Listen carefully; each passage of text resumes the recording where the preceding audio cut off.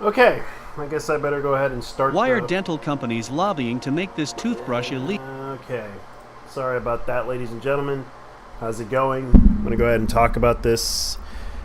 I haven't been able to do anything fun or anything interesting. I know that most people have been talking about this, so I haven't really been doing much lately. I've been very busy. I don't know what to tell you guys. There's nothing really interesting to talk about other than the fact that the anime world has come to the point where there's been a lot of things that happened. I decided to do another episode of the anime this time. I'm going to go ahead and talk about this because of the fact that there's been some discussions and there's been some happenings and there's been some things. There's also the fact that I wasn't able to get Super Robot War 30. I wanted to get it myself, but I couldn't because as much of a mecha fan I am, I have to pay my bills. I might just play it sooner or later. It's not something I would talk about, but I'm going to go ahead and begin the show because a lot of people have been talking to me about some things, and I haven't been able to discuss a lot of things that have been going on because it's been one hell of a week for me. I haven't been able to push out anything interesting. I haven't really gotten any content other than the fact there is a lot of content news going on. So I would like to talk about this because this is something that's been going on for a while. So how's it going, everybody? Today I want to go ahead and discuss this because there's been some things that happen. I haven't been able to discuss these things. A lot of people have been talking about this issue for a while, and it's not something interesting, but it was funny how Halloween kind of is over, and October was kind of is over too. I was kind of surprised because there was a lot of premieres of mecha animes, and also the fact that Super Robot Wars was going to premiere on the 28th or the 29th of October. That's why I called it Mechtober for a reason, and the fact that people kind of didn't realize that that was what was going on. So today I'm going to go ahead and discuss this issue because there's been a lot of things that happen in the news, especially with anime, and a lot of people have been discussing this. I'm going to go ahead and turn off some things, so hold on for a moment because I got something in the background. Alright. There we go. Yeah, because I was cooking some stuff and I got coffee with me right now because I've been busy taking care of a lot of things. So, how are you doing? There we go. A cup of coffee. Now, this is something that has been talked about a lot. I know that there's been some stuff in the news, especially finding out that Tencent bought a couple of stocks, at least 6 point something percent of the stocks of a Japanese manga publishing company, Kadokawa, if that's pronounced right. Kadokawa. Now, a lot of people have been talking about this and are very worried because of... Here's the thing. The fact that China has vowed that they would get rid of... Let's put it this way. There's been a lot of talk about this, that they will get rid of Ephraim... How you pronounce that word? Let's just say they're going to get rid of... The Chinese vow that they will get rid of all the gay content on Chinese TV. Not America, but it can transform into that very soon, and that's what is very concerning. And the fact that a lot of people have talked about this situation, especially with what anime is, like it could go both ways, it could go either way. But here's what's going on. I'm going to go ahead and let someone report this as is. I'm going to go ahead and get a video from Rev, because Rev actually is a really good content creator. Stylish outside. And I'm going to try to get him to talk about this because he's the one that knows what he's talking about. So here you go. Rev says Desu. So let's go ahead and see what he does. Very nostalgic. Hey, what's up guys? Rev here. Today we're going to address something that is threatening pretty much any medium out there, and that's content censorship by the Chinese government. Now, of course, this type of censorship comes across in both direct and indirect ways. Direct being the direct control of speech and content available for Chinese citizens, which is obviously pretty straightforward. The Chinese government has laws set in place that make it illegal as a matter of national security to share dissenting opinions. And as we've seen recently and covered in recent videos, the government has moved way beyond that to ban quote-unquote effeminate men shared in media and instead require companies to promote revolutionary culture. And I don't know about you guys, but revolutionary culture sounds like a more effeminate concept, but yeah. However, the indirect way is the real threat to consumers outside of China. If the Chinese government can't directly control the content consumed by outsiders, they encourage investment in the companies that can and close off their market to those who don't fall in line. Money in the very lucrative Chinese market sought after by corporations is a huge influence. Just look at the way major organizations have bent over backwards and let Winnie the Pooh slip his whole 2 inches inside of them.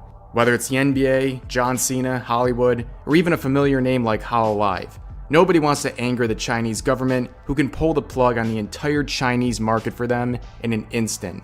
So these entities will gladly censor their content, make significant business decisions to appeal China, or even make embarrassing apology videos in an attempt to save face for recognizing the country of Taiwan as a country that looks like it was recorded at gunpoint. God, what a pathetic little man. The man sold his dignity for that Winnie the Pooh dick. Sad times. But since I'm assuming this channel is likely not showing up in China at this point, anyone watching this video is concerned or should be concerned about the indirect forms of censorship influenced by the Chinese government. Today we look at another increasing concern, this time in the anime industry. A few days ago, the Chinese internet conglomerate Tencent became the 3rd largest shareholder of the Japanese publishing studio Kadokawa after purchasing 30 billion yen worth of its stock and acquiring a near 7% stake in the company. Kadokawa, of course, being one of the largest publishers of anime and manga in Japan. Now, the reaction to this has been pretty polarized. Some people essentially being doomsayers and saying this is the beginning of the end of the anime industry as we know it. Others saying this is a fart in the wind and business as usual.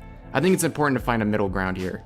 10 years ago, I don't think anyone would have batted an eye at a Chinese company gaining a minority share in a Japanese publishing company, but times have certainly changed. Referring back to what we talked about earlier in this video, there's plenty of reason to have concerns about this situation. Concerns about curating content to appease Chinese investors, of course. Something to panic over? Absolutely not. But I think it's something to pay attention to. What I will say is this. The Japanese government shares a lot of the concerns that, well, really any country would have about China right now.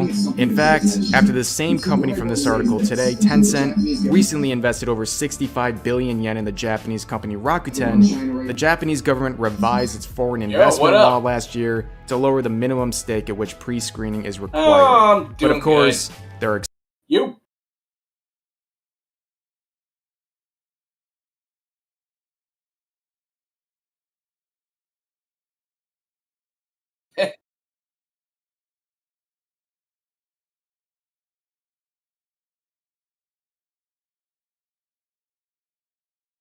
damn straight.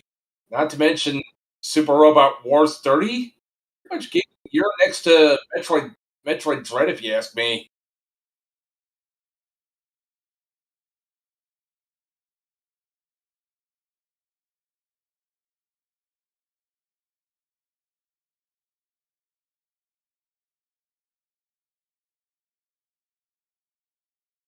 I think it was 28th.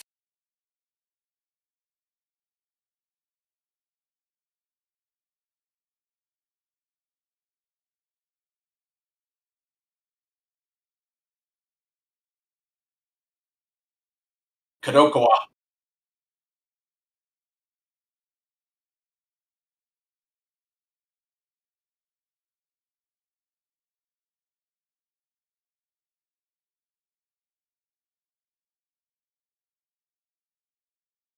Oof, it can't be. Of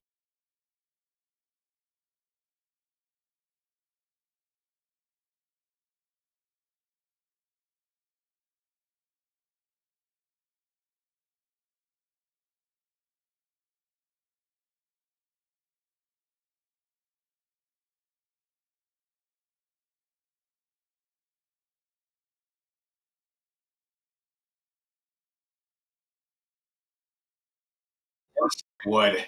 I mean, we're talking about the same party that would easily throw gay people off tall buildings.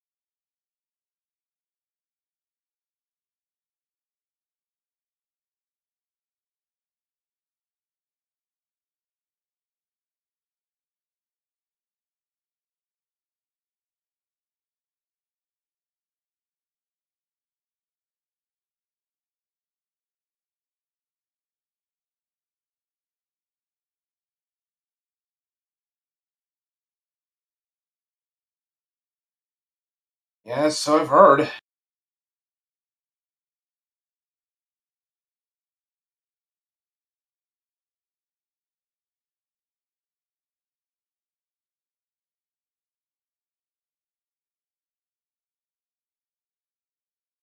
Yeah, about that, I thought it was pronounced Muvlov.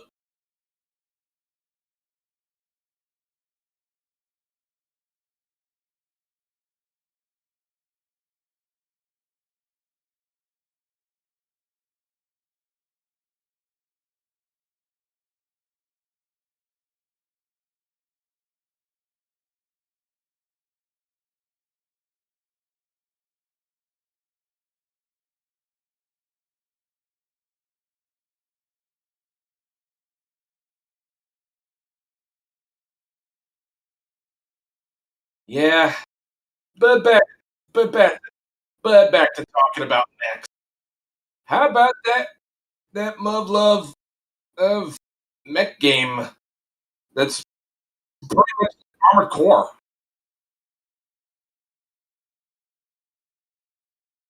Yeah, I mean that's kind of my main draw. And then of course there's Relay, and then of course there's Relayer coming next year in February.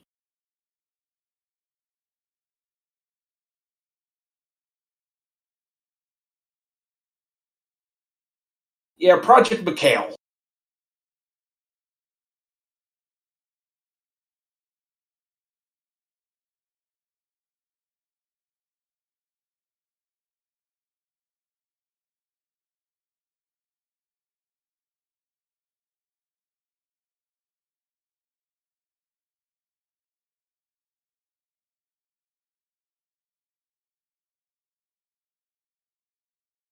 Yeah, I'm definitely stoked for that one. That and Sashi.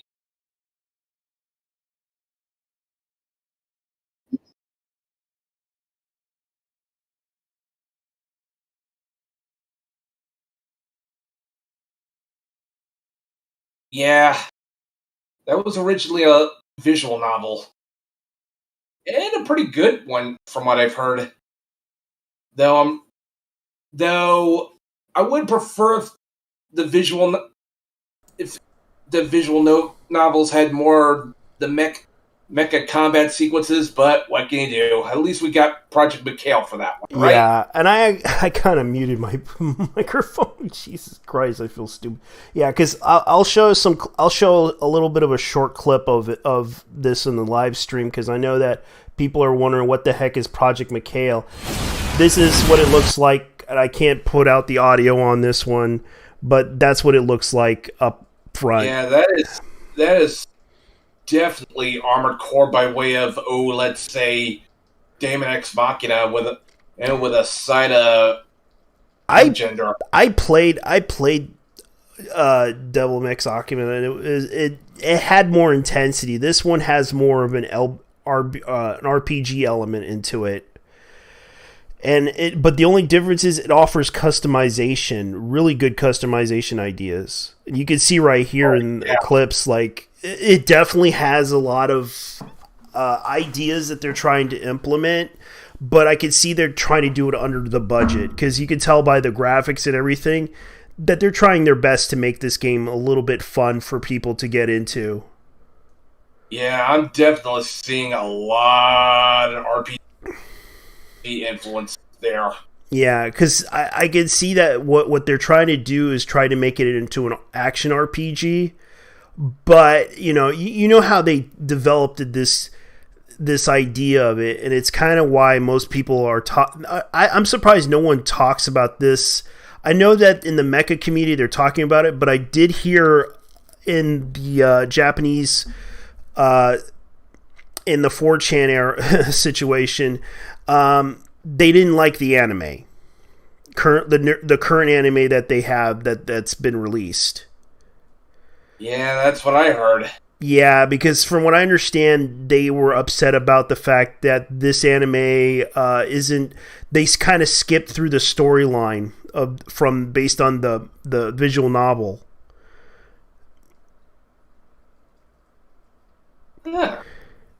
Yeah, really? That's what they were upset about. That's what the Japanese side was upset about, which was understandable because it's not the full story. Yeah. And right now, Megaton Musashi.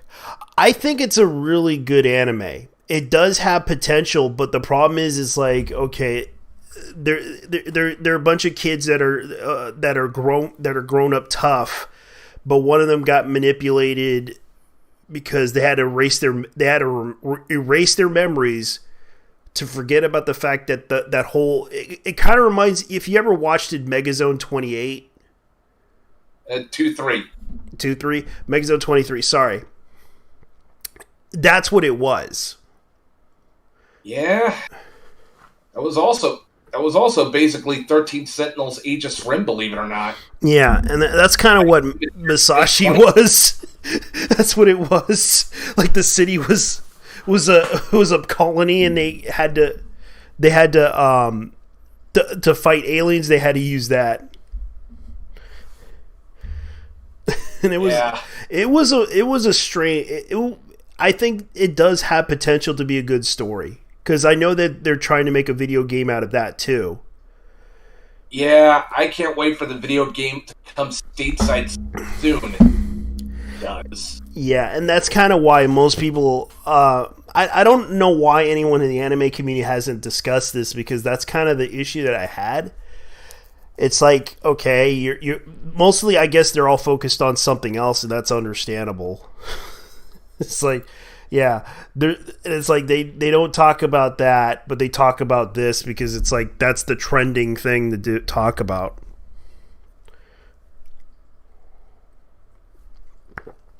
I'm sorry about that. But anyways, go ahead, man. Talk about what you want to talk about. Yeah, I was also going to talk about another really good mecha strategy RPG that's about to come February called Relayer. Relayer? Oh yeah, I was thinking. I saw the clips of that one. That was it reminds me too much like Super Robot Wars, but with better animation. Yeah, that definitely looked like Super Robot Wars on steroids with a heavy dose of let's say Macross thrown in for good measure. I do agree with you on that one. Because they've been trying. I think there should be another mecha franchise other than that. Like there's got to be some mecha franchises that could be implemented with that type of style. Yeah, I agree. I mean, I would definitely kill for an Armored Core anime, dude. I mean, just imagine. I think the problem. Ryosuke Takahashi back in the directorial seat, directing Armored Core anime. I would love to see that happen. That would be awesome. I know they did the Demon X Machina anime. Yeah, that was a promotional short. Yeah, it was a promotional short, but it's I believe it's called a ONA, as they call it, or not an OVA, but it's kind of like an it's OVA, dude. OVA, but it's short. But they call it, but they call it an ONA or something like that. That's what they call it, or an ONIA. Yeah, I call it ONA. ONA, yeah.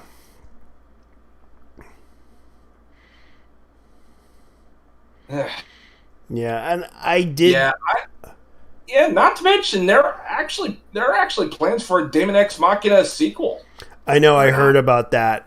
I'm kind of excited but at the same time, I'm kind of disappointed because the reason why is because the only way to gain access to all the best weapons, you had to play online, and I was playing it offline most.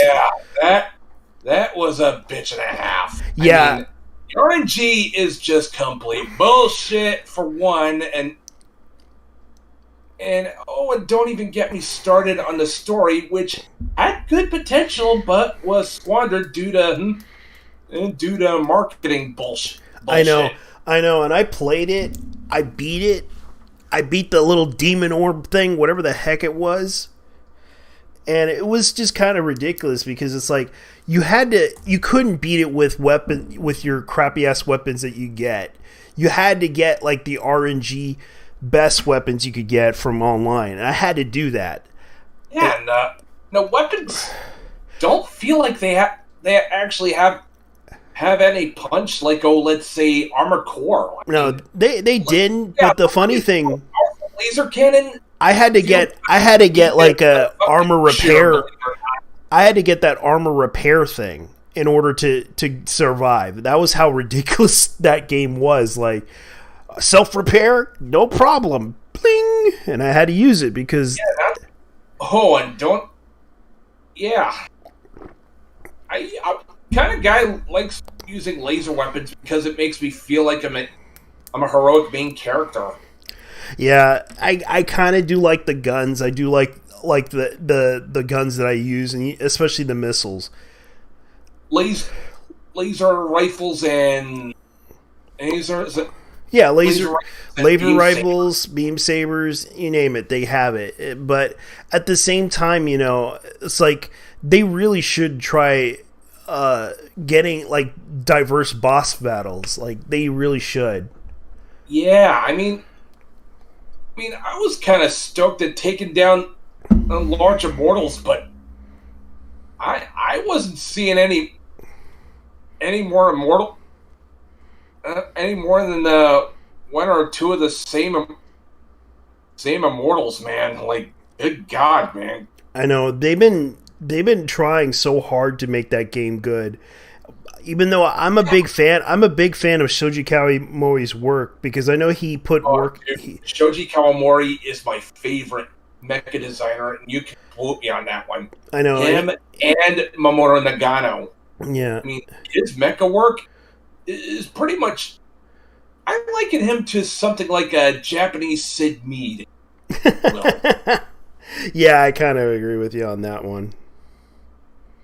But it's kind of obvious that there's been a lot of talk about this, and it's like not many people talk about those games. And it's like that was kind of the thing. Like, I'm surprised that they have almost all the appearances of all the mecha shows in Super Robot Wars, and it's like they're trying to introduce that into the fan base too. Yeah. I'd be definitely stoked if they announced Armor Trooper Votons in another DLC. I think they do have Armor Trooper Votons in that DLC. But DLC too. Yeah, let me show you what they have on Steam because I know that I was looking it up, but let me see if I could find it because I was like looking at the cost of it. Like, all the cost of it is like... Let me see if I can put it up on the screen here. Here it is. This is what it looks like right now. Like the cost of all the DLCs plus they have like a season pass for is like $104 Jesus fucking Christ. for the full set, for the Ultimate Edition, which is kind of why they're putting it in there. Like they want people to buy the hype of the series. That's how desperate it is. Like it comes with everything, like the data pack, the season pass, the bonus pack missions. Like they are not holding back on this. Yeah, it's very expensive. Let's be real. Super Robot Wars, kind of a celebration of all things that make Mecha really awesome. I know, especially it's like it's all about, you know, seeing all your favorite anime mecha come into one big RPG strategy game. Yeah, I especially love Super Robot Alpha Wars Alpha Trilogy, especially because the storyline is from what I heard really good, and not to mention Alpha 3's got Macross Plus, Hi-Nu Gundam, Gal Gaigar, Ideon. Yeah. Yeah, just all my favorite mechs. Mecha animes that you grew up watching or you seen before or you watched. That's kind of what I... Yeah, or you never heard of. Yeah, you can pretty much tell I'm a huge mecha nerd, especially when it comes to Gal Gaigar and Getter Robo. Yeah. Oh, and Gunbuster 2. Yeah, Gunbuster 2. I couldn't believe that they had that. And Heavy Metal Elgram, and also I do know that they actually have some mecha from Clamp. They also have some, because I know Clamp did their own series, which is yeah, that was Code Geass, right? Yeah, Code Geass. Or would that be Magic Knight Ray Earth? Magic Knight Ray Earth. Like everyone was like, that's not mecha. The hell it was. If it looks mechanical, and if it was, it is. Can be pollinated, yes, it is mecha. Yeah, because it was basically, because as I remembered that series, it was like, yeah, it was mecha, and they're actually putting Gridman in there. They're actually putting a lot of content in there, especially their own original Super Robot War content in there too. Yeah, even though Gridman is more Ultraman style kaiju. Yeah. Yeah, he does kind of look a lot like giant ass cyborg. And that's the really thing, cool. like I would love to spend the money just to play this game, but right now I'm kind of like I gotta wait until I get paid. I got paid just a while ago, and now I'm already waiting to go out and Yeah. go out to the buy me the Steam thingamabobs, so I could buy me the whole kit and caboodle. Yeah. The weird thing that bothers me about this is that they have the Nintendo Switch version of this that is the physical, but it's not available in the US. Yeah. Yeah. That's kind of bullshit if you ask me, because if you're gonna release these Super Robot Wars 30 into the US, why not just go ham and release I it on think the the problem PS4 and Switch? I think the problem is the licensing issue. That's the problem. Like they have a lot of characters that are not licensed in the US, because they do feature a lot of characters that are considered not licensed in some capacity, not foolproof, protected by law. Because I know Harmony Gold would come in and try to be like claim. Yeah, that's kind of the issue.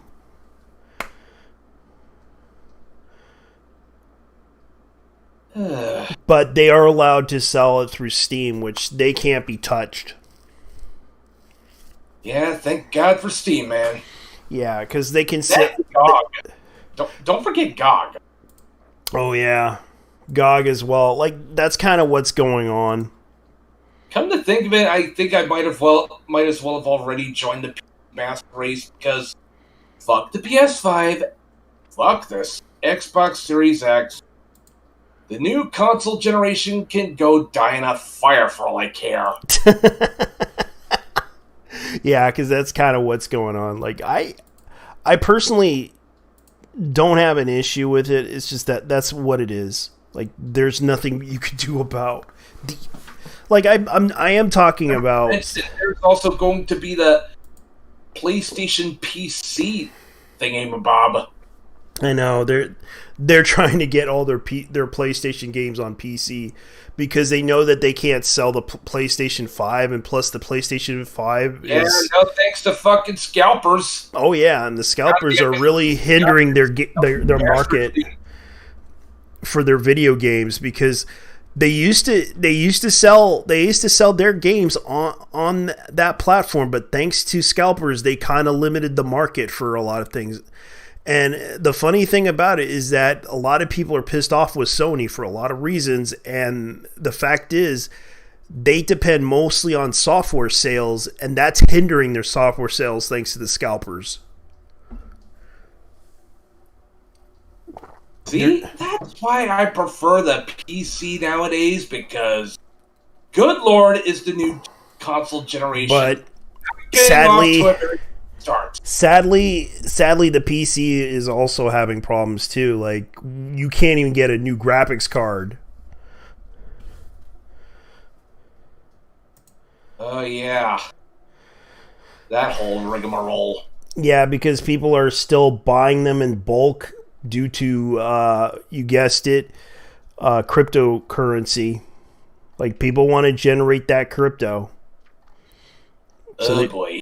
Yeah, that's kind of how crazy it is. Like, the price went up on it. Like, you can't even get a decent graphics card for a decent price anymore. It's like we keep printing out counterfeit money only to realize, oh hey, that's only raising the whole price of fucking inflation. Oh yeah. Good grief. Are people really this fucking retarded? No, it's also China. It's also the fact that they're also trying to limit the amount of people spending on graphics cards because of the whole crypto thing, because they're getting tired of it.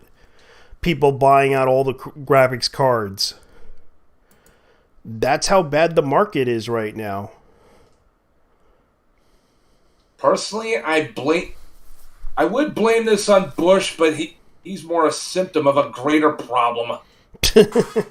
Globalists. Yeah, I know it's kind of what's going on, but I'm gonna go ahead and talk about this next topic, and I want you to tell me what you think of the whole situation with that one anime. No, actually, it's not an anime. I'm not gonna mention that because it's never been an anime, and that is Guardian Spice, which premiered. Sorry, puked in my mouth a little. I watched the show, and I have to say, it should have never been on Crunchyroll. It should have just been. I think the ones who take the time to actually watch Guardian Spice are the real heroes, because they put themselves so much mental torment, so I wouldn't have to. God bless those brave motherfuckers. They're more ballsy than I am. I had to watch that series, and it's kind of like, okay, I don't have an issue with the LGBTQ stuff in it, but the issue that I had with it was the fact that the way they treated the storyline, especially the dialogue. The dialogue was like... It kind of reminds me of Happy's Magical Girl Friendship Squad. That's pretty much how bad it was. Like, they pretty much did the whole lesbians, and like, I kind of, when I did that review, like this impression of it, like I said this before, that the whole series was basically lesbians in dungeons trope. Like, there literally was, that was the whole point of that whole series, was like they're trying to They're trying to go, let's go into the dungeon and kill some shit. Oh my god, it's fucking Xi Jinping. Oh, ni hao, motherfucker! How's it going? Hey, man. Just for that, I am lowering your score to like 1 million minus. Just go ahead and try, you commie bastard. Oh, come at me, brother! I have the power of gold, and by God, I mean Mao, an enemy on my side. So, hey, motherfucker, Striker, how's it going? Hey, buddy. We're talking about the one anime, which is not an anime, but they claim it's an anime, but it's not an anime. Oh, another one. The absolute shit show that is that certain Crunchyroll anime. Yeah. Yeah, the one that actually almost made me puke in my mouth. Yeah. The only thing that says about is the fact the anime is a Korean. That's it. Yeah. Yeah. Nothing remotely Japanese about Guardian Space whatsoever. Yeah, and I made fun of that whole thing, doing that whole voice. Like, I had to, because it was like I had to roast that thing on a different level, because I understand that a lot of people liked it, but at the same time didn't like it, because it was one of the reasons why is because they invested into this whole animation business of having women, animate, which is fine. I don't have nothing against it. But the problem is that they invested into this diverse group of people, not knowing that the original intention by the Crunchyroll founder was to basically say, hey, I originally, because he basically he basically made a deal to the Japanese that, hey, and also the anime industry people, that he would give them money for the subscription, because he kind of messed up.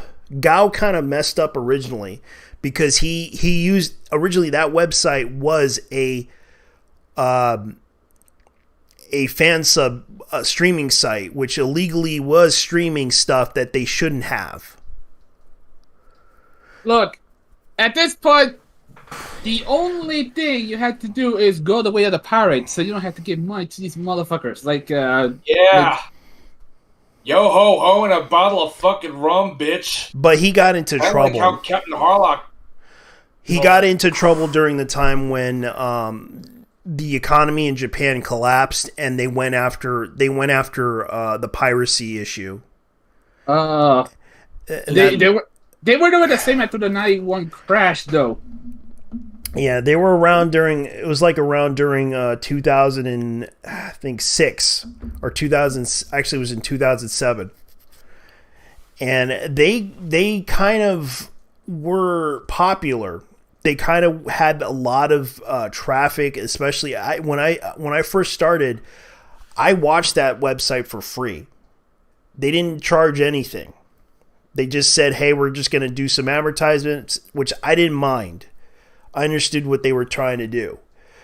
But the moment when they said subscription, I didn't want to get involved in it. Yeah. But luckily they do allow you to do it for free, but the stuff that premieres earlier, that's not for free.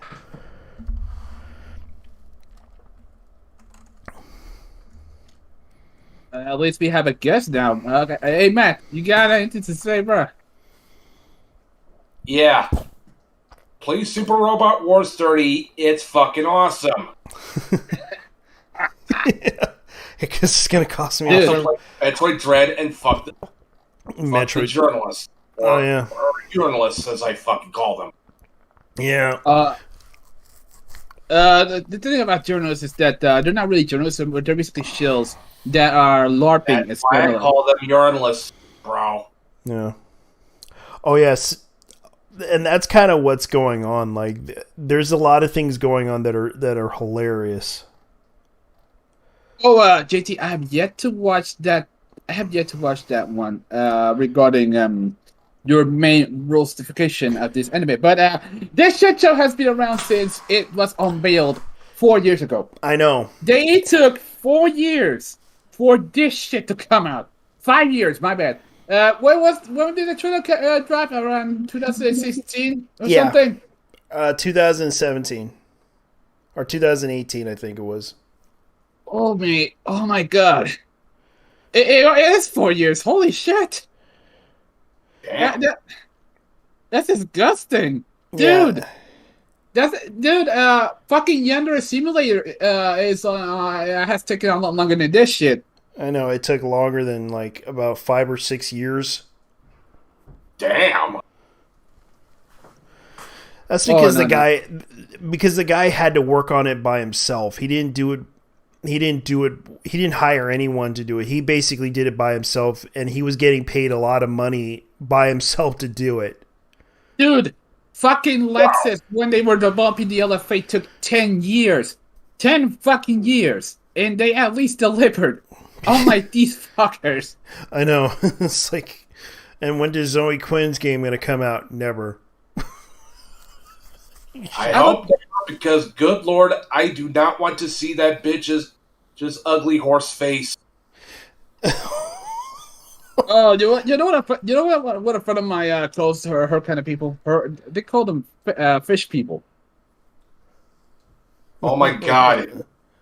Yes. That's sounding a lot like Shadow over Innsmouth right there, dude.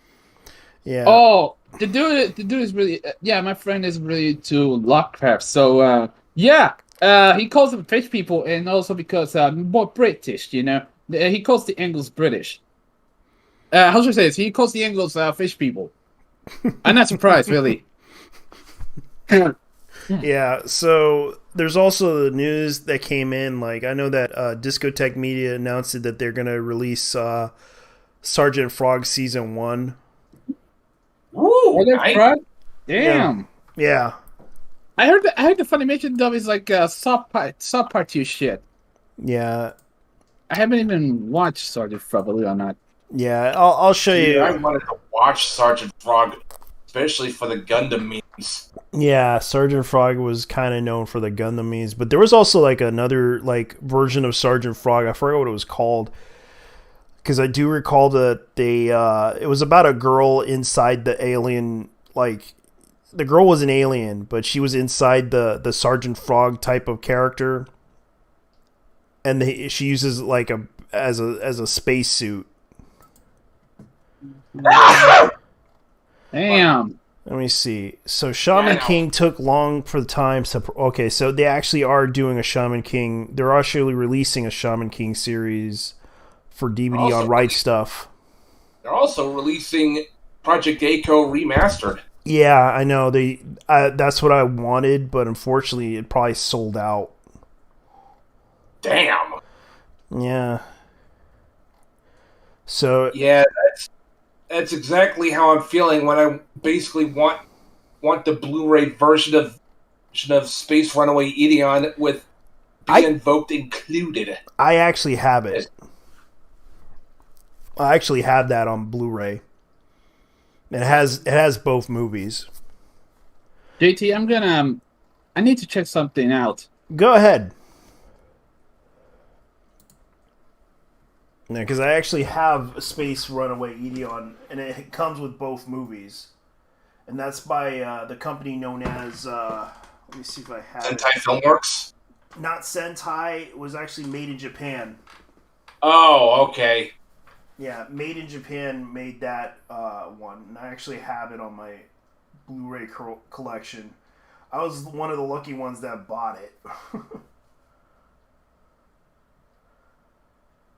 Lucky son of a bitch. Yeah, because they actually sold. I think they're still selling it. What, Ideon? Yeah.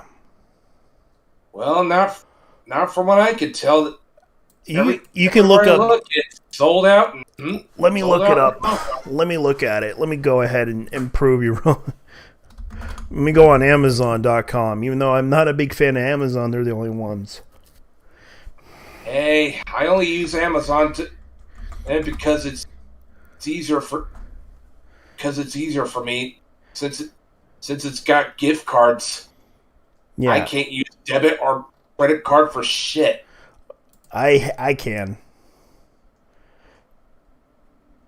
Yeah, I can understand. Oh yeah, it's currently unavailable. You're right. Damn, got sold out badly.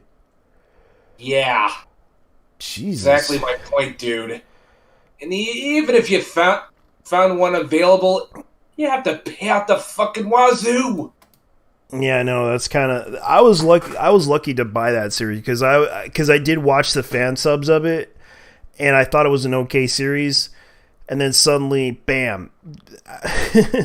Well, let's see here. They do have the Vision of Escaflowne complete series. Yeah, I'm good with my DVD collection. Thank you very much. Yeah, I recommend. Not really a fan of Funimation. Yeah. Butchering a classic. But I do know that they have Armored Trooper Votov's complete collection, and I actually bought that one. I got that. Now that's a collection I'm proud to say I'm a proud owner of. Yeah, I did too because it actually has all the OVAs and the Well, except for Metalink, dude. Metalink. It does have Metalink in it. No, it doesn't. Let me check. Let me see what version do I have. Because I have the Sentai Filmworks version. Oh, it's actually the Made in Japan version. Yeah, that's pretty much the only version. The that's got a Blu-ray. Yeah, because I got the Made in Japan version of it, and I think that's what probably was happening. I got the it does have Metalink.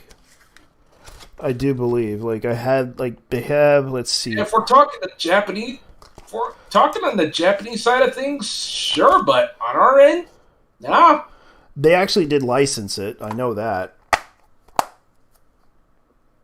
Yeah, the Japanese side of things. Let's see. What is this one? TV series. TV series. Because I do have the Blu-ray and the DVD collection of the original series, but I'm just looking at my complete movies and TV shows.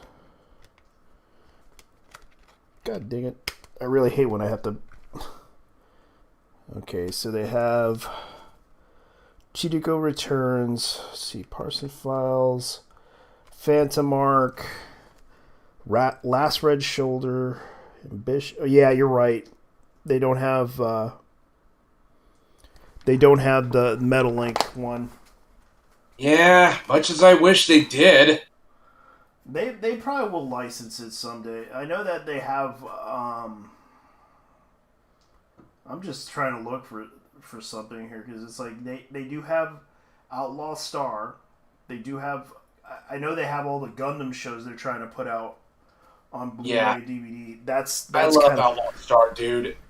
I mean, Outlaw Star is my second favorite of the big three space westerns. Let's see, Battle Royale. I gotta get the Blu-ray for that. I did watch that series. I thought it was a good show. Big O, Orgus. I need to get Super Dimensional. I need to get that, but the problem is it's going to be expensive to get. Fucking inflation. Actually, this is the DVD. The Blu-ray is like $50-something. Oh, okay. Yeesh. Yeah. So, JT, I was just watching the Gay Man impersonation review of the High Guardian Spice. Yeah. Oh my god. Yeah, welcome. Dude, I'll be honest with you. You need to be a bit more flamboyant when you're doing the gay act. I know. That's kind of how I... Yeah, I know, dude.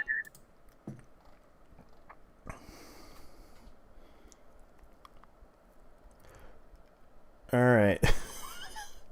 Yeah, I need to really get more flamboyant. That I can agree with. Galaxy Cyclone. I'll probably use... Yeah, go all full-blown Liberace on this one, dude. Oh, it's so crazy. That's kind of what I did. Yeah, I had to do that. Let's see. Man, they really are going inflated. Flashdance Encore Edition. Boruto. Let me see what else they have. Case close. I'll probably look into that anime because I need to see some anime. Volts V. Volts V5. The complete Japanese TV series, standard Blu-ray. Yeah, I've heard many good things about Voltus 5.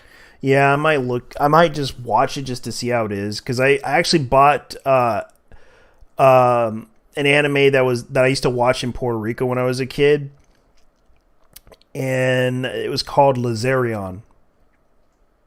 But there's another anime I'm trying to look into. It's called Gordon or Gordon. I forgot what it was. Let me see if I can look it up because I remember I saw it before. Sadly, it's not licensed in the US and they had to block it. YouTube had to block it internationally.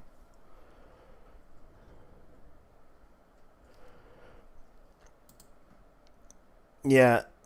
As you can see, that's what it is.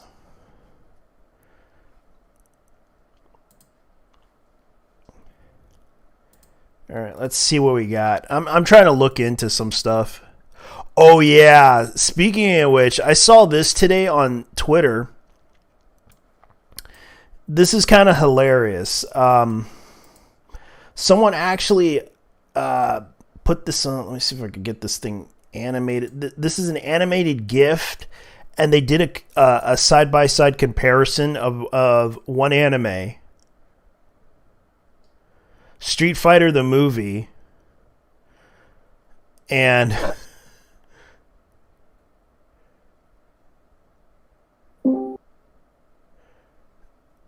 Well, hot damn.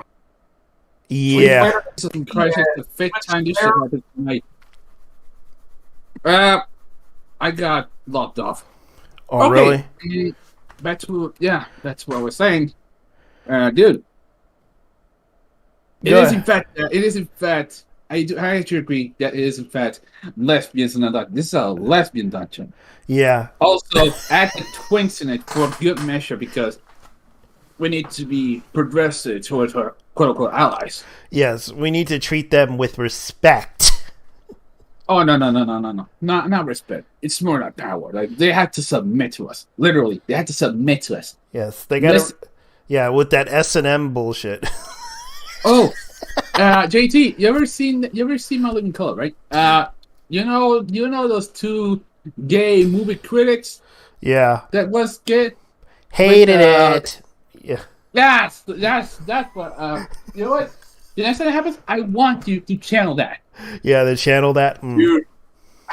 Yeah, don't forget Handyman, dude. Handyman. Handyman. Handyman was the shit. Oh, but there was also my personal favorite, the Fire Marshal.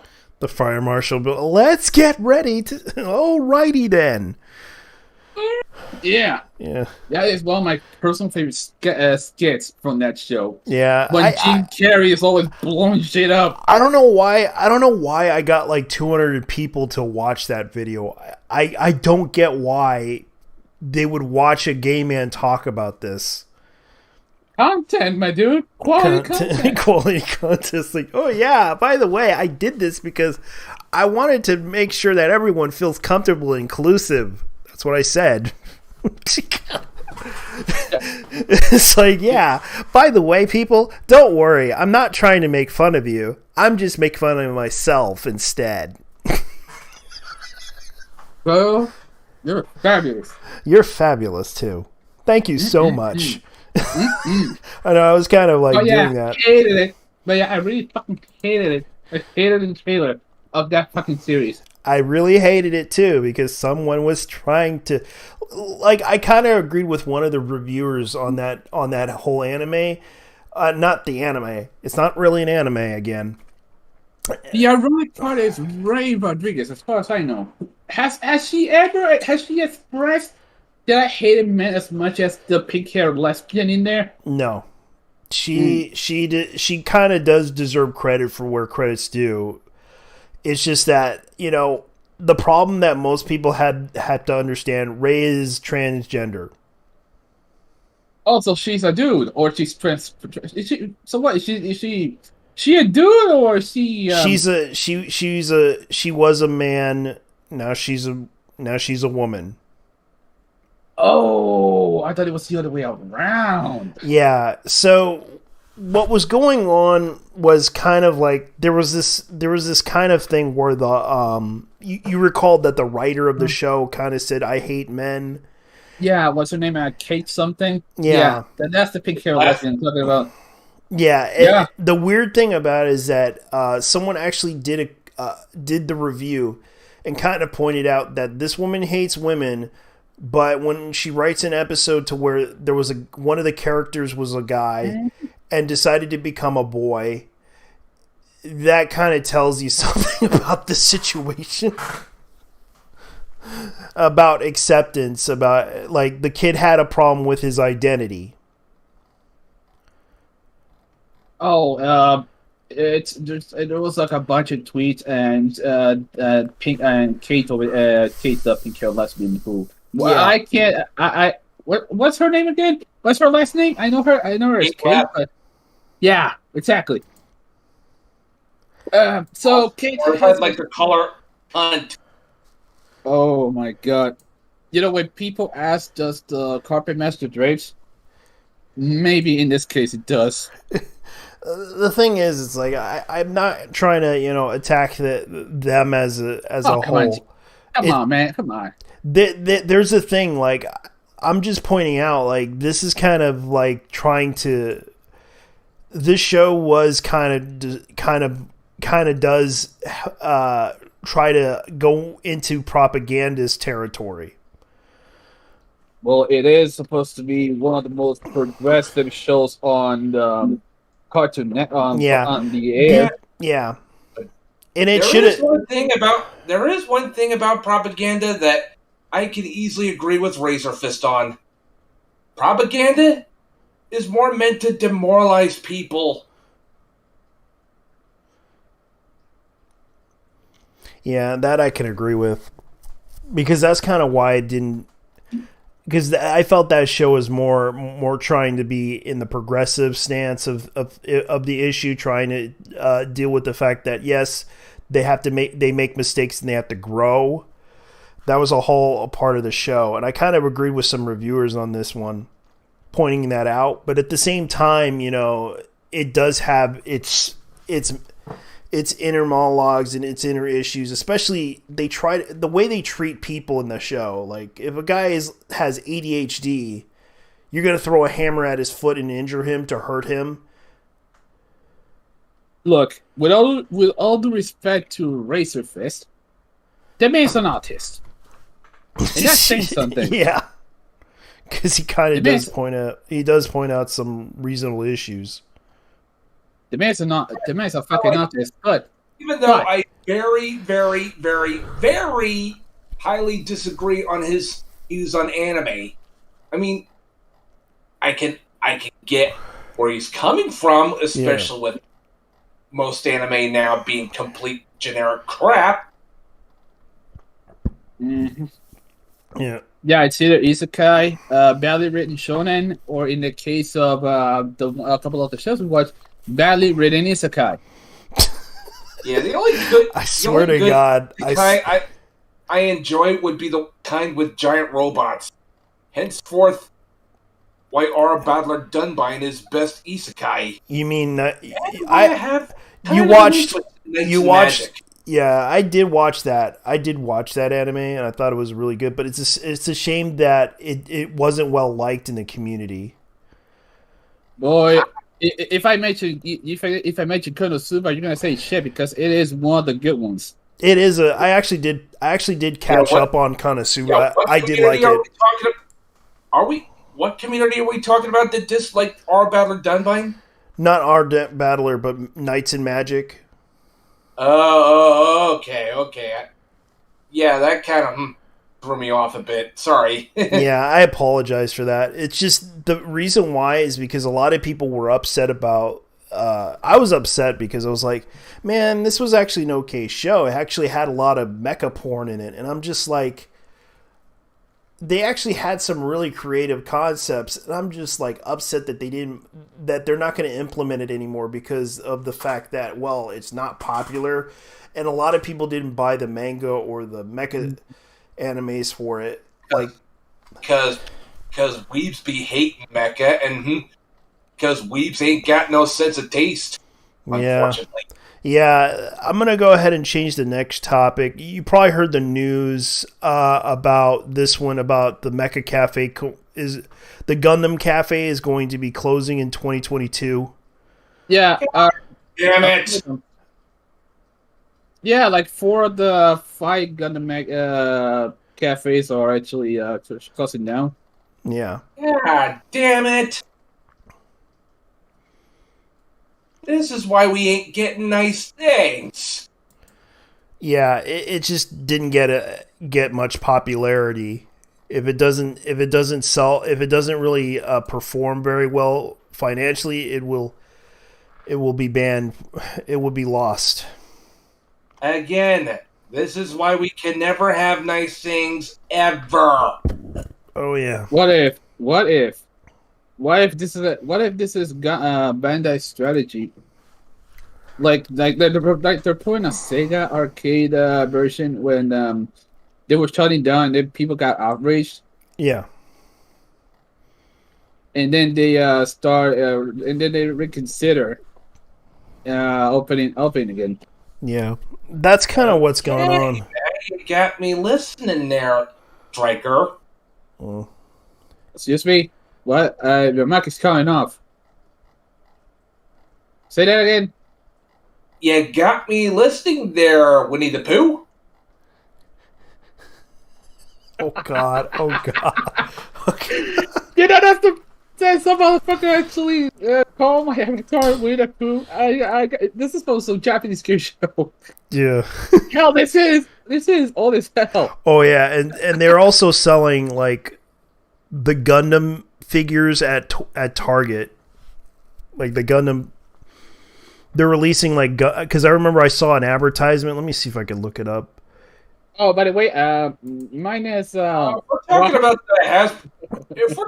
the Hasbro Gundam line, No, it's the Battle Log. It's actually the Gundam Breaker Battle Log stuff. Ooh. Because I saw this on Instagram, and they were selling it at Target for for at least $25. Oops, sorry.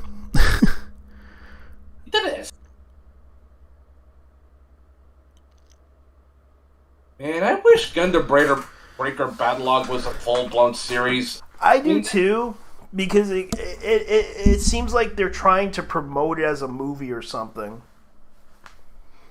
Or I mean, this would be good as a full-blown OVA series. Not gonna lie, I mean, I especially like the main Gundam on the upper right. Yeah, and that's what I'm. The Barbatos looking motherfucker on the upper left. Yeah. Damn, that looks metal as fuck. Yeah. But then again, that's Iron-Blooded Orphans mecha for you in a nutshell. You know. Yeah, and Halloween was kind of funny too for Mancha-chan. She was like singing.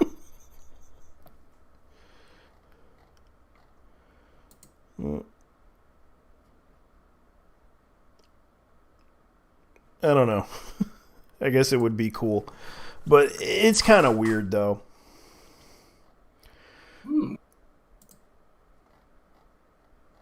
Let's see. Oh, yeah. So did you hear that Kadokawa got bought out by the Chinese? Yeah. Not all of it, just some stock. Like 6%. Yeah, 10 cents. 10 cents. Of all 10 people, cent. 10 cents. Yeah. What's the more? That's another one that Tencent acquires because I know these motherfuckers also own Platinum. Yeah. And that's scary, too. In other words, business is fucking usual. Well, that's not going to help him because China's on the shirt right now. Yeah, because unfortunately that's what's going on. And I kind of do feel bad. Like, there's been a lot of things. Nah. Don't feel bad for those people. Are you kidding me? I'm sorry. As much as I partake in Chinese gacha games to a point, I had to say they got what they fucking deserve because of the real estate issue.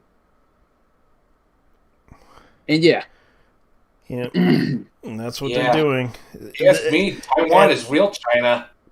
All right, so Exactly. basically, Tencent acquired like 6.86% stake in Kadokawa. I mean, these are the same fuckers who own Epic Games as well, so I'm not surprised. Not all of it, just some of it. Dude, they're basically EA, but they're basically EA on ketamine. True, but the funny thing about it is that they've been loaning out money left and right just so that they can get exclusive rights to certain games. And they're making some money off of it. I know that people have been going to Epic for a lot of weird reasons, just so they can get the free games. But the problem is, it's all digital rights management, and I'm not a big fan of digital rights management for Epic because Fuck DRM. Yeah, DRM. Because their version of DRM is basically you have to log in. You can't play this stuff always offline sometimes. You have to, because there's like certain steps to get to play them offline. At this point, you're pretty much asking. At this point, you're pretty much asking to get for a nuke in Shanghai or Beijing. Mm-hmm. If you charge if you go for DRMs. Yeah, there is a. Here's something that bothers me, and I'm going to go ahead and show you guys a game. And this game is called, if I remember correctly, I talked about this. This was like a weird ass game, and this is basically this is like a crypto game. You're not talking about the crypto mecha game, right? Yeah, it's a crypto mecha game. Yeah. Oh yeah, I forgot the name, but that looked interesting. If only it didn't have that NFT bullshit. Yeah. I would have been sold on this. Yeah, because it was concept, man. it looked good. Fucking Macross by way of Gundam. Boom.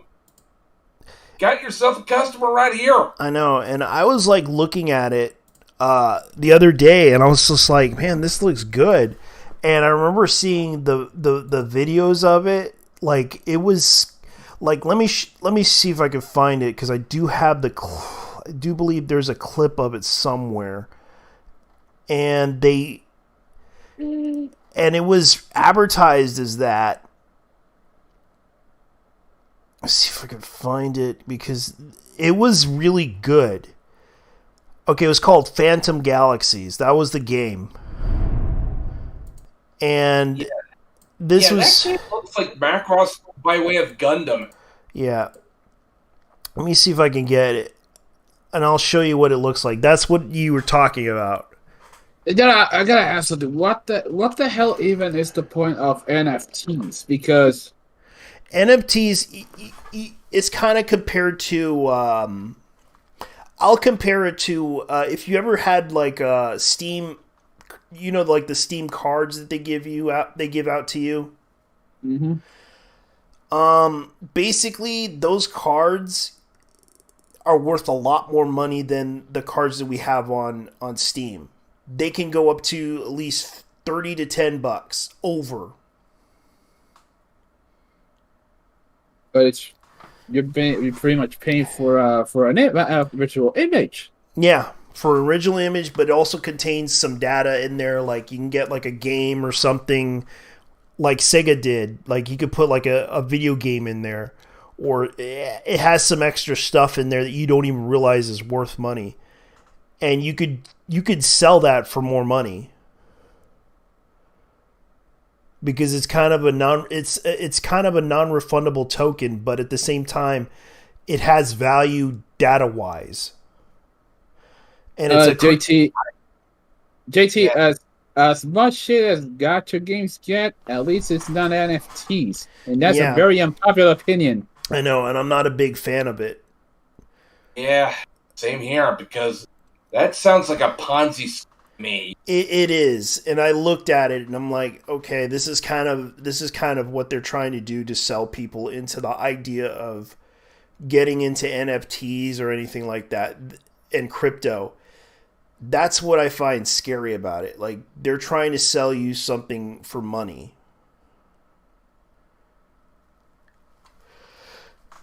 Remember, folks, you will own nothing and you will be happy.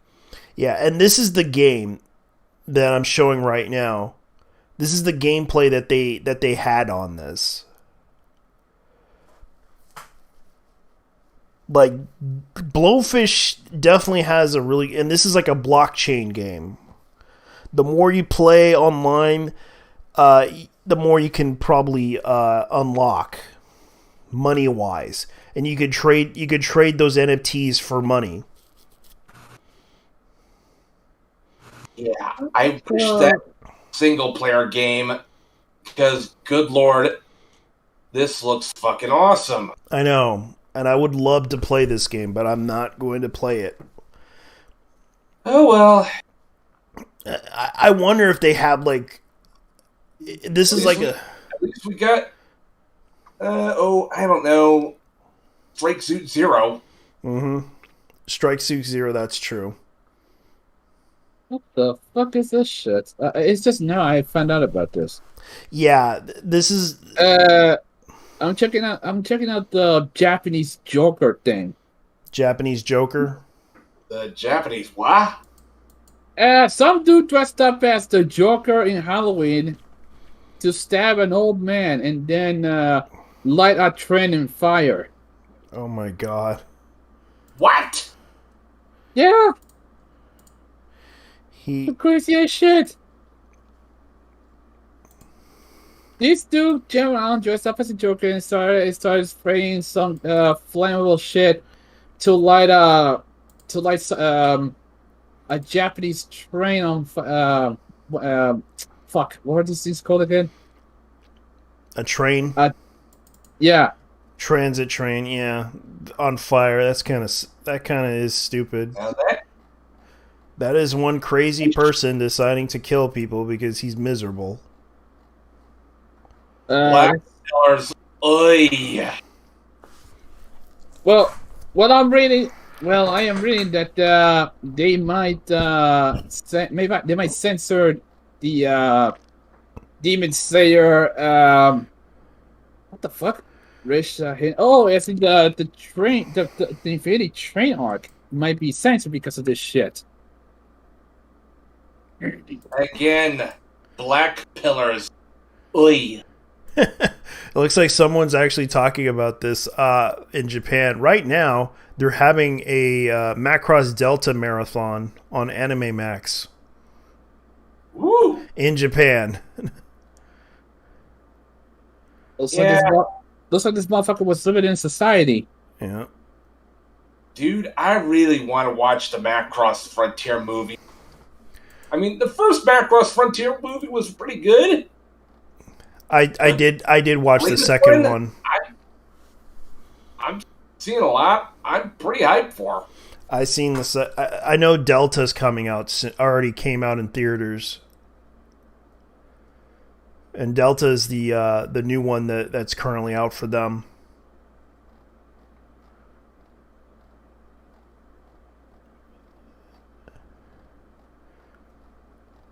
Yeah. Delta's not bad. Yeah. Though if we're talking about the very best of the very best of Macross, I say, do you remember Love? Plus, and of course 2. Yes, I said Macross 2 was great. Fuck you, fight me. Okay. I'm not gonna fight you on that one. You can go ahead and talk about it. Hey, if it got harder, Hiko Mikimoto designs and the mecha designs are definitely Macross, even without Shoji Kawamori's involvement. And if the story itself definitely feels like actual Macross, yep, it's definitely Macross. Oh, they're bringing out Zarem 30th Anniversary Edition Blu-ray. Media Blasters, December 28th on Right Stuff. Website you can pre-order. And I already got Zarem 2 on my Christmas list. Yep. I'm actually surprised. I might buy this. Because I do remember watching this on Sci-Fi Channel? Yeah. Yeah, that was... Man, Sci-Fi Channel was the motherfucking shit, man. I swear to God. I know. But the funny thing about it is, there's remnants of it that survived, and now it's Comet. Comet's actually doing a far better job than Sci-Fi Network used to do. Comet? Yeah. Like That's the TV channel's name? Comet. It's actually it's kind of like the Sci-Fi Channel. They're actually they're kind of doing what the Sci-Fi Channel does, always airing sci-fi shows. The same old sci-fi shows, like for example, oh man, they always rerun like Sci-Fi Channel that doesn't have bullshit, like unlike the no. Sci-Fi. No, it's not like Sci-Fi. It's basically they re-air old sci-fi shows. Like they right now they're currently airing reruns of Stargate. Damn. Yeah. I might just check that one out. Comet's actually Is it Comet really with a C or a K? C. Okay. Comet TV. Yeah, Comet TV Sci-Fi Network. And this month they're actually putting out the X-Files. Yep. It does. Yeah, and it's available only on Dish Network. They are basically just they're a part of Sinclair Broadcasting Group. So in other words, it ain't available on I can show you the website. Xfinity. Yeah, it's somewhat available on Xfinity. Might check that out. Yeah, this is what they are. And they also have a streaming app. What's we got here? Yeah, this is the website for Comet. Oh, they have Battlestar Galactica in this as well. Mm-hmm. Quantum Leap. Yep. That's what they have available. That's what they rerun. That's what George Miller's making another Mad Max movie, huh? Mm-hmm. Oh, really? Oh, yeah, the supposed prequel to Furiosa. Oh Yeah. boy. Yeah, this is what Comet does. Like they rerun like old sci-fi stuff that people like. And Oh, and they even got Battlestar Galactica. oh yeah, they do. Oh yeah, best sci-fi show next to The Expanse and Babylon 5. Michael Bay is producing the pandemic thriller that will film in a quarantine. I'm gonna be real with you Yeah. regarding the prequel to Fury Road, which is the Mad Max Furiosa. Mm-hmm. If they don't fuck it up, it might be a decent quote unquote decent addition to the Mad Max franchise. But that's not really this movie has some big shoes to fill. Nothing has ever surpassed Mad Max 2. Yeah, and Not even Fury Road. these are nothing will ever surpass Road Warrior, dude. Nothing. Yeah, and these are the movies that they have right now that they're showing. You can see right here. And this is kind of from a fan of Mad Max at that. Yeah, I watched all the movies, even the unfortunate mess that was the third one. You're more of the fan of the cars in that movie, dude. The plot is also a reason to drive me because let's be honest here. I'm also a fan of Fist of the North Star. Yeah, dude. And I did watch that too. Everyone with a brain and a dick is a fan of Fist of the North Star, dude. Me especially. Okay, hold the phone. Okay. You want to put me on a fucking trial, dude? Okay. Let's go. Do it, man. Do it. He'll tell you what's up. He knows what he's talking about. Trust me. Want to put me on a fucking trial? Oh, I'm not special. Yeah. No shit, nigga. Damn.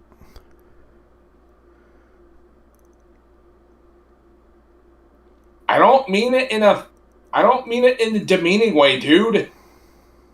Damn. Yeah, I'm sorry, man. Yeah. Again, I'm sorry. Sorry if I came across that way, but that's just me being cheeky. Yeah. Yeah. All right. I apologize for that. It's all right. It's fine. Eve of Destruction. I should probably apologize too.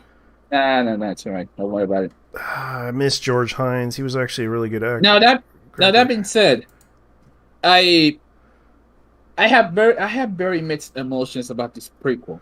All right. I understand.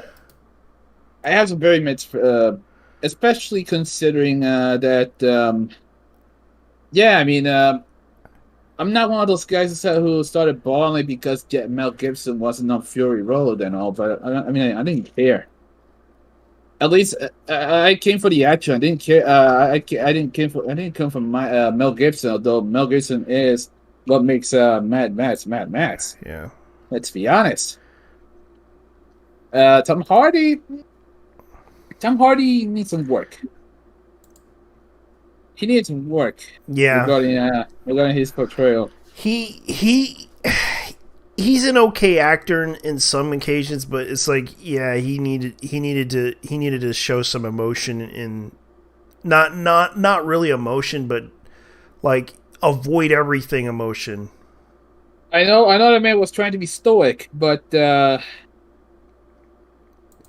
he wasn't the same as Mad Max. Oh no. He wasn't like Mel Gibson Mad Max. He was. Unfortunately, the reason why Beyond the Thunderbolt was so shit was the fact that one of the producers fucking died. I mean, even Tina Turner could not redeem that. Yeah, I know. Third one was, but it became a cult favorite though. Yeah, especially because Master Blaster. Yeah, Master Blaster and also the Thunderdome. Oh, no, that think about it. Best part of Mad Max 3 Thunderdome? Music. The music, yeah. By Tina Turner. Yeah, by Tina Turner. The intro. But it was the fact that scene with the fight was kind of why it got interesting. A lot of people liked it. It became a cult favorite. Not because, even though it wasn't the best movie, it became a cult favorite because of among fans that liked that movie. And even if there is something I didn't dig regarding Mad Max 3, it was the car design. It was very much nothing but two bugs. There was not variety compared to the first two. That's true. And frankly, that lowers the score. Yeah. A lot for me. Compared to like the first one. The first one, it was like the precursor to the atomic bomb. You had all these guys driving around in Falcons, Holdens, and other Australian vehicles. Yeah. Then the second one goes a step further. But the only difference between that one was that one of the cars was invented to take on crude oil. Oh, not just that. Yeah, the mech truck in the second one. Yeah, because he knew how to do it with crude oil. Oh yeah, the train. It wasn't really crude. It was actually methane. Methane, yeah, because from pig shit. Yeah. Yep. So that's exactly what I was about to say. Pig shit. Mm-hmm. So how should I say this? Regarding Mecha, Matt, I want to extend another branch and tell you that the last Mecha I've seen was Gridman, and honestly, not Gridman, Matt, Dino Center. Honestly, it was a bit of a disappointment. Yeah, I think I can understand that. Yeah. I mean, I was more interested, truth be told, I was more interested in Get a Robo Arc. In other words, Get a Robo Arc's my anime of the year. I need to catch up on that one. I only got up to probably around 8 or 7 episodes of that one. Yeah, I mean, compared to Gridman, it was such a badly written. It was a badly written arc of the old Gridman series. Like fucking hell. Could you get it more predictable? Excuse me. Let's see here. Yeah, because I'm just trying to look at some stuff. Like, let me look at something that's interesting for anime news. Let's see. Because I know there was a voice actress that died. I know there was. Oh god, the Wayward Husband manga gets a live action adaptation or a live action film adaptation. Voice actress guy. Who would that be? Oh, let me go ahead. I forgot her name though. She played small parts. Let me go ahead and it's on anime news though, but this is kind of the news right now that I'm going to be focusing on. I'll look up the other one. We already lost Chris Ayers. Yeah, recently. Yeah, that was depressing. Like, good God. Yeah. Let me look it up because I know that this actress was. Let's see if I could find it. Oh yeah, the isekai thing. Okay, that's funny. Erotic manga artist puts a unique spin on isekai reincarnation, the not safe for work thing. Yeah, I think I remembered this one. This was the hilarious one.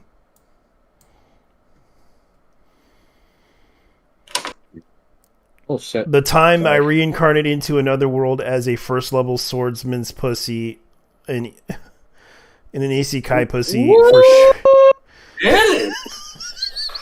Wait, what? Is this real? Like, yes, this is actually real. It is. It was a joke. It was a joke. I definitely watched that one.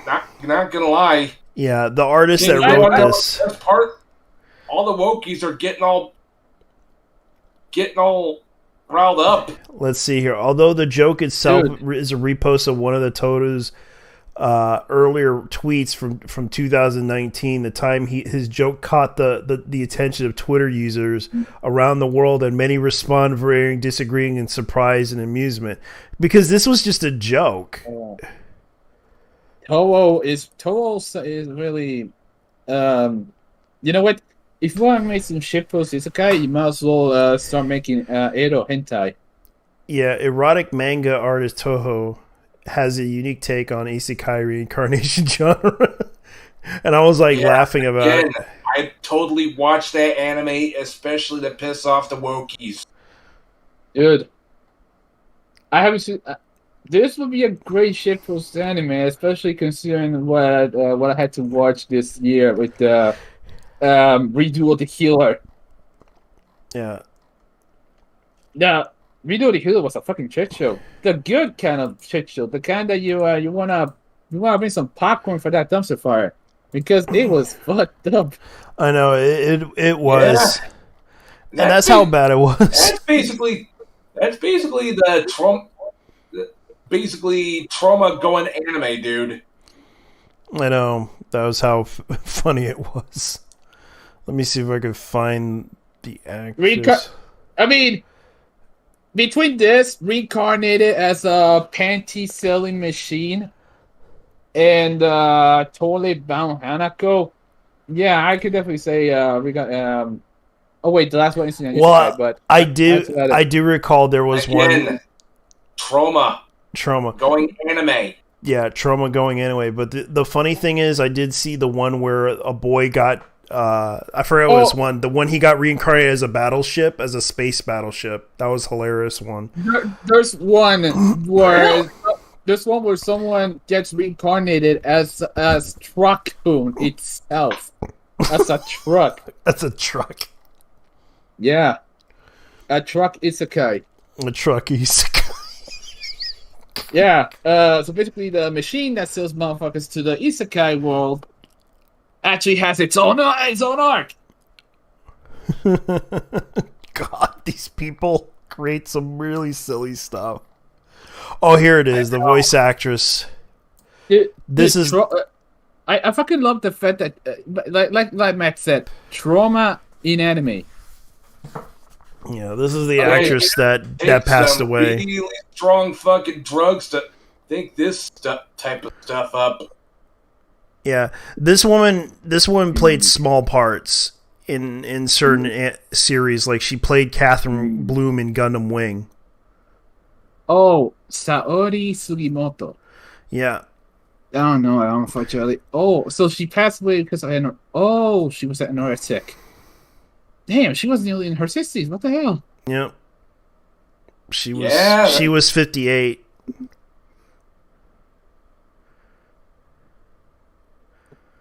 Wait, Catherine Bloom from Gundam Wing. You know, that is... I have yet to watch Gundam Wing, honestly. When it comes to Gundam, and motherfuckers gonna be destroying me, but my exposure to Gundam was 0079 and Seda. Yeah. My introduction was 0083. That is not a bad way to start your Gundam journey there, my friend. Oh, yeah. That's kind of how... I mean, truth be told, I got started on my Gundam fanboyism by way of the original movie trilogy. I also watched the movie, the 0079 movie as well. Yeah. I watched the original like Gundam movies, like the 0079 one too, all three of them. So in other words, all three of us are genuine men of culture. Oh yeah. So who do you think is best girl in 0079? Sayla or Frau Bow? Sayla. There's several characters that Sayla. were. Honestly, in my opinion, Sayla. Sayla? I agree. Sayla's best girl. Yeah. Don't at me. Let me see here. North Definitely American anime. She's got also Sayla Mask. Well, considering the fact that she is also the sister of Senior Charles Naval. Okay, so here's another one that I'm going to laugh at because this article, speaking of isekai, Kadokawa anime producer wants isekai to take over the world. Hey. Saw a spider. I'm not gonna lie. Isekai's not my thing unless it got next, but if it means it reaches a global audience, good on them. Though, want my personal opinion? What? I prefer Mecha taking over the world, baby. I kind of agree. They need to put a lot more effort into it regarding Mecha then. You know, it's because just, this is what the normies like. Yeah, this is what the normies like these days. They like the fantasy. I really don't count the normie weebs as actual anime fans. I mean, call me an elitist all you like, but normies ain't really real anime fans. I'm sorry to say this. They're really not. They're just doing this because they're following a trend. That's legit. That's legit. The first thing that I thought of when Demon Slayer came out, but I ended up enjoying it. Yeah.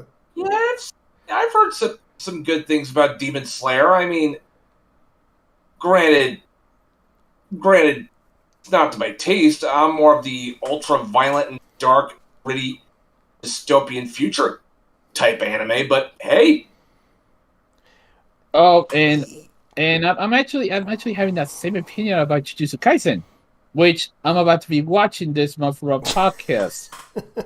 I need to Kaisen, huh? I need to watch that series myself too. I already catched up on Konosuba. Basically modern day Juju Hakusho. Yeah, I probably need to. That's pretty much what I would watch. The modern day. Check that out. Is it very progressive, as they say? What, Jujutsu Kaisen? Yeah. Well, I heard PewDiePie watches it because he did a costume and everyone freaked out about it. I mean, there's a lot of things I gotta check out. I gotta check out the Demon Slayer movie as well. So Yeah. Hey, if PewDiePie's doing a costume on Jujutsu Kaisen, then it can't be progressive as they call it. Now, can they? Nope. how the fuck is Jujutsu Kaisen progressive? I haven't heard shit. I know. I'm just joking about it. It's like what was going on from what I heard. There was a kid online that was bitching on social media about him. You know, because you know how those Gen Z kids are. Like they always they get upset. They get upset and then they start drama online over it. Like, oh my god, this like especially when the whole he got into the whole whatchamacallit. Oh my god, why am I seeing fat Hooters chicks? Good god. Oh yeah. This is what happened. This guy kind of blocked me on Twitter, and all his friends did too. And I actually kind of pointed out, like, you didn't know he watched an anime, and Why do I feel that this dude is the kind to play Genshin Impact not because of the story, but because of the gay shit? But I'm gonna say this to him, and I'm not gonna try to harass him. This is the person in question that was complaining about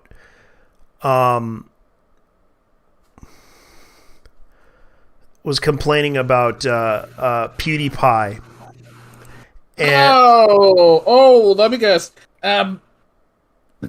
This motherfucker actually is the PewDiePie is racist. Like every other single motherfucker that has ever criticized him ever since that one incident. Yeah, and yeah, don't forget JonTron, dude, because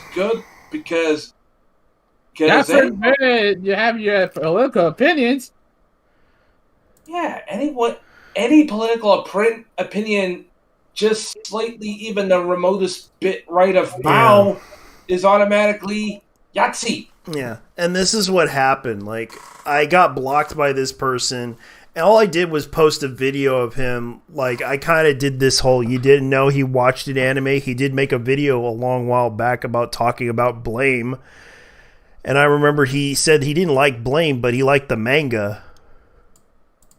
Like, he like, a lot of people need to be aware. Like, this is kind of how ridiculous this person said. Unable to view the tweets because the account owner limits who can view their tweets. And this is the person that I replied to getting upset. I can understand that this person was upset about this, but I had to point out to the person that you didn't know you didn't know he watched an anime. He did make a video a long time ago talking about Blame, and he did kind of point out that he watched it, the 3D anime. He was also into Demon Slayer as well. Yeah, and he freaked out over the fact that he was into Jujutsu Kaisen as well. Like, he did a costume on Halloween. I need to check that out then. Yeah, because he posted on Instagram. And what happened was this person freaked out about it, like, oh my god, this guy watches anime. I'm just like, dude, chill the freak out. Like, I understand you don't like him because he's like, he said some mean things and he said some things, but he said he publicly apologized to the community. Oh no! That was Felix's first mistake. Unfortunately, that was Felix. I love you, but unfortunately, that's your first mistake. You bent down to these motherfuckers. I'm glad he doesn't apologize to these fuckers anymore. Yeah, that's basically the equivalent of pouring a drop of blood into shark-infested waters.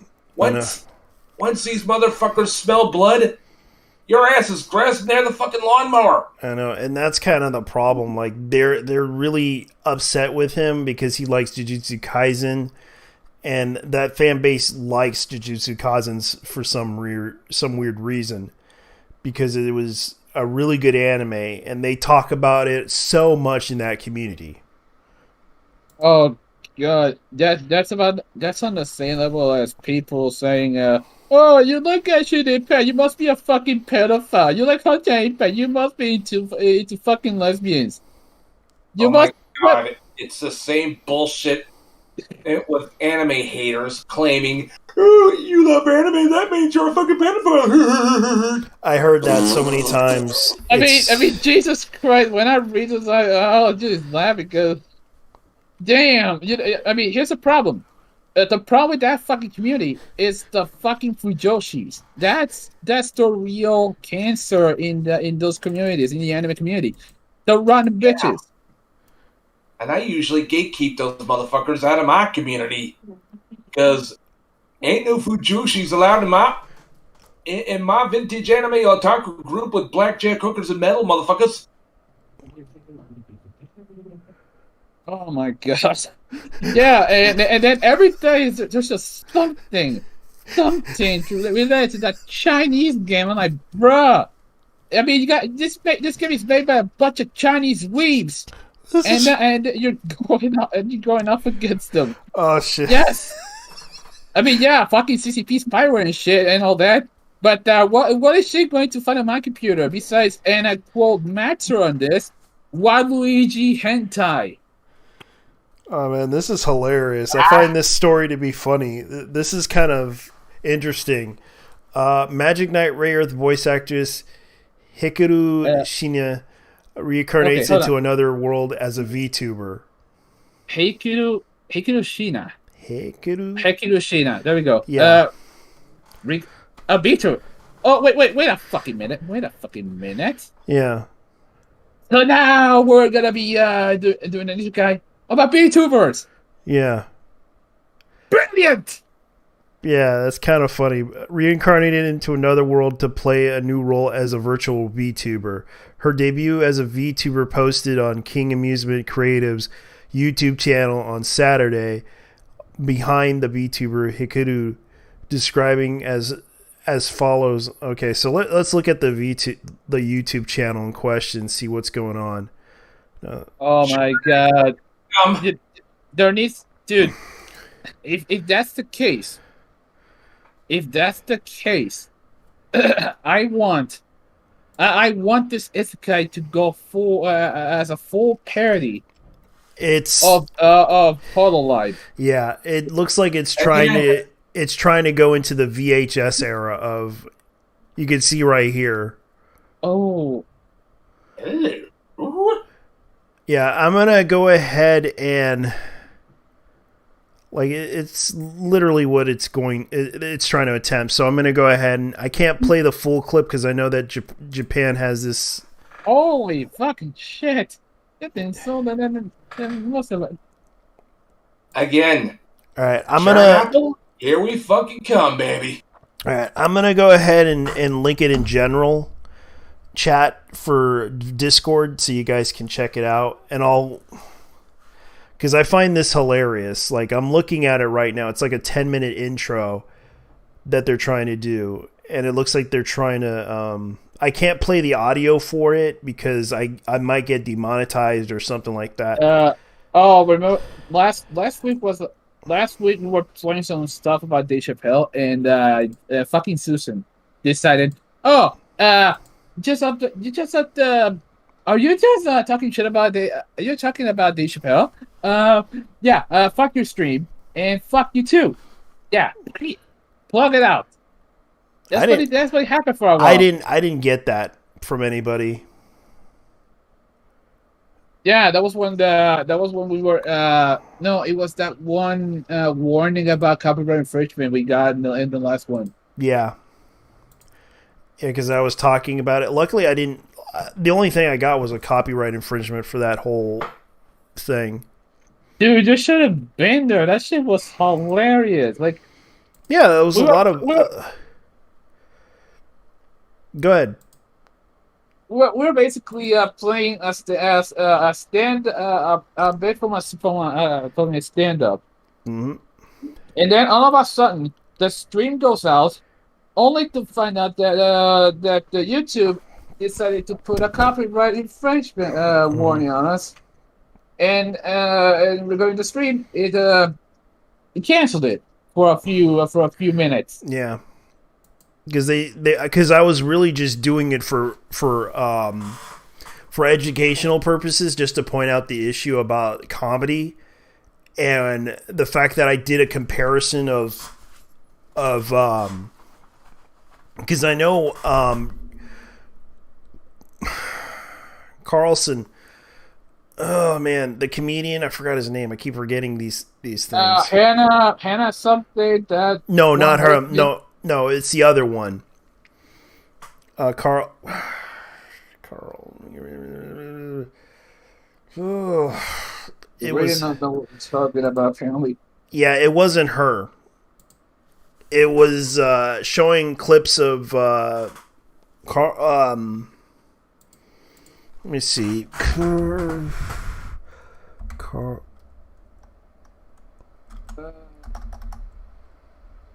All right. So it ends up that Dave Chappelle is basically he's basically declared war on Netflix, and I fucking love every second of it. Yeah. Oh yeah, dude. Well, Dude, just very much going off against Twitter. He's going against Public Enemy #1, bro. I'm loving it. yeah, I'm looking at the VTuber thing right now. I think it's kind of funny because she's trying to look like a 90s anime character. What? You Dave know- Chappelle? No, the voice actress. Like she's trying to. He's talking about that one. He's talking about the VTuber. Yeah, like it's like a 10-minute video that introduces her. You know, I personally would like this to be a bit more chaotic. Like, think chaotic in the sense of either Corone, Gura, Kiryu Koko. Let's see. Mm-hmm. That level of VTuber chaotic. Yeah.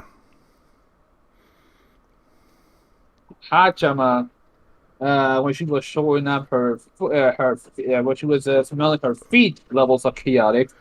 Mm-hmm. Oh, wow. Yeah.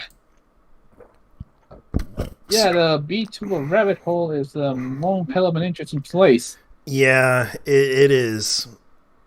The VTuber thing was funny. And the thing with Kiryu Koko is she got flagged because she called Taiwan a country. Mm-hmm. And the Chinese were not happy. Like they got pissed off. You want to? We all know how to piss off a Chinese person. And calling Taiwan a country and saying free Tibet are two of the best ways. Besides, Falun Gong is good.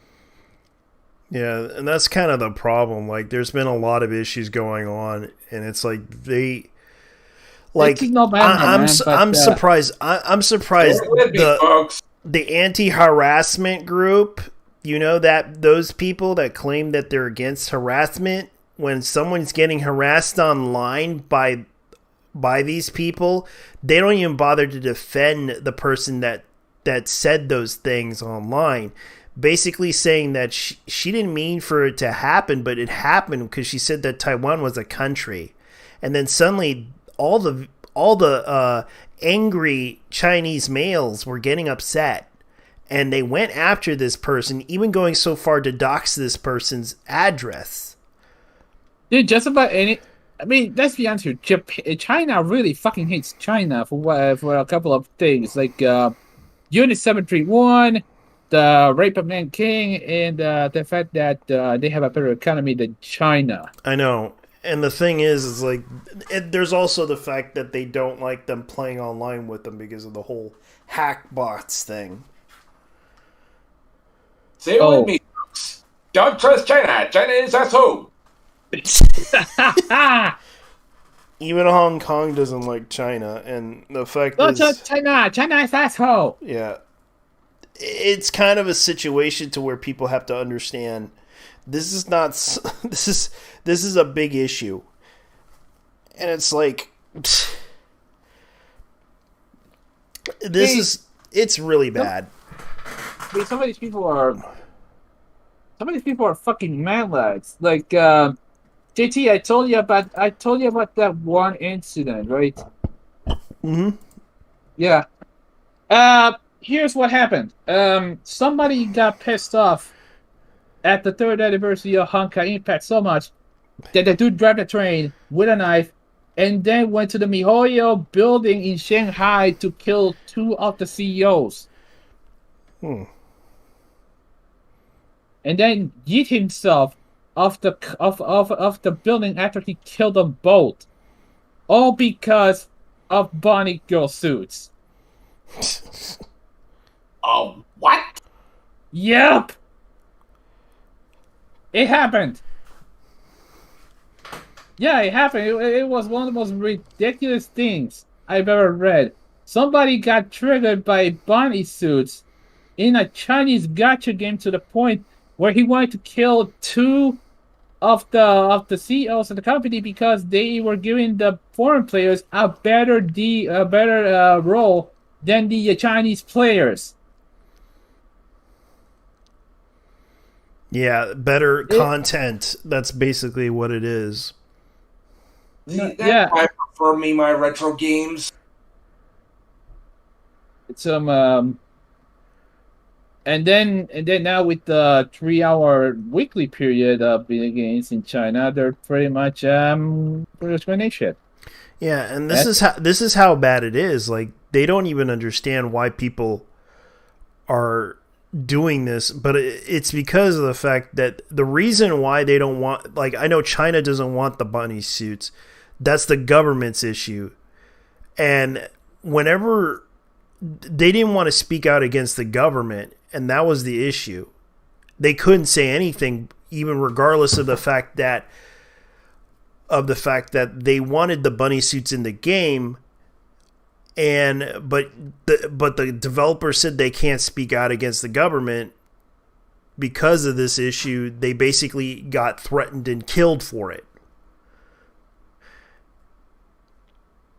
Whoever did this is a mad lad though, because fucking hell, imagine being this autistic about this.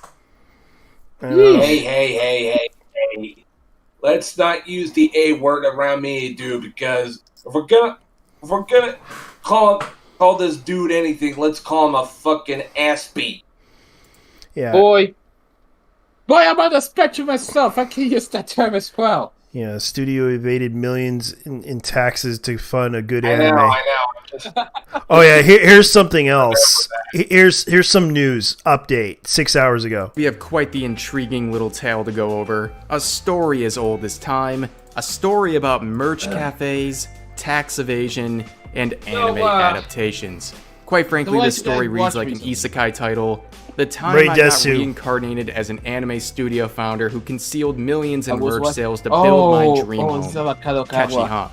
But you know, making art, especially on the corporate level, I was is a watching uniquely Perfect difficult Bloom task. a couple of days Art, ago no matter for how Halloween. good it is a tough thing to fund, to package, That's a and good-ass ultimately to movie, profit man. from. It Whatever is. form it takes, I watched at it the before. very least, there's a lot of I've actually uncertain been ground to work through. playing through Producing Silent anime Hill definitely 1 fits this on- mold. on I mean, PS1 on my honestly, it RetroArch. would probably be a lot less complicated to manufacture butt plugs than to produce anime. With traditional businesses, you have a demand and you give them a product.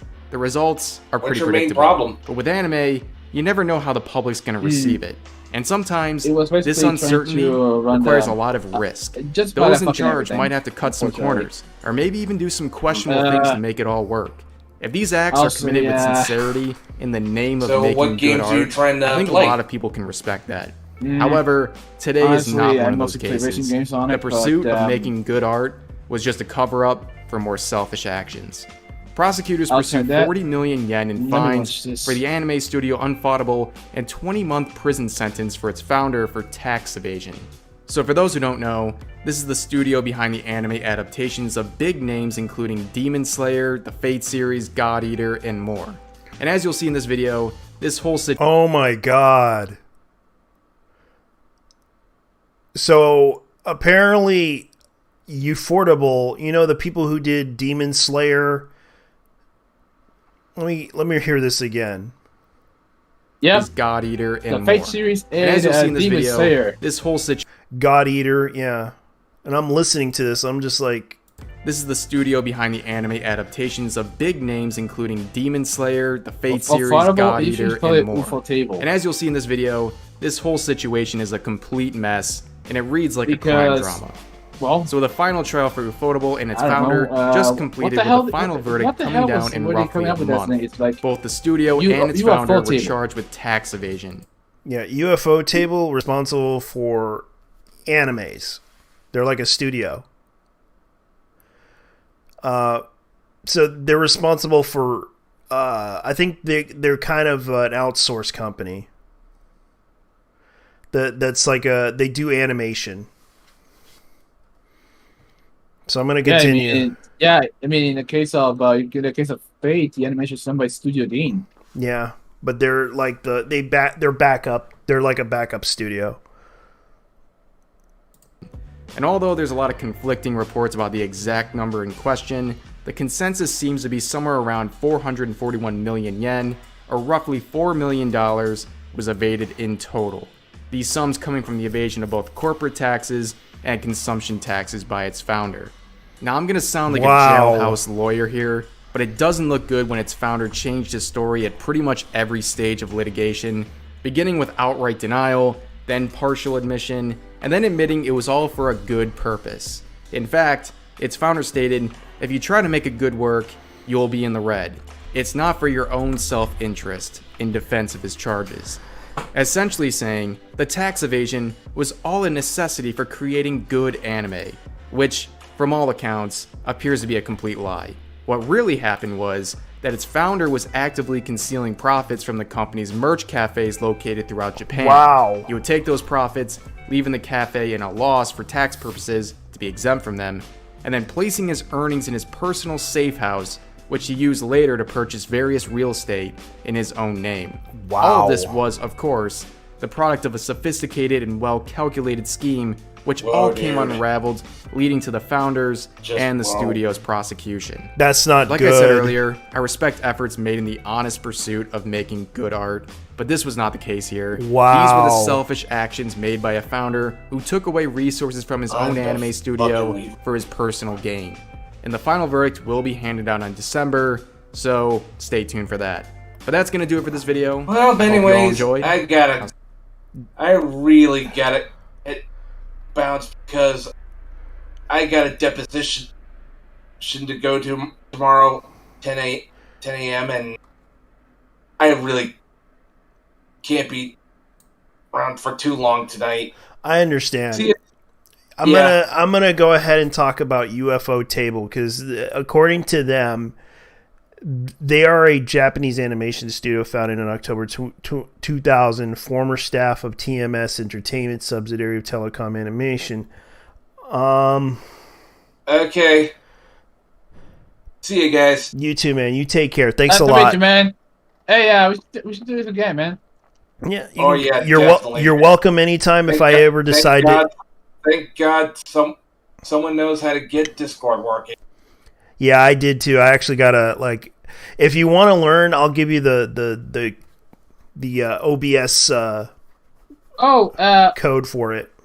What are your thoughts on me starting out the Fate series through Carnival Phantasm? Because that's actually how my first purchase was. That's fine, man. You can do that. Because the thing with the Fate series is you can start you can start on whatever the hell you want. Regarding characters like Sadly Monogatari. You got like this massive fucking backlog in all these franchises between the franchises. Well, here's the thing about this is that they, according to UFO Table, they were responsible for the movies of Fate. If I recall, Ufotables, what's what did I see? But they're also they worked on the video games. I know that. Like I know. I mean, they're also a video game development company. I know that they are. I mean, Tatsumation. Yeah. Is this really what? Is this really the hill these guys are gonna die on? Oh yeah. Come on, man. The Japanese, I didn't even know. The Japanese never learned that federal taxation is theft. I didn't even realize Coyote Ragtime Show they did that one. I've seen some ads about that one. Fate. Okay, so they did the series for Fate Zero for television. The Garden of Sinners. I remembered this, but it was like an OVA. Fate Zero. Yeah. Yeah. So let's see here. Trista Blue Sea. God Eater. Rose Work. Tales of Symphonia. Yeah, they did the Onis and Ovas. Let's see. Is it Toki? Toroki. They did the Ova for Toroki. Toriko. Yep. Let's see. Garden of Sinners Elogue. I remembered this. This was actually a really good one. Because the Garden of Sinners movies, they were interesting because I remembered watching that series, and I recalled it was basically about a guy who met a girl, and this girl basically kills a bunch of people that are evil, that are literally evil. And it was kind of like a psychological, spiritual drama, but it was kind of weird.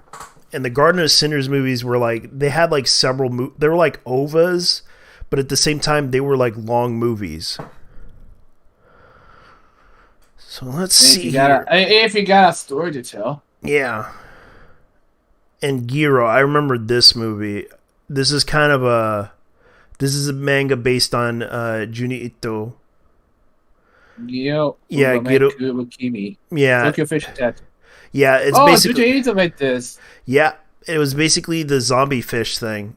So this is the company that did all this. They also did the films for the Garden of Sinners. And I've seen the Garden of Sinners before. Great! I highly recommend to check it out if you can find it, because it's very hard to find this. And I remember Crunchyroll used to premiere these.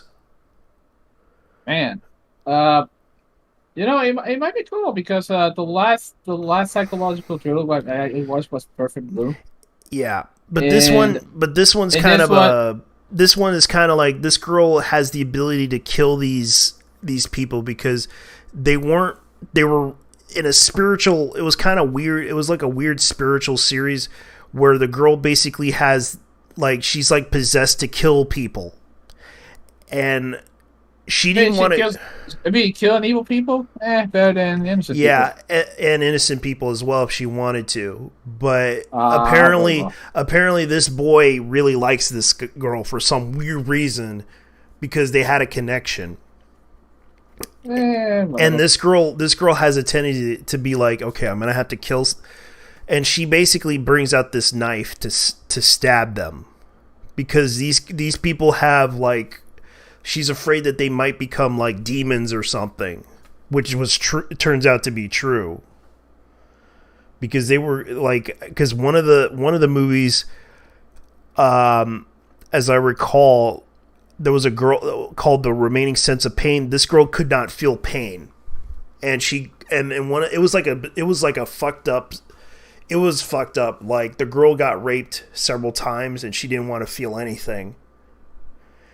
And she finally, kills these guys. And then the girl had to stop because she realized this girl was possessed by evil in some way, and she had to kill her.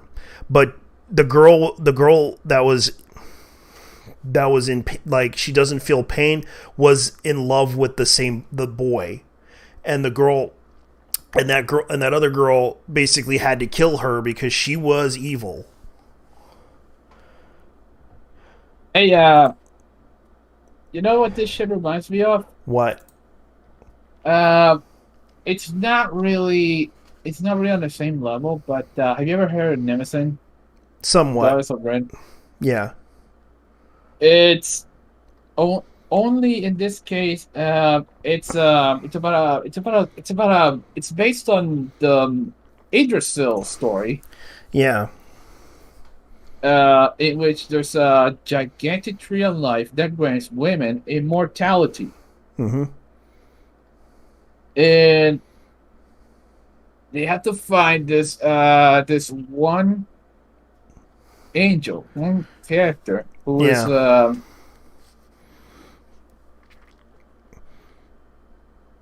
how should I say this? The main character is on the same level of not really feeling pain, but she's also immortal. Yeah. No matter what you do to her, she'll basically regenerate. It's basically 6 long ass episodes. But you're gonna love this. The intro and outro are sung by Galnerius. Yeah. And the weird thing about this is that I do feel bad that Fate is gonna get a bad reputation because of this. Because I know Fate is a very popular series, especially for video games and anime, because of the fact that this company kind of tax evade a lot of the stuff in order to create art. And sadly, their phone game is one of the most popular of all Fate series as well. Yeah. It's basically we all know what it is. It's a gacha game, but also it has a really good story. Yeah. From what I heard. And sadly, I do feel bad that this is going to affect the anime industry in some way because of the fact that this guy evaded taxes, and they acknowledged this, that UFO Table acknowledged that the indictment gave insurance that the company had filed a correct tax return and paid the appropriate amount. In September 2021, Hideo admitted by invading 1.138 million in taxes primary hearing in Tokyo District. The prosecution for UFO Table Kano hid the part of the income from the company and the cafe merchandise from 2015 and 2018 in order to buffer against future downturns in the business. The company allegedly hid about 441 million that's about 4 million in income in 2021. Reported prosecution seeks 20 months prison sentence for Kono. Look, I'm gonna be honest with you. Yeah. There are worse things out there than tax evasion. Yeah. I mean, if you feel like the government is not using your tax dollars, you shouldn't be even paying taxes. Yeah. And that's the problem right now is that this guy cannot afford to. Like, he basically took the money and kept it to himself and didn't bother to tell anyone. I mean, if it was money laundering or shit like that, Yeah.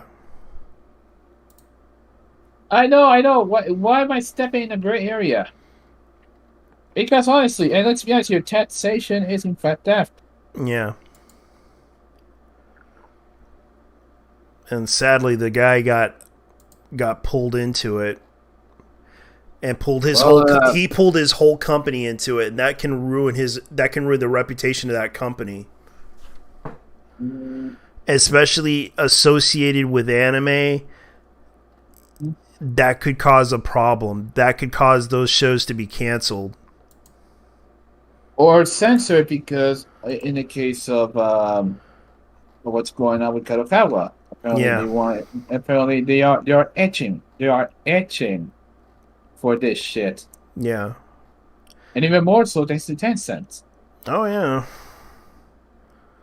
They're going into it right now.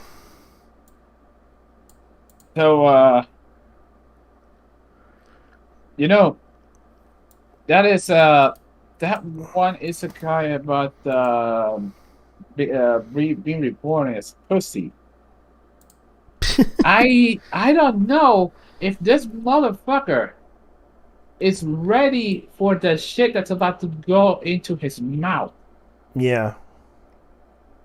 I don't know if this fucker is ready for the shit that's about to go down.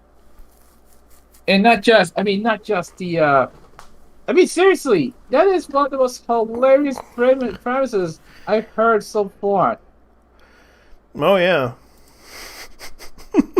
I mean, there's one where the isekai where a truck and the driver reincarnate in another land. Yeah. The thing is,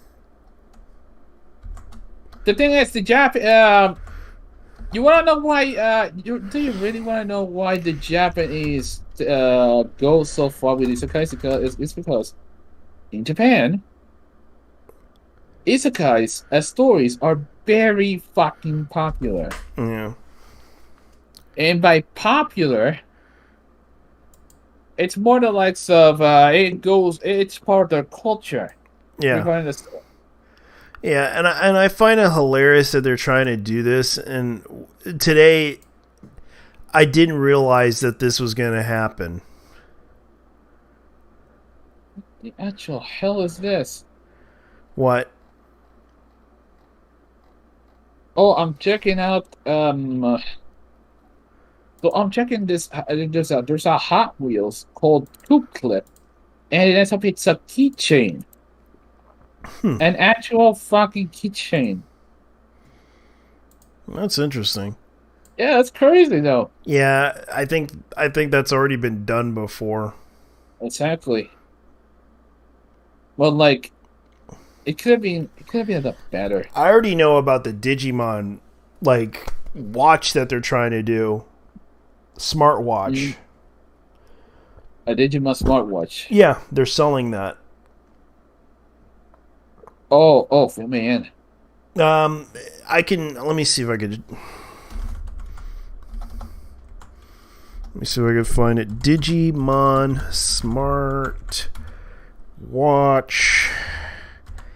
Because this was actually, it's actually a real thing. It's like the Digimon Vital bracelet. Like that's what it looks like. But it's one of those like. So it would be like the real. Oh, it would be like the real thing. Yeah, it's the real thing. Like someone actually unbought. Like they're selling those, but they're only available like because I know that someone actually did do an unboxing of it. This is what I'm gonna have to probably show to the public. This is what it looks like. And that's the bracelet. Like, that's the smart bracelet that they're trying to introduce. Oh. A video diary. Yeah, this is kind of an unboxing of it. Like you can see right here that they're introducing, and this is what it looks like. It actually has how many steps you've been through. Like it's basically another cheap ass watch. It's like a Tamagotchi. Yeah, it's a Tommy for the Digimon fan. Yeah, for the Digimon fan, it can monitor your heart rate. It can monitor. That's kind of what it does. Man, I'm gonna be honest with you. I had never understood the Digimon fan base so much. I remember the Keychain game, and it wasn't that popular. I mean, this is basically a more advanced version of Tamagotchi. Yeah, it's more of an advanced version, but it's very much what it used to be. Like it's a Tamagotchi game that isn't that popular per se, but it was known for that.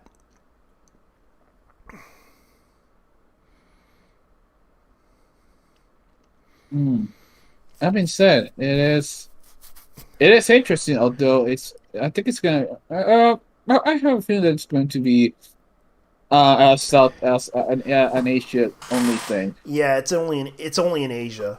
It's not because I know Digimon already has the Ghost game coming out, and that's gonna be the thing right now. Because I already know that it already put out like 5 or 6 episodes of it. Of Digimon Ghost game, and I think it's an okay anime per se. I haven't watched it yet, but I know that they've been trying. Like, there's like 3 different models of it for Digimon. The Digimon Vital Bracelet Lake Adventure. Wow. No wonder it was raining tonight. Yeah, it's not very popular. No, not that. No, it's something. No, yellow. This. The New York Braves won the World Series tonight. I heard about that. I knew that. Like my buddy was disappointed that his team, the Dodgers, didn't win. They got shut down badly.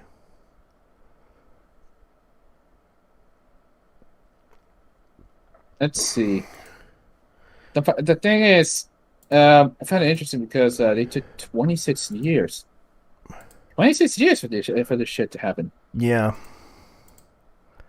And that's no big surprise there. Like, man, it sucks. Why does Asia get the good shit? That's because they know they have the rights to do it.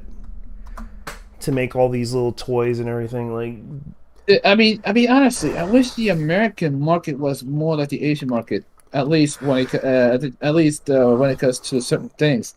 Unless they can provide some type of like patent and all other stuff for it, they can do it. Like there are Kamen Rider fans in America. There's also Tokusatsu fans. There is. I mean, if it wasn't for fucking Power Rangers, yes. But the problem is Power Rangers is basically it's the castrated version of Super Sentai. It's the child-friendly version. Mm-hmm. Because Super Sentai is a lot darker than that. Yeah, it is.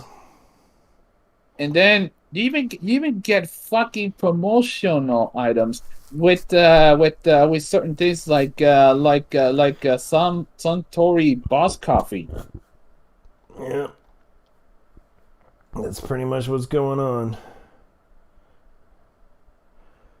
So regarding what's the name of the High Garden Spice? Yeah. So considering that Doom came out, this would be the spice flowing. Yeah. Pretty much. And I personally didn't have. The only thing I will say about this is that the animation wasn't perfect. It was okay, but the issue that I had with it was the way they kind of like claim that this is going to be good. When I heard the voice that thing, and honestly, I should have expressed it a bit earlier, but the voice acting is it's the lines are cringe. Yeah, because no one actually says that stuff in real life. Yeah, especially that one scene where the dude goes off as Rosemary. Like, motherfucker! And I know Really? Is this what you consider toxic? I could give you toxic. I could give you kill yourself, bitch, kind of toxic.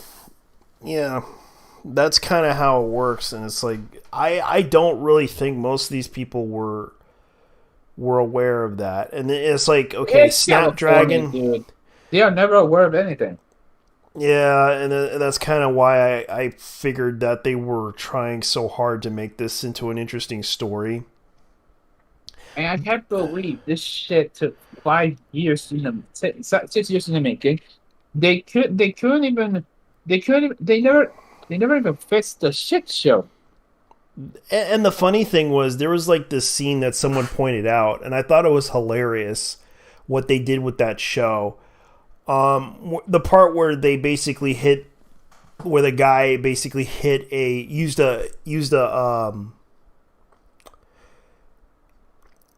he used a mace and sliced open a squid. What? There was a scene in the cartoon in High Guardian Spice, and one of the scenes was in one of the episodes. This kid basically sliced a squid tentacle with a blunt object. Oh damn! That's how bad it was. Like, they made so many mistakes on that one. Like, how can you not realize that a sword can cut through a tentacle, but a blunt object can cut through a tentacle? Like, some of them. These people don't even. Do these people? Oh wait, these people don't even play games. I mean, I know, they... I know, and someone actually had to point that out in one of their reviews, and I had to agree with them on that one, because yeah, how can you not notice the mistake there? Because in one of the episodes, like, especially the part where the guy even pointed out about the writer, and especially one of the episodes where this character known as Snapdragon, who is who's trans, is Wait a minute. Isn't there? I think I remember something. Yeah. Isn't the dude's voice actor a chick? No, it's a Regarding guy. Snapdragon. Yeah, it's a guy. There's a kid.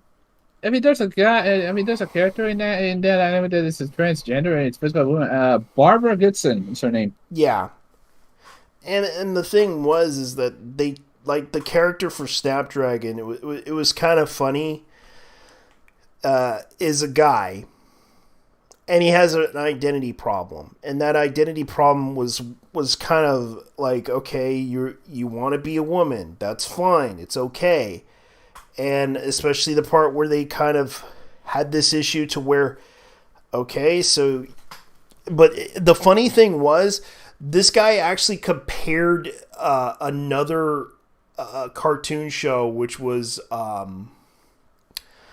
Ruby, because there was some parallels to it, and he kind of pointed out the parallels to that series to this. Like, it was trying to be like Ruby, but at the same time it wasn't Ruby. And it tried to rip off scenes from Ruby, especially the storylines. Especially there was one scene where they pointed out, like, there was a guy in Ruby that was dressing up at a prom as a girl in a cross-dressing dress, and wanted to press a girl, and he did. But this one did the same exact thing in High Guardian Spice. It tried to be. Go ahead. At this point, they might as well call it propaganda, because it wasn't. It is sort of the propaganda game that they were playing with that anime, but at the same time, it tried to be like, because the guy tried, like, the most reviewers were pointing out this concept that this was actually a ripoff of Ruby, and it was trying to play it off as Ruby. and it did rip off like other shows. Yeah, as a matter of fact, the main inspiration for this show was actually Puella Magi Madoka Magica. Mm-hmm. As in Magical Madoka. Yeah, but the only difference is this show, they kind of claim that this show was indeed violent, but it was mild. Like I said before in that review, it was mild compared to other things. Like they try to do this warning thing, and it was pretty much PG-14. PG-14. Yeah. This looked more PG than PG-14. Yeah. PG-13. Yeah, it was more PG-14 because it did have the violence, it did have the blood, but it wasn't that bad. And of course, they had a what is essentially a content warning. Yeah, they did because it contained all the little, the lesbian relationship, the inappropriate, like especially the trans thing. I think that was another thing that they tried to put in there too. But other than that, it didn't have anything like sexual related. Maybe a couple of people kissing, that was it. But it wasn't as bad as most people make it out to be. And it's like, I don't think it was that bad of a show. It's just that it didn't belong on Crunchyroll. That's what I believed. And in the case of yeah, you're right. It doesn't belong on Crunchyroll. As a matter of fact, it doesn't really belong. This shit looks like something you would see on Cartoon Network. And the fact is, they used all the resources of money to invest into an anime studio to make this one project with the intention to get someone a job in the animation industry. The ironic part is that the company actually changed their name. Yep. Because of how bad it was. Yeah, and that's the fact that that's why the lady who produced this got a job at Warner Brothers. Say that again. The lady who produced this got a job at Warner Brothers. Really? Yeah. Ray Rodriguez got a job at Warner Brothers. Yeah. Wow. Holy shit. Yeah, and that's kind of what's going on. Like I think that's what they were doing, and of course they gave the money to them on the fact that based on what they felt was the right thing to do, they kind of said screw the anime fans. Let's give this company money.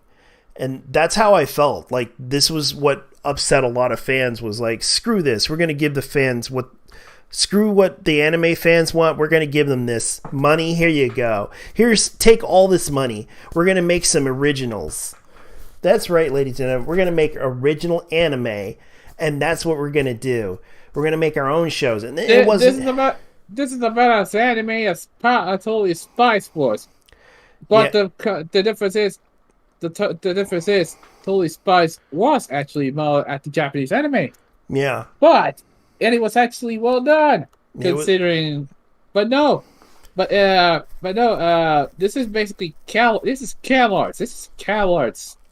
Yeah, and the thing is like they definitely were trying to attempt this, and sadly, it just didn't. People didn't hate this because it had LGBTQ elements in it. They hated this because of the fact that this unknown company was given money to make a cartoon show that had nothing to do with anime. It was made in America, not in Japan.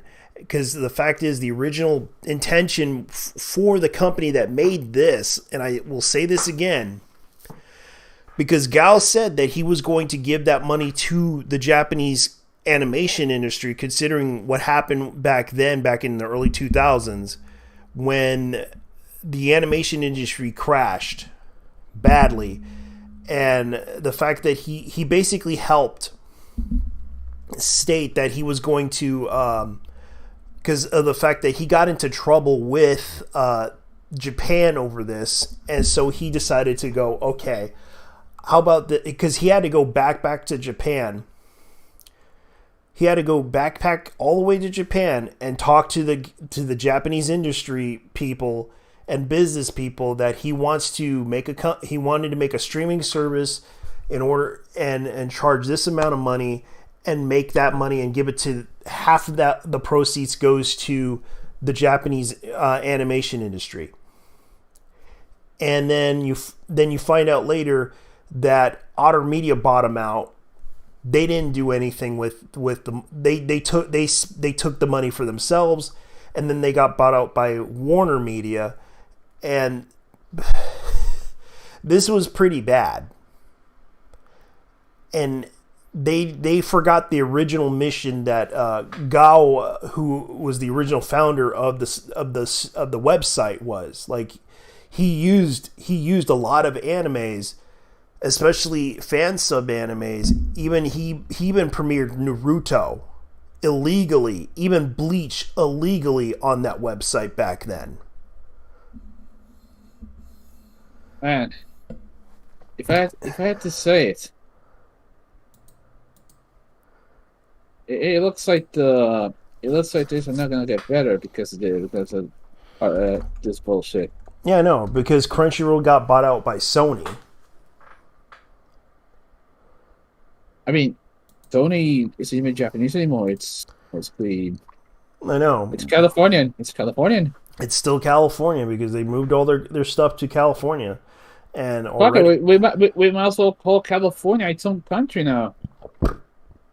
And that's just it. Like, I'm not going to try to complain about this because I understand that this was something that happened, because they have to understand this show wasn't meant for the Japanese audience. It was more meant for, the Tumblr / Steven's Universe audience, which was the stupidest thing they should have done. They should have convinced put it on HBO Max. Don't put it on Crunchyroll. But unfortunately, Sony owns this now. Oh, you know what? I actually like the idea of putting it on HBO Max but the problem is HBO Max is Disney, I think. Oh wait, no, it's not. It's actually Warner Brothers. Oh, it's Warner Media. Sorry. Yeah, I was thinking about Disney Plus. My bad. Yeah, and the thing is like, I don't think it belongs on, or Netflix, for example. They should just put it on Netflix. The thing is, breaking news, JT. What? Keep going, and you're gonna love this. What? Fortnite China is shutting down. Good. According to PC Gamer. Oh, PC Gamers? Okay, cool. Hold on. Let me see if I need to switch to low. So we need to keep going regarding Crunchyroll. The thing with Crunchyroll is I have never justified paying hold up. How exactly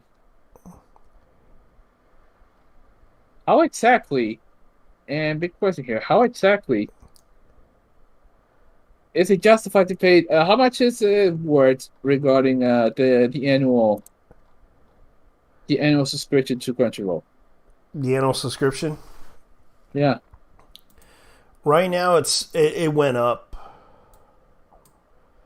I know that. Like, if I go into try the premium, let's see what try the premium for free for $99.99. For the Mega Fan for $7.99. I used to remember it was like $5 back then for the fan service. Let's see, $9.99.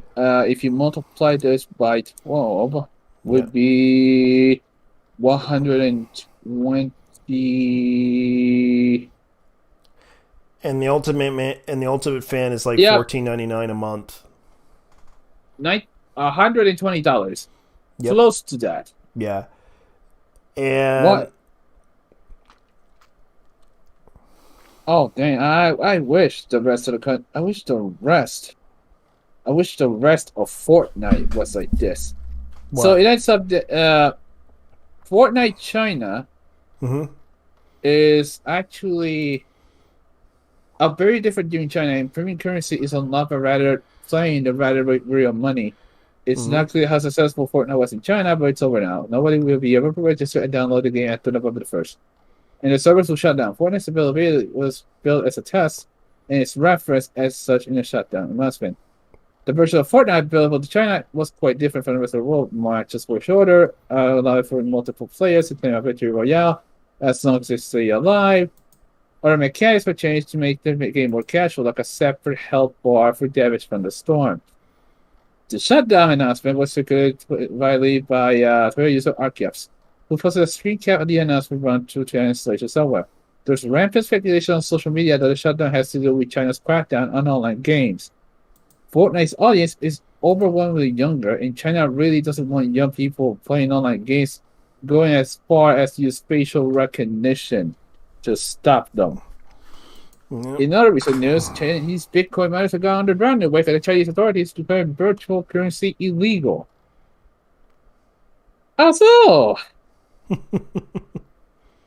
oh, imagine if instead of in-game currency, it was social credit. It was social credit store. Yep. You want a skin? Pay me 10,000 credit scores. Pay me more. But what the fuck? This is shit, bro. Oh my god.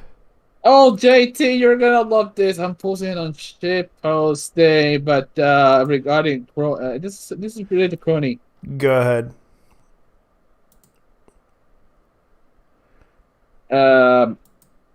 Basically, Crony being paired with a very famous Western cartoon character. Oh god. Don't tell me. No, try to guess. Try and guess. Which one? Okay. Don't hit posting. Open the spoiler. Shit posting. Let's see here.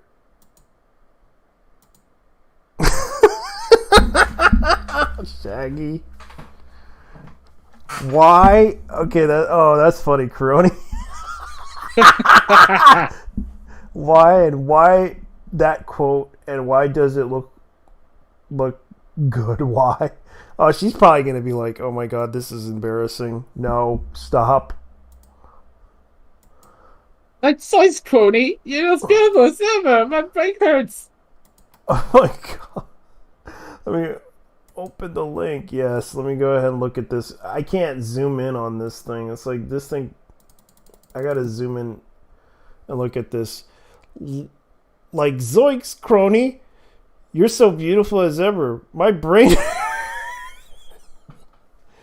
Why and why that quote? Why does this look good? Why? They really hate Crony. Oh man, that was funny. I remembered she got upset in a live stream with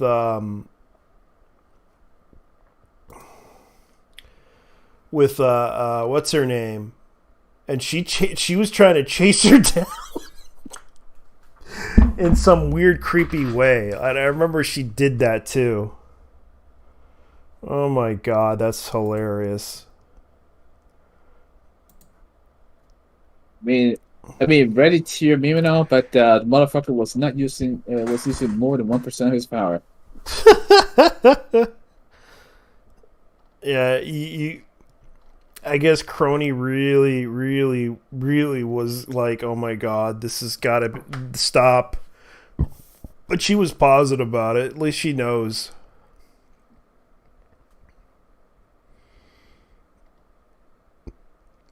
Okay, what was I? Okay, so This one is. What's this? Oh my god. Real life.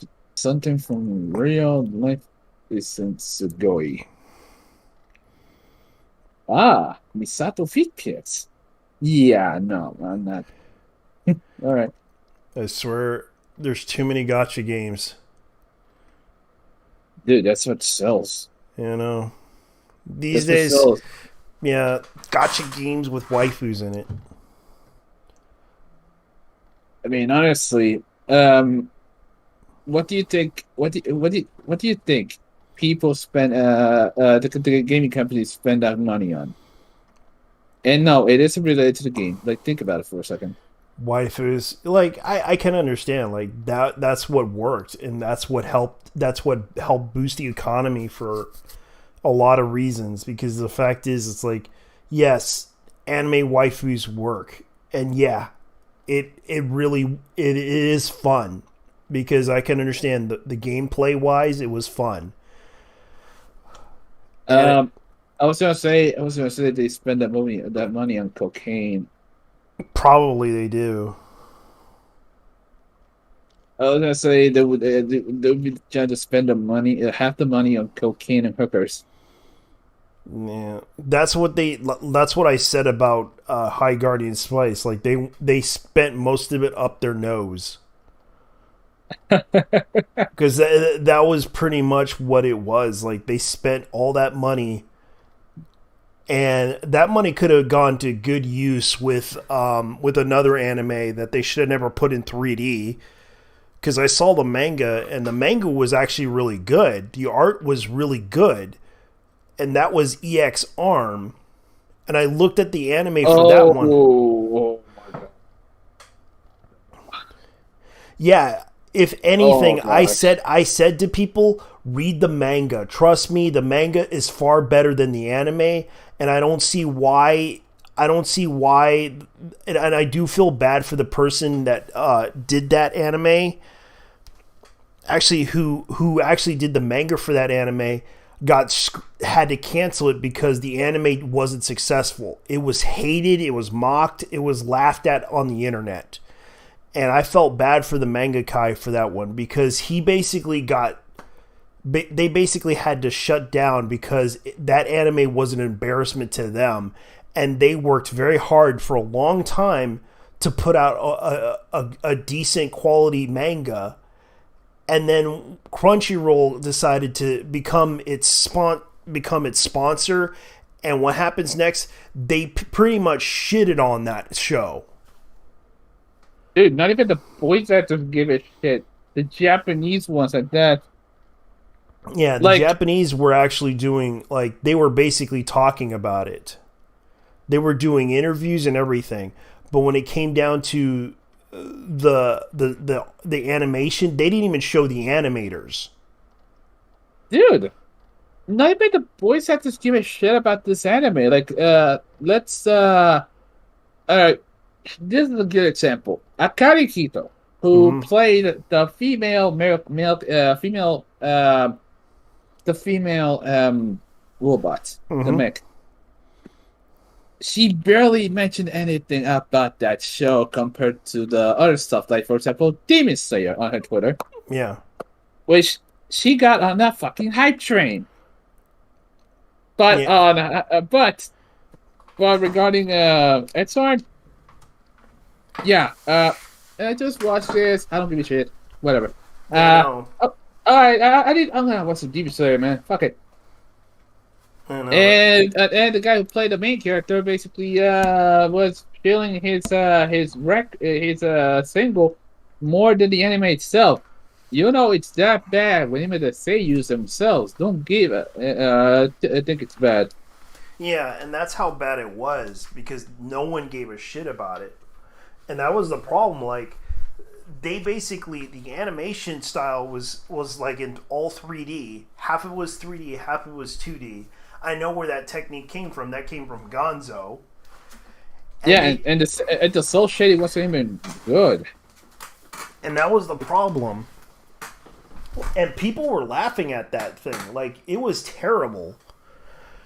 And I was so upset with how Crunchyroll and even the committee that they claimed they had did this. And we even watched a video of another person who reviews a lot of these animes, and he kind of made a good point that the manga artist had to cancel this show because of the fact that us as a critic, all of us who criticized that anime made fun of it.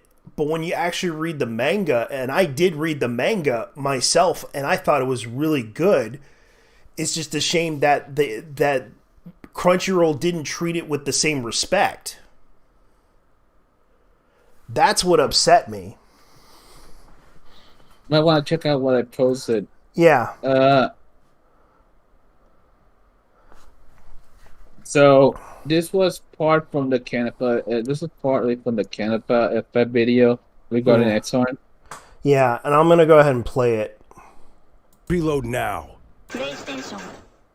People with ADHD save I It's hate hard to believe that studying it's hard to for believe that this the anime studio that made this wasn't even an animation studio. It was basically some software company. Yeah. And it's like, this is too deep into what actually went wrong with X-Arm the anime. If you guys want a balls deep dive into what actually went wrong, I highly recommend you check out the Canapa's Effects coverage on this matter. This video will be focusing on the individual thoughts of both the staff and the seiyus involved in this shitstorm. Now before we go full social media stalker mode, let me give you guys a top level overview of this anime, where it has a lower score than my high school GPA.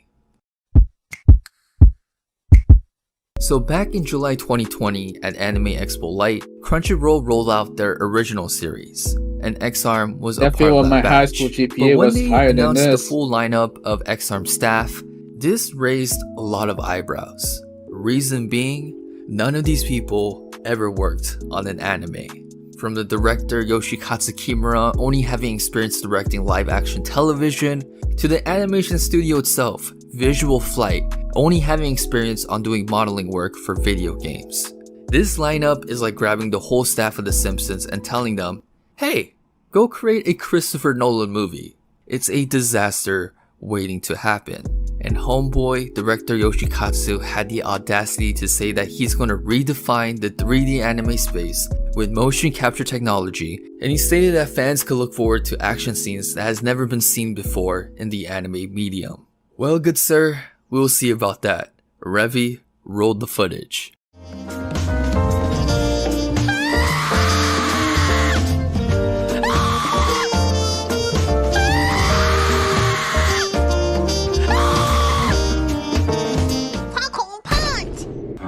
And have power and authority over The fucking screams though.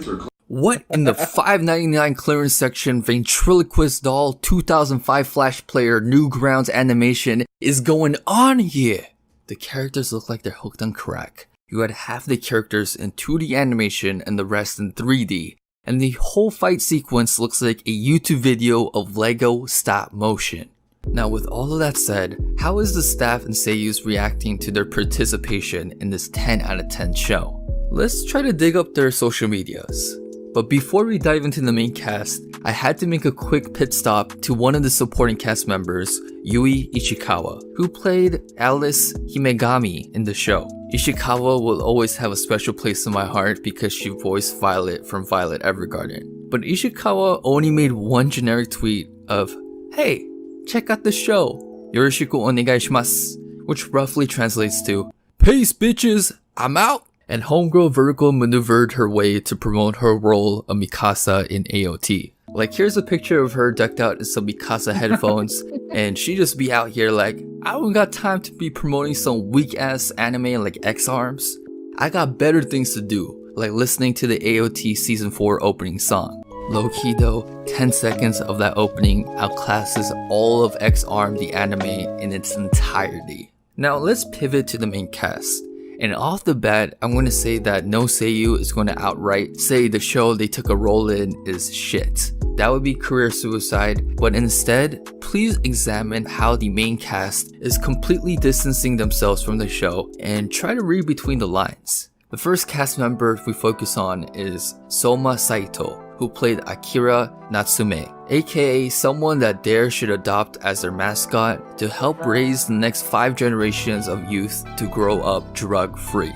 Looking at both his personal blog and Twitter, my mans does not post one single thing about X-Arm. Instead, he's been promoting his second full-length album, In Bloom, which honestly is a genius marketing strategy because he's like, I understand you're dealing with some extreme trauma from being physically assaulted by my character's eyes, so I want you to listen to this music alone in a room so that you may be able to get back on your 2 feet again and integrate yourself back in society. Well, shit. At this rate, my boy about to hit Billboard 100s. Next up, we have Akari Kito, who played Alma. You know, let's give Kito-san a break. From juggling her tsundere maid duties in a maid cafe, to playing professional soccer with demon heads, to her most recent duties as an Onesan elf healer.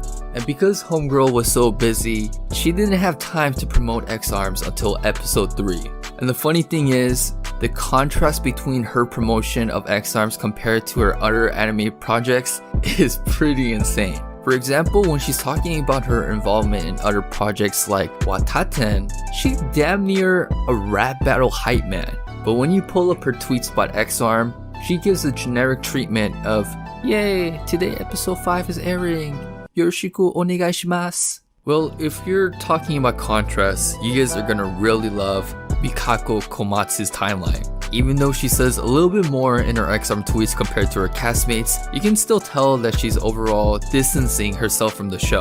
I mean, just look at how she tweets about her role of Maki in Jujutsu Kaisen. She deadass tweeting about the episode as she's watching it live. Imagine if she does the same for X-Arms, she'll be go like, this is shit, this is shit, this is shit.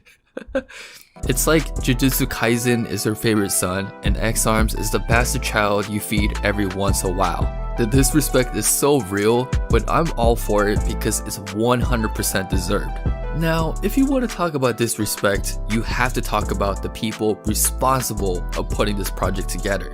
I'm talking about both the main licensor / producer Crunchyroll and director Kimura.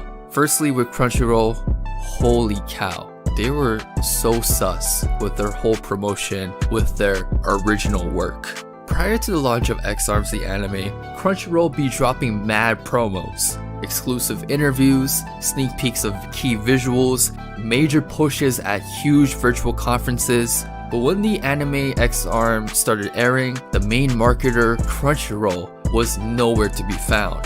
Deadass, they be doing the bare minimum of just doing Twitter announcements of when new episodes drop. Yo, Crunchyroll, I love you, man, but you can't just abandon ship when it's convenient. X-Arm, you kid, man. You can't just go like, honey, I need to go buy some milk at Trader Joe's and never come back. Now, the man I've been really wanting to highlight in this video is director Kimura, the director who spearheaded this abomination. Firstly, let's look at this Crunchyroll interview he did. In this interview, he stated that X-Arm anime action will look incredibly exciting because he was the crux of that production.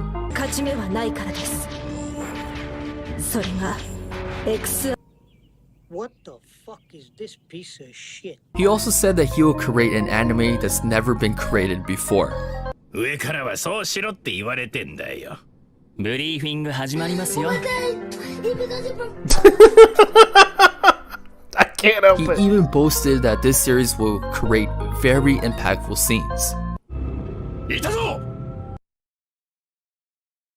My disappointment is immeasurable, and my day is ruined. And guys, it does not stop there. On my man's Insta, he states that he will challenge the status quo as a newcomer, and he poured his heart and soul into this project. Well, my friend, the only thing you challenged was my mental sanity of just trying to get through episode 1. I mean, this superficial confidence is fine and all, but with you saying all those grandiose things, you have to take ownership of those words that come out of your mouth.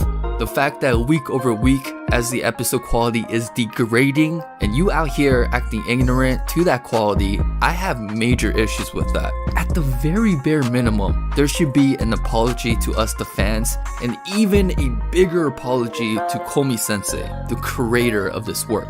Bruh, I took a glance at Komi-san's Twitter, and I couldn't do it, cause my mans took the biggest L of the 2020 decade. And guys, if you want to feel depressed today, just go read chapter 1 of the manga, and boy, you're gonna be so triggered. Well, I don't have anything else to really say about this show. The fact that the stars of your show are distancing themselves, the fact that the main culprit of this whole mess is not taking any ownership, and because the animation quality is worse than a college GoFundMe project, is the exact reason why this anime got a 2.17, aka Ash Wednesday, aka I need to give up anime for 40 days for Lent, cause I need to reset and purify my eyes. Shit. Well, what you guys think about X-Arms? Did you guys have major...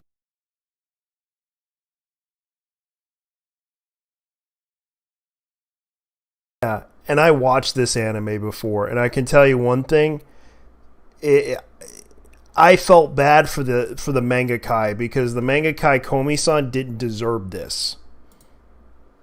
They really, Komi's a doodler chick. And the fact that they didn't, this was done by a committee, by Crunchyroll, because Crunchyroll put the money into it, and they basically spent less money on it. They did that mangaka dirty, man. I know.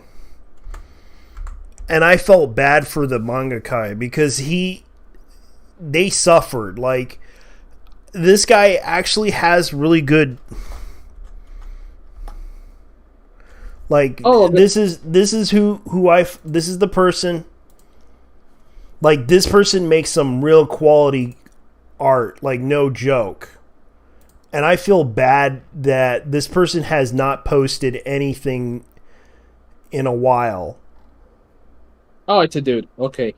So yeah, in the case of Shinya Komi, the man ended the manga on February. Yeah. And I feel bad for him because he, like, if you look at his work, this person does really good. Like, his art is really awesome. Oh yeah, his art is really good. Like, if you look at his art is really beautiful. And it's sad that this person, the anime did a disservice to his work. Like, literally did a disservice to his work. Man, they practically threw the guy under the bus. Yeah, and I feel bad that this person got, like, this is not even being released in the US. Wait, they're releasing this in America? They are not releasing this in the US. Because the anime was bad. And I feel bad for him.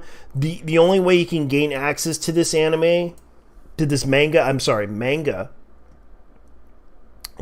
because this is the creator of EX. This is like one of the manga artists who made the work, and I feel bad that this person has not posted anything in 2021. This person had to get off the internet, and I wish I could reach out to him and tell him don't give up. Oh, name on his Twitter? Yeah, his Twitter is gone. Like, he's not posting anything.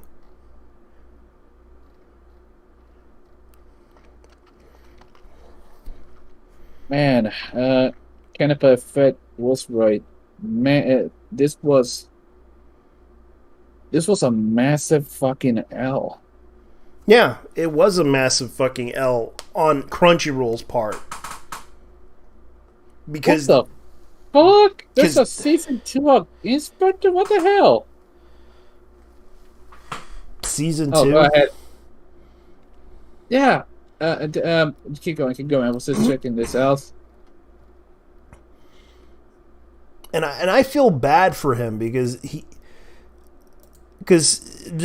he's no longer showing his presence online.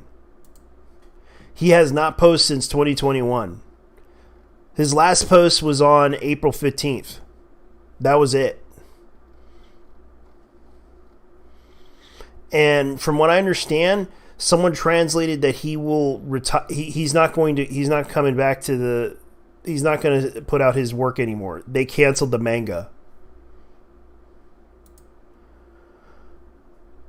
because of this. Like, this person has been a user since 2015.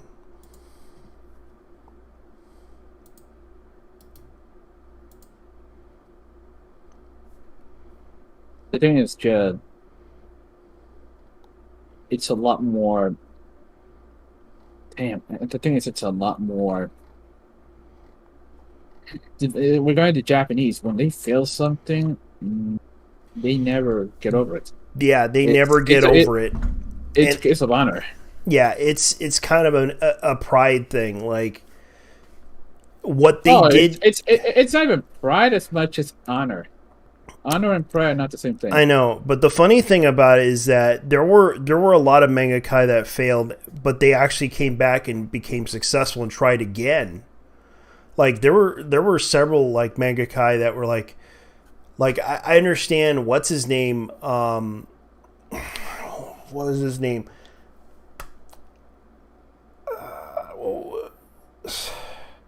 Who became an animator because of the fact that he didn't win the competition. He was in second place. Failure doesn't always have to mean you're gonna give up. But I would reach out to him and tell him, like, people should reach out to this guy. Because I don't think Shinya Komi deserved this. Even High Rock as well. Like, I feel bad for High Rock. Because High Rock was the person behind this. That made EX Arm manga. And it's sad that they got shitted on because of it.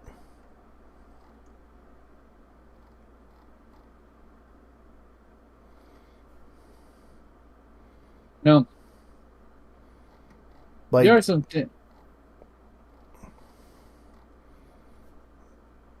Yeah. No, I just.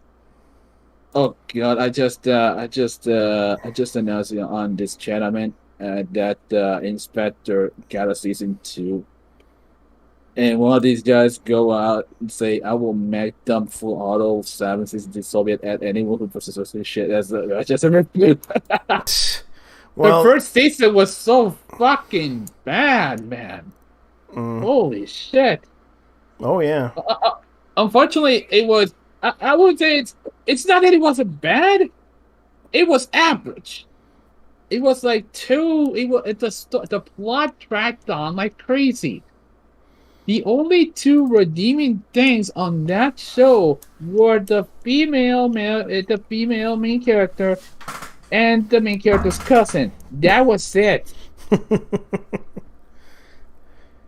It was so dialogue heavy that I tried not to go to sleep from watching it. I mean, yeah, it's supposed to be a mystery, but god damn, it's so fucking. It was too long. Yeah, dude. I found out that they're making a Gundam Seed, and that's considering it's 12 episodes. It felt like it was more. That much? Yeah, I mean, who the fuck? I will, man. Here's the thing. I would hate to be Akari Kito's vocal cords right now, considering all the shit she had to read. Yeah. Damn.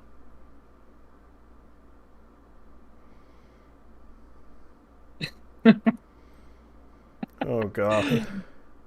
Oh my god, dude got triggered at it. Maybe since it was so bad, season 2 would actually be good. Yeah. That's weird because that manga lasted. The manga still lasted 7 volumes before it ended. Yeah, and I read. You know what's so funny? I actually read the the one controversial anime that's being held hostage by Crunchyroll. Which one? It's the one called World's End Harem.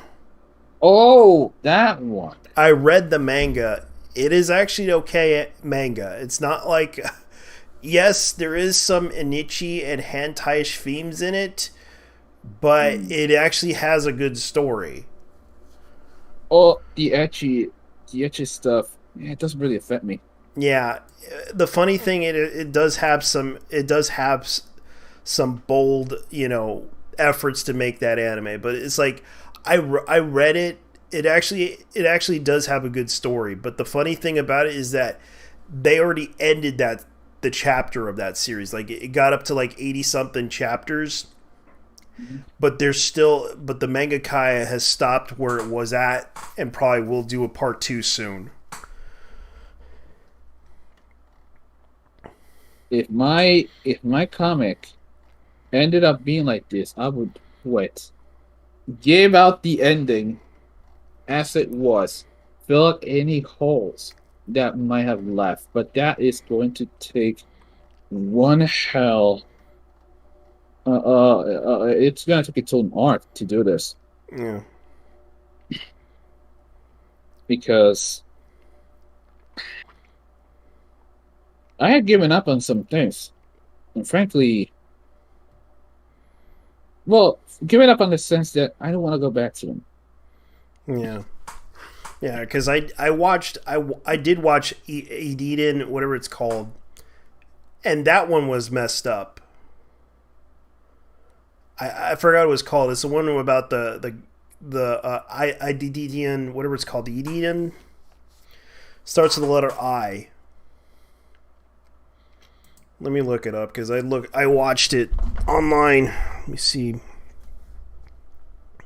The thing about a show like Read What the Healer was, it was controversial. It was badly written, but the fact that it was a badly done revenge plot was ironically more entertaining. Yeah. Than X-Arm, and that's saying something. Yeah, it was. I mean, you got a healer who got tired of his teammates giving him shit, and he decides to pay. He decides to go payback, and at the same time, dude kind of looks like a medieval version of Light Yagami. Oh yeah, he was. And the funny thing was that he was kind of like, people were kind of surprised that this guy was the creator of the series was into writing erotic tales. I'm not surprised because that's what happened to Ishizoku reviews as well. Yeah, but the funny thing is, women actually were into that series more than that. Come on, these are the same women who will get their pussy wet over the fact that over fucking two men having butt sex at each other. I know. I mean, that show actually had anal. That show actually had anal. One of the characters was a big black man giving that dude the business. The other one, one of was dude changed his gender just to fuck over the lesbian in the area, in the group. Oh god. No, I could go on and on, but that would be more of a spoiler than anything else. I forgot what it was but called. Yeah, if you want a dumpster fire, watch that shit. It's 12 episodes. The intro is a banger, and frankly, yes, 100 out of 10. Would watch and come again. All right, so yeah, because let me see, what was that anime called? Okay, Hiren no Sare Iditen Tachi. Never heard of that one. It's the one about Edidin Dedin's Only No Peace, if I pronounce it right. And it was like that anime was messed up in a way. Well, it was honestly Perfect Blue. Have you watched it recently? I watched it before. Yeah, it was. It's on that level, especially the one scene in the strip club. Yeah, it was fucked up because the girl had to pass out, and then she had to film another scene. Like she could barely remember a lot of the stuff that happened. I mean, being an actress and being subjected to that kind of shit. That was and you know what's so funny? Like Soji Komi kind of said, no, that's kind of my original intention was to show the idea and the perception of the industry what it was. Satoshi Kon, when it came to movies of Perfect Blue, was the man blurred the area between realism and fiction. Yeah.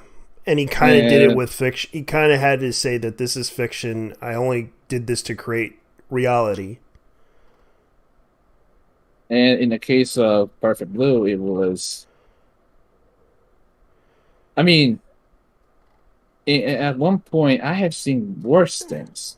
Yeah. I have seen worse. But on the other hand, this was one of those movies for Halloween that I clearly should have watched it years ago. I should have watched this years ago, man. Edidin Didi is Only No Peace. That's another anime I hope that will get another season. Because everyone's hoping for the second season of this manga. But I don't know if it's going to be very popular or not. Because it kind of has that Dragon Ball Z-S feel to it. And I thought it was kind of hilarious how they handled this series.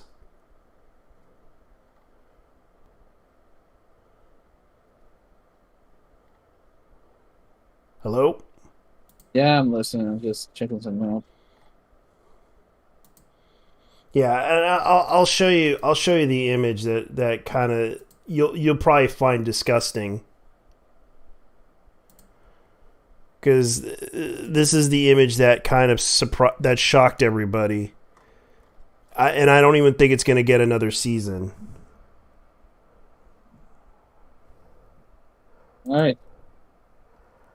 Let me go ahead and...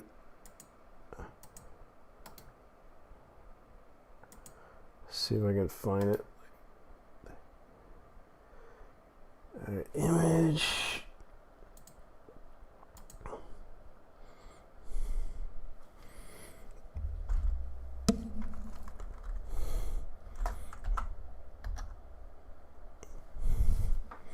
Let me see if I can find it.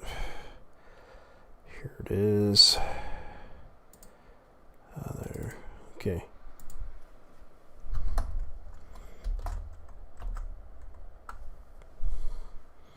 This would probably upset you. All right, I sent it to you on messages, I think. The fuck? Yeah. That was in the anime. Wait, oh, was she like? Let me guess. Was she like? Oh, okay. I see where this is. I see where this is going. Yeah. Was she like the babysitter? These two were. Woo! Holy shit. She was doing things in the neighborhood that you would not believe. Dude. There wasn't. I've seen an anime kind of similar to this. Yeah. Only it was more like it was a short one. Basically, think of it as Hot for Teacher, the anime. You mean Please Teacher? That's the one. Yeah, that's the one. But the funny thing was, the guy was called "Why the hell are you here, teacher?" Why the hell are you here, teacher? Like, please, teacher was... Well, the only difference is like, he was 23, she was like 20-something years old. Yeah. And the crazy thing was... The thing is, it was pretty badly executed. In general. Yeah. We're talking about like middle schoolers. Yeah. Getting fucked by their teachers. And one of the teachers looked like the main character of Miss Nagatoro. Really, I am not kidding. She looked like Nagatoro-san. Yeah. I guess they really wanted to try that. But as far as I know, that was the perception of it. Like, they kind of had to turn that down. I guess they decided to stop doing another season because I haven't heard they were going to renew another season for that show. Oh, they were more like saying, "It's time to stop. It's time to stop. Come on, man. It isn't funny anymore." I know. Oh, what the fuck is this? What?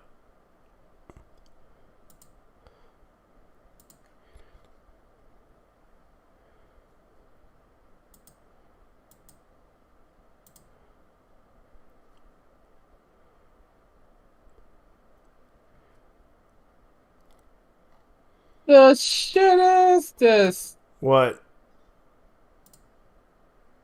Oh my lord! Look at this dialogue. Oh, no wonder. Ah. Okay. Wow, it's even worse. You know.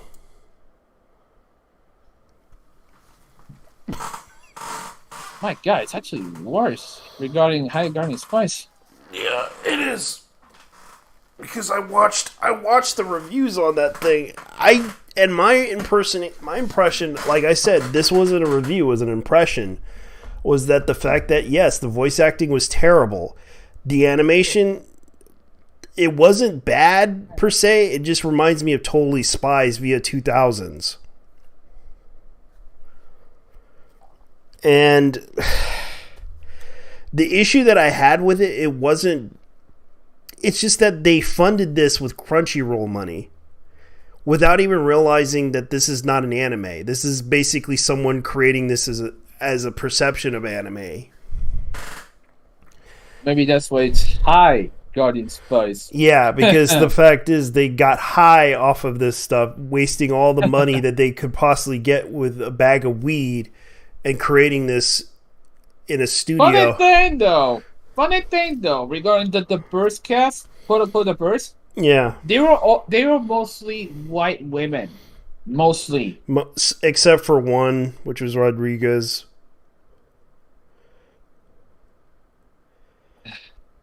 This is just less enjoyable Ruby. I never even bothered with Ruby. Yeah, and I know Ruby. I thank God every day that I am not a Ruby enjoyer at all. Yeah, and that's the thing. Like, I didn't mind Ruby. I thought it was okay, and then suddenly people were like, the fans were just getting way too serious about it. Oh, not just that, but also the way they threw the creator under the bus regarding Montione. Yeah. They really weren't fans. They were just terrible people.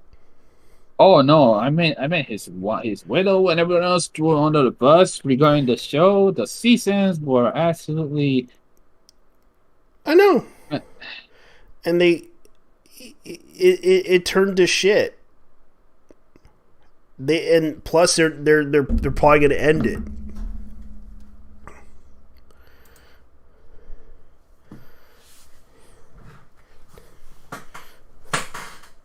Let's see. Yeah. So this is actually Yeah. This is actually kind of unrelated, but I went to the I went to volleyball recently to see what did they have for Christmas and all that. Yeah. What happened? Oh man, there was It looks like these guys were selling these guys were selling who was they were selling a lot they were selling a couple of Nintendo Switches, and I asked the staff regarding considering the freight issue that's been going on. Mm-hmm. I asked some of the guys, how bad is the merchandise situation right now? And how bad was it? From what I've been told, they are taking a lot longer than usual to receive everything. Jesus. Yeah, because right now they're shipping through Mexico. Especially stuff like game consoles. Yeah, I know. Game consoles are completely low right now. In some cases, they're barely putting out anything. Like the only thing you can get is a PS4 and an Xbox One. That's it. Even I'm surprised that you can get a Nintendo Switch, but the problem is they're amping. You're competing against scalpers right now.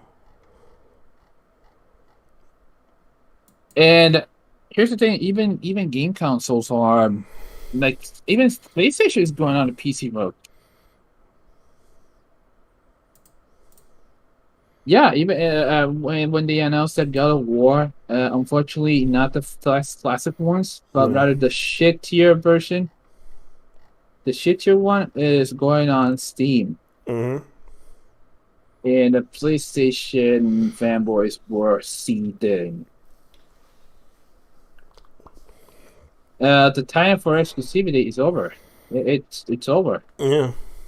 Hope, if you want exclusives, go destroy Nintendo instead. Yeah, even PC is getting shitted on too. Like you can't even get a decent graphics card. Yeah, because of fucking Bitcoin. Yeah, and Bitcoin's getting up there. Now it's Shiba Coin, Shiba, Dogecoin, let's see, Ethereum, and God knows what else is on the fucking moon right now. And the prices of something like a 3070 are out there with a used car, like an average used car in the US. I mean, honestly, what the fuck? You can't even get a good computer because of these jackasses. Yeah. I've been trying. My sister-in-law tried to get a computer to replace the one that broke. Yeah. I have it with me right now, and it's worse than I thought. Liquid was damaged. Let's see. The monitor is sticking out. The glass monitor is sticking out. The plugs that are supposed to be inside the monitor are also coming out. It looks like it has survived an explosion. The plastic is it's an Asus, dude. Like a $600 Asus of that. $600 Asus. That's not bad. It's an Asus. And here's what. And the problem. And the bloody thing went through. It looks like it went through an explosion. It went and the battery's depleted. It's done. Wow. You can replace it. You can replace the parts for it. If you can get it, because, well, how the fuck are you gonna hack the shit? Because most of this stuff comes from China. Yeah, that's true. Asus, besides being a Taiwanese company, has a lot of parts in China. Yeah. And that's the problem. Like, you can't get any of that stuff. Like, it's limited. And yet they're increasing the price through inflation. And that's bad. And it's like, it's affecting a lot of things. Especially if businesses need this stuff, they get access to it. Okay, so even if... Okay, I'm going to go ahead and talk about the artist that got harassed, that got her account banned. So today I'm going to go ahead and read this because it seems that the illustrator in question, I am Luna Soul, is talking about something about this. I'm going to go ahead and read this. If your advice to an artist being harassed by antis simply to block and ignore, or take a break in social media, you need to realize you're speaking from a place of privilege. For a self-employed artist like myself, social media marketing is how I earn a living. Telling me to take a break from social media is like telling you to take an unpaid leave from your job. Block and ignore works all right when you're getting harassed by a handful of people, not an enormous angry mob of ignorant teens with all the free time in the world. TikTok literally has a cap on the number of accounts you can block. I hit that cap for a long time ago. Meanwhile, there's no limit on number of accounts a person can create. And how is that fair? When my account got wrongfully banned, it's like losing a job. I spent almost 8 years building my Instagram and 2 years on my TikTok. My sense of security is instantly gone. Even now, antis are posting about targeting my backup accounts to try to get those banned too. Even if I get my accounts back when it makes you think they're gonna fucking stop, I'm not exaggerating. When I say antis do not believe I have the right to be alive. What frustrates me when how many people who have reached an influence will say, I'm sorry, this is happening to you, leave it at that. I can't say blame them though. They see what's happening to the people and me, and they don't want to be a target. And yet, if you were at a convention at Artist Alley and saw a bunch of teens harassing an artist over safe for work ship art, what do? Ignore it or go tell security and just hope that they deal with it eventually? What would you want people to do if you were the artist? I wish more potentially influential figures in fandom that these teens look up to would speak up against the rampant abuse. Once again, I can't blame them for wanting to play it safe, but the lack of solidarity is disappointing nonetheless. If only the time you're speaking up about this issue is when it impacts you directly, I think that's cowardly TBH. Once again, please consider retweeting the third and important. It's not just the fandom, it's people's mental health and livelihood safety. Okay. You need help. Retrieve your hacked and abandoned accounts, disable lock accounts, and also get them secured. WhatsApp app, Facebook, Instagram. What did I miss it? Well, apparently this artist, Luna, I am Luna Soul. She's an artist. She's like one of those not safe for work artists. Mm-hmm. This is what she does, for example. And she's one of those artists. You can see that this is the person in question that's being harassed online.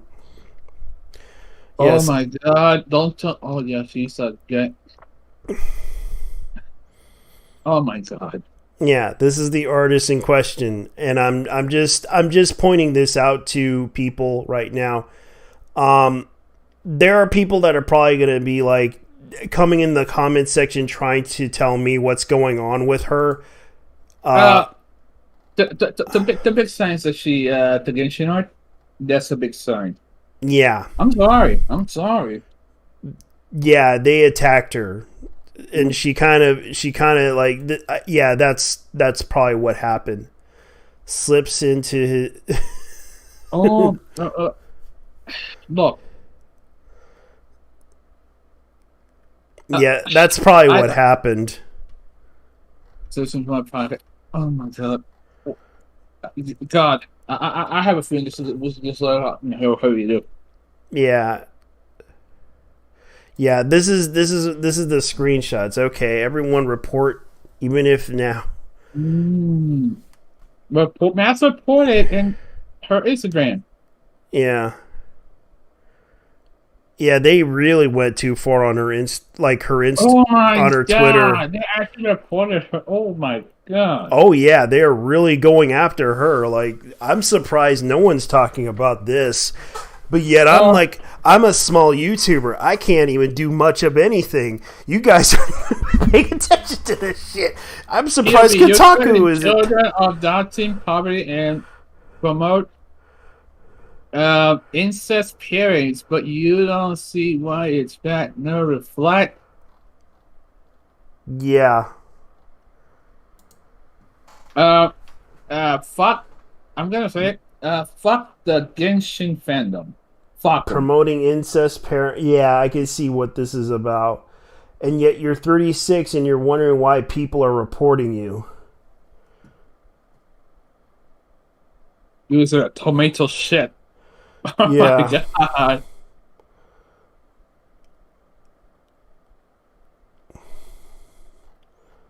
Yeah. Yeah, I find this hilarious, and I find this at the same time kind of sad because this lady is trying to make a living selling her art. Yeah, so that was the coloring of it. That's what happened. I am Luna's soul getting harassed online by the fans. Fueled by spite. Yeah. They really hate. Okay, I was permanently banned from using Discord due to the antis reporting my not safe for work subscription server. That is my only source of income was stolen and taken. So I guess that they want me dead. There's no other way of putting it. They won't stop until I'm dead. So they're basically. It's chippers. Yeah. What a shot. Yeah, it's that bad when you talk about this. It's like no. Do not try DeviantArt. Do not, because some of these people with DeviantArt have are from the same cut as those people. Yeah. No. I started to think Instagram is the main base camp for them. I saw them everywhere, and damn platform. Oh, it's funny if 4chan finds out about these people, these shippers, they were gonna. 4chan doesn't waste time on yeah, people I know, but the funny thing is, if they if they keep shit posting the shipping stuff, like, oh no, they're putting out some images of something else, they would probably get upset about it, and they would freak out on who did it, and they start reporting them on a speed run thing. Man. You know, is there something regarding shipping studies bio? That's why I said these Fujoshis. One of the reasons why fan bases are shit. I know, and that's like the thing.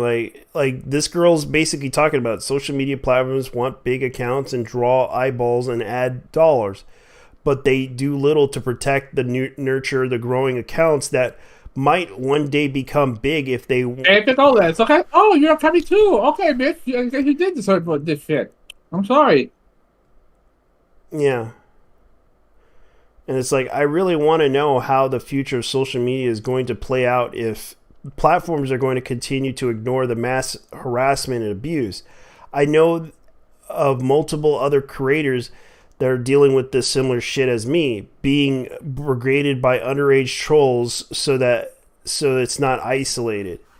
Okay, what creators are going to or want to share when they get flooded with hate comments simply besides work doesn't appeal to the vocal minority that is made mostly of middle and high schoolers.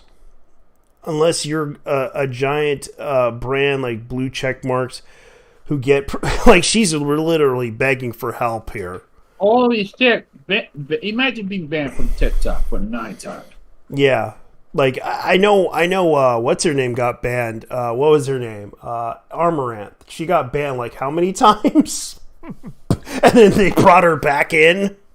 Hi, explain how my Korean husband doesn't produce body odor. Makes fun of me for being stinky milk smoke one bitch while I work out. He becomes racist when I sweat. Me, hi, explaining how Korean husband doesn't produce BQ and makes fun of me being JT, stinky. why are you stealing Twitter? These people are at. I know. Do you have a high tolerance for these retards, dude? I can. It's just I kind of do feel bad, but there's some memes you just can't help but watch the memes of that thing. It's the dumpster fire worth it, my dude. No, I don't really care. I stopped. Don't worry about it. It's just kind of hilarious that this happened to a person who literally has cancer. That's a fact. It's literally cancer, and it's sad too. It's like you're harassing an artist for what? I feel like these people just their parents. It must be their parents. Their parents must be some of the biggest Puritans, because the left also has Puritans of their own. You know, They must have been like absolutely massive Puritans being taught to what isn't exactly how porn is problematic. These people are basically the religious right.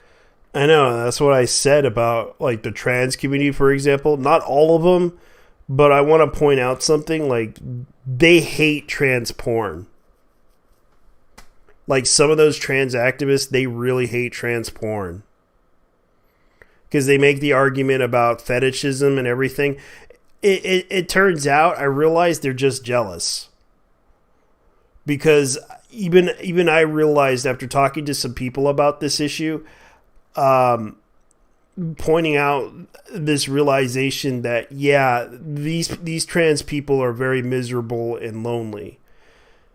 And I'm not saying all of them, but some of them kind of do get jealous of the trans porn stars because of the fact that they get paid to do that stuff. But it's also the fact that they're also lonely as well. Like, trans porn stars do get lonely.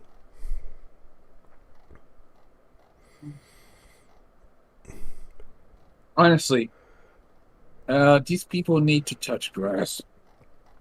They do. They really do. They really do. And they need to get out. They need to go somewhere or find a new hobby besides being obsessive about fictional character shipping. Yeah, shipping. Because I know it's not healthy if you're going to get upset over a character being paired up with another character. You need help. Like, I hate to say this, you need help. I as much as I hate to say this, you have to let the story set its course. You don't try to force this issue upon the creator or the artist or anyone else in that matter just because you don't like what the other person created. You need to get over it. It's like they need to. Head cannons are a hell of a drug. I know, and they're trying to justify it by hurting people, and that's not right. Because it's like they literally don't understand. I don't care if you're going to make an argument. If someone comes in the comment section and tells me something, I swear to God, I'm going to go ahead and tell them this. Who cares? Because I'm not getting involved in it, and this is something that needs to be addressed right now.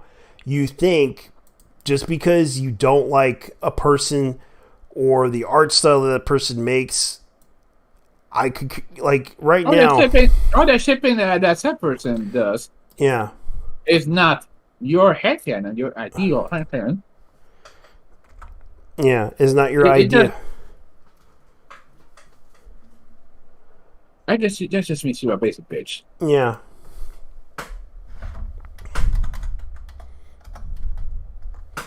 Fucking hell, man. I know, and it's kind of weird how they try to justify this, and it's like you realize how bad it is when you're dealing with this type of this type of community, and it's like they tell everyone you're being homophobic, you're being transphobic, but you're being harasser. These are the same, these are the same people who start going, "Stop bullying people! Stop bullying! It gets better." Yeah, and then they bully people.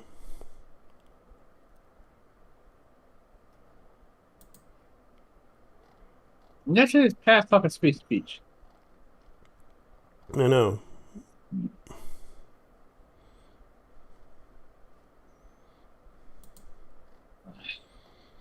And I think, I think that's the problem. Like, they need to understand. I'm not like there is a situation with the trans community right now, and it's like they're bringing up this whole issue about I stand with lesbians thing.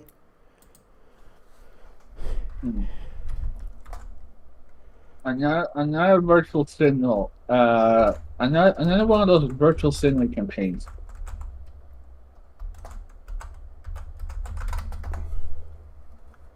Yeah. Because that's all it is. It's virtual signaling. Yeah, but here's the thing: like, the trans community is pretty upset because of the whole situation with these motherfuckers can stop for everything. If it isn't that, it's a day job. It's a joke by a comedian. No, and he especially the trans community. Here's the thing that they're saying. They think it's an attack against the trans community, but it's basically boundaries. Like, lesbians have the right to refuse to, they have the right to refuse. You cannot try to force it upon them or coerce them into this situation to where you need to accept us, or else you're transphobic. You must hate trans people. Like, they're trying to coerce them into a situation to where they want them to have a sexual intercourse. And it's like, you realize trans women do not accept. They don't suck dick. And you're going to threaten them. If you don't suck my dick, you're transphobic. That's the point I'm making. You cannot do that.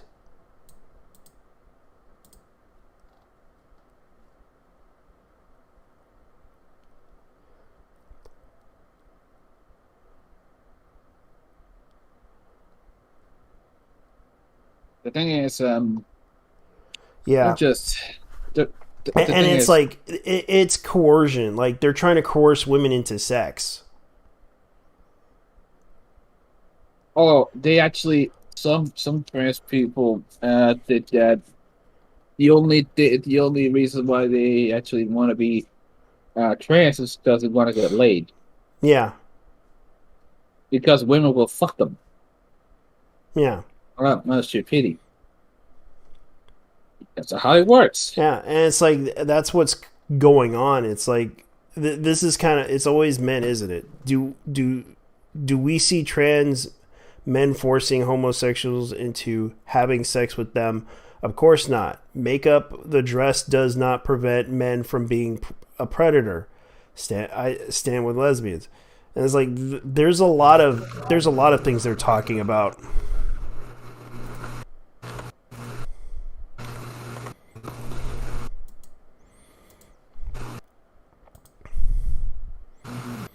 Mm-hmm. No, it's just something out. Yeah, and I'm just like looking at this going like, Yeah, and here's an example of the whole thing. Like, I don't stand with transphobia, plus transphobia is fucking stupid, isn't progressive, it's really good for anyone, including gay people. Fantastic. Hopefully it might deter others to get Paul to think about twice about spousing complaints. Like, okay, but they can be both humor, as I stand with lesbians. Hold up. Yeah. At first I thought it was Count Dankula. No, that isn't Count Dankula. It's like, God. Without the shadow of doubt, 100% I stand with lesbians. Wow, disappointed that you will not stand with lesbians, SMH. Men have always tried to cure lesbians with heterosexual sex. That is the same old misogyny. Men coercing lesbians to calling them names as bigots and transphobes. Since they don't care, they actually get consent. It's male controlling behavior. I stand with lesbians. Man, funny thing though, everyone in the LGBT is at least. He'll be told, if there's one kind of people in the gay community that they fucking hate, it's lesbians. Yeah. Like, Unison, they absolutely hate lesbians. Like, they are the worst. The worst area of that community. I know.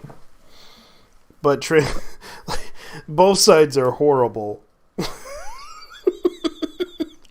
You realize that, right? Both sides are horrible. Which side do you support? I don't support neither side, but I do agree with the fact that I do agree that the lesbian side, they have the right to refuse.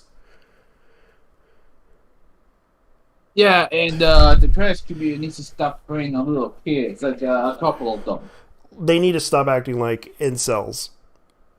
Like, they need to stop going after people online, because that's kind of incelish behavior in a way. I fucking hate that. I fucking hate that term.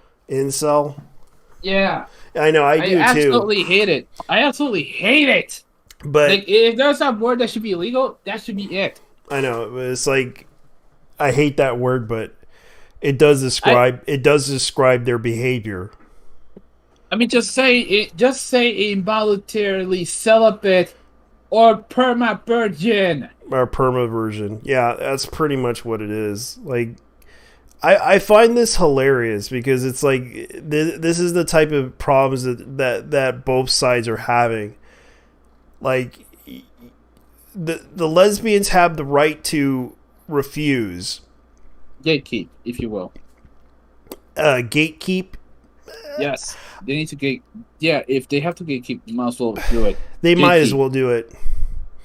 Yeah, they might as well, because if they don't like trans women and they feel that trans women should be excluded, that's their choice, because they don't trust them.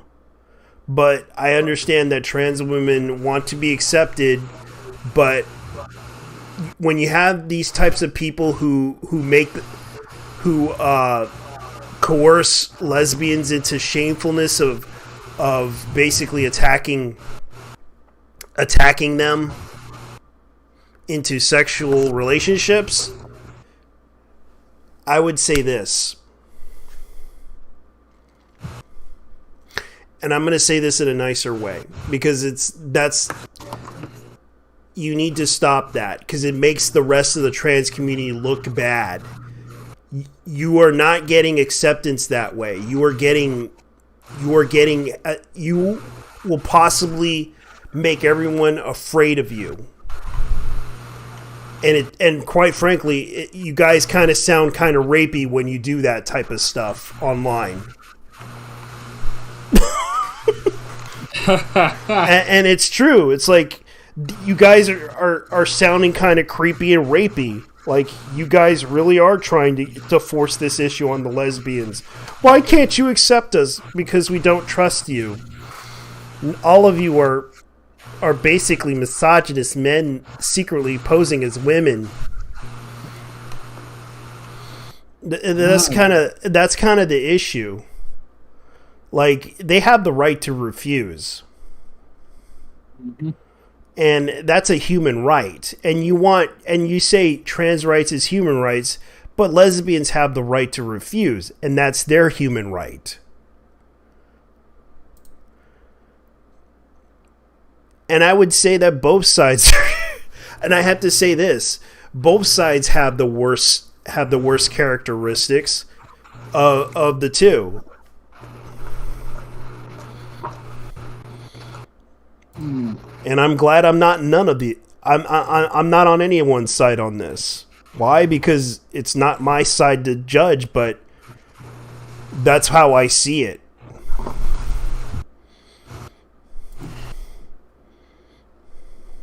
You know, at this point, if I had to say it, sucking dick or eating pussy is not a personality trait. Yeah. The same goes for cutting your dick off. Yeah, call me transphobic. I don't give a shit. Cutting your dick off and then shout into the world, "I am a woman. Hear me roar." It's not a personality trait. Being human is. Oh no, human. And as a daily reminder, you will never be a woman, no matter how hard you try. It's the truth. Despite, yes, it sucks that most of you people get killed. They commit suicide. Yes, but there's a reason. Besides gender dysphoria, and yes, gender dysphoria is something that needs to be treated. But let's be honest here: you will never be a woman, no matter how hard you try. Because trans exclusionary radical feminists don't give a shit about y'all. Just ask J.K. Rowling. Yeah, and it's like they want to cancel her over that stuff. And it's like cancel Dave Chappelle because the man also said, jokingly said that he was a TERF. Yeah, and it's kind of like, look, he has nothing against that community. It's just that he's not into that shit. Yeah, he's not into that stuff. Like, I understand they want to seek acceptance. I understand that that's an issue, but you can't really, you can't really force the issue upon people that will disagree with you on something. You can't really go after them over this and expect everyone to believe your stuff. And it's kind of like, I don't understand why people keep doing this in order to seek acceptance. Not everyone is going to, they kind of do this whole thing, like, they fear the conservatives are plotting to kill them type of thing, or the Republicans are plotting to kill them. They believe this lie. Like, I heard this from trans people. It's ironic because but just the fringe hardcore one, yes, but the regular moderate Republicans or regular, they don't care. Yeah, they don't care.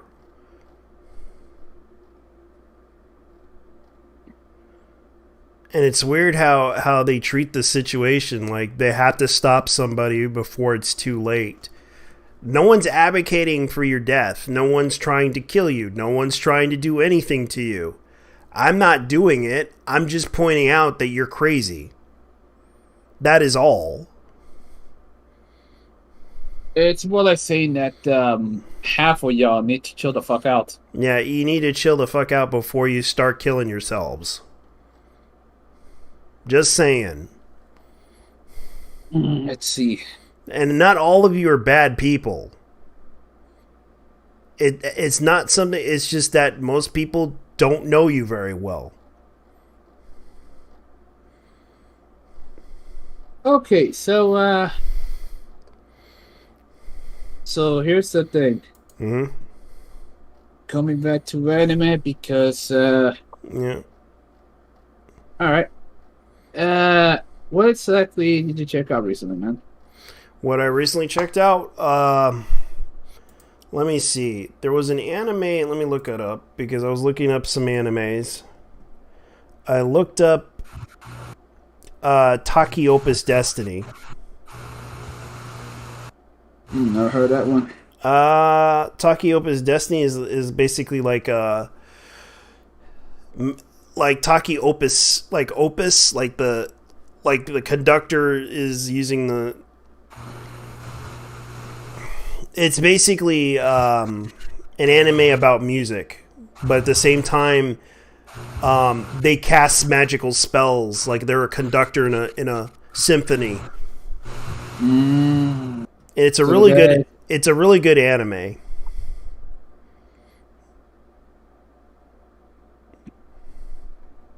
So basically, this dude is trying to create his magnum opus, his masterpiece. Not really. It's a magical storyline. Basically, music is magic in the world. And what happened was there's an evil force that is like attacking it. And it's like and they create these monsters and they hate sound. They hate music. And the only way to fight back was with magic through music. I see. It's the power of music kind of shit. Yeah. Oh, God. Yeah, and it's kind of... It is an interesting anime. It's made by Madhouse and Mappa. Oh, fucking hell. You know, when it comes to animation, two of them... Well, when it comes... Let's be honest here, Mappa and Madhouse are out there. They are... And it's a good series to watch. I actually do like it because they actually put effort into this series. Yeah, the thing is, Madhouse, when it comes to anime, they always put a lot of effort in it for the most part. Yeah, and I'll link you the first series. That this is what it is. If only they could have done the second season of One Piece, the second season of One Punch Man, like that is still handing over to A1. Yeah, well, it's because of money reasons. Like they have to go through another studio to see who could do it. Yeah, and that really fucked them in the ass. Yeah. Yeah, and it's a good. I still will watch One Punch Man. Yeah, that's I actually sent you the link to the show. Hack of Destiny. All right. Yeah. Yeah, and I know that whatchamacallit, Mukishiko Tensei, the Jobless Reincarnation, season 2 is actually pretty good too. Mushoku Tensei. Oh yeah. That's the at least he said it right because he almost watched Hirohei saying that like Tensei. I was like, motherfucker, are you for real? Yeah, Tensei ass. Mushishuku. Mushoku. It's pronounced Mushoku Tensei. Mushoku Tensei. There you go. Mushoku Tensei Jolly Reincarnation. Never. It's not that. It's not that something I would consider watching, but maybe. Yeah, there's another one that I did watch that's called The Fruit of Evolution. Before I knew it, my life had it made. It's basically an overweight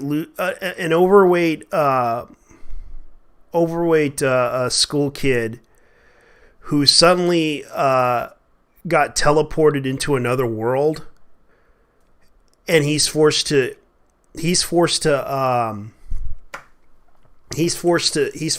another world and becomes the highest level character there is. It's kind of like it's kind of like the story of the spider thing. I forget what her name is. So I'm a spider. Yeah, I'm a spider. So what? Yeah, it's kind of like that, but at the same time, it's kind of like mixed with Konosuba. Yeah, because he suddenly defeats everything in an easier way. Like, he's overpowered as hell. Let's see. They got literal Chinese cartoons in here, as in. Yeah, they do. But don't mention the website. Yeah, it's alright. Yeah, that's another one. Let me see. Let me see if I'll link you the series.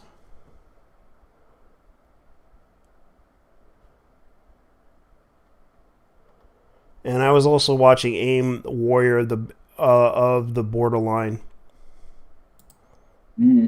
Besides Perfect Blue, I don't think I watched anything else besides.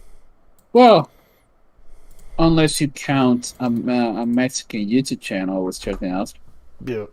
Here's the other one. It is hilariously funny series. The Fruit of Evolution for them I haven't made. You know what? My brother has one of those what is called what the fuck is this? What? Oh, okay. So this is Gintama with KFC. Yep. What the? I never did. And if I had a time machine, maybe I could watch Gintama. But the problem is, I don't know. I can't. I mean, how many seasons does that fucking show have? Like, and there's another anime called Rumble Guard Rendell. There is a. That's another good series. It is hilariously funny. Oh wait, this is the one with the gorilla anime. I know this one. Yeah, isn't it? That's the one with the gorilla girl, isn't it? Yeah, the gorilla girl. Oh yeah, fucking hell! I knew it sounded. I knew it was familiar. So basically, it's about an orangutan who reincarnates as a girl or something, or evolves into a girl. Yeah, it evolves into a girl. Wouldn't that be considered bestiality in this case? It was funny though. Like the chick was not really I think she was cursed. I mean, if I had to say it, it's like fuck. It's basically Harambe if it comes to isekai. Yeah, pretty much. But the funny thing is that series is hilariously funny. Like, the kid basically doesn't realize how powerful he is. He knows he can't do that. He knows he's powerful, but he doesn't want to mess with it. Yeah, so he basically is strong, and he doesn't care to be.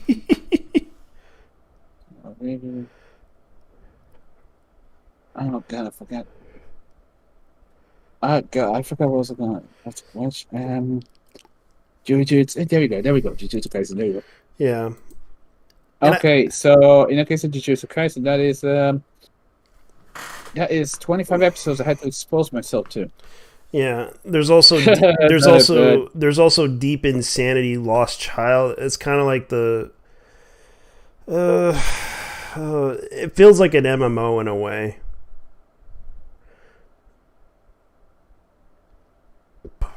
But I do know that but I do know they have Digimon Ghost game in there too. Jujutsu Kaisen Zero, Jujutsu Kaisen TV recap. And there's a recap episode this, but and they also got episodes of Shaman King 2021 version. I couldn't watch the original Shaman King. I don't think I'll be watching that one. Okay, that's fair. I know they got some old ones too. And Komi-san can't communicate. Yeah, The that's a thing good is, one. I wanna wait until. I mean, big question though, Mhm. and I really wish somebody from who watched that here would tell me. Mhm. Is it the fan one or is it the? Is it the? How should I say this? Is it the Magica Bliss Texas? God damn! I've actually seen some episodes of this one. Yeah, here's another one called Platinum's End. That's another good one. And that's by the creator of Death Note.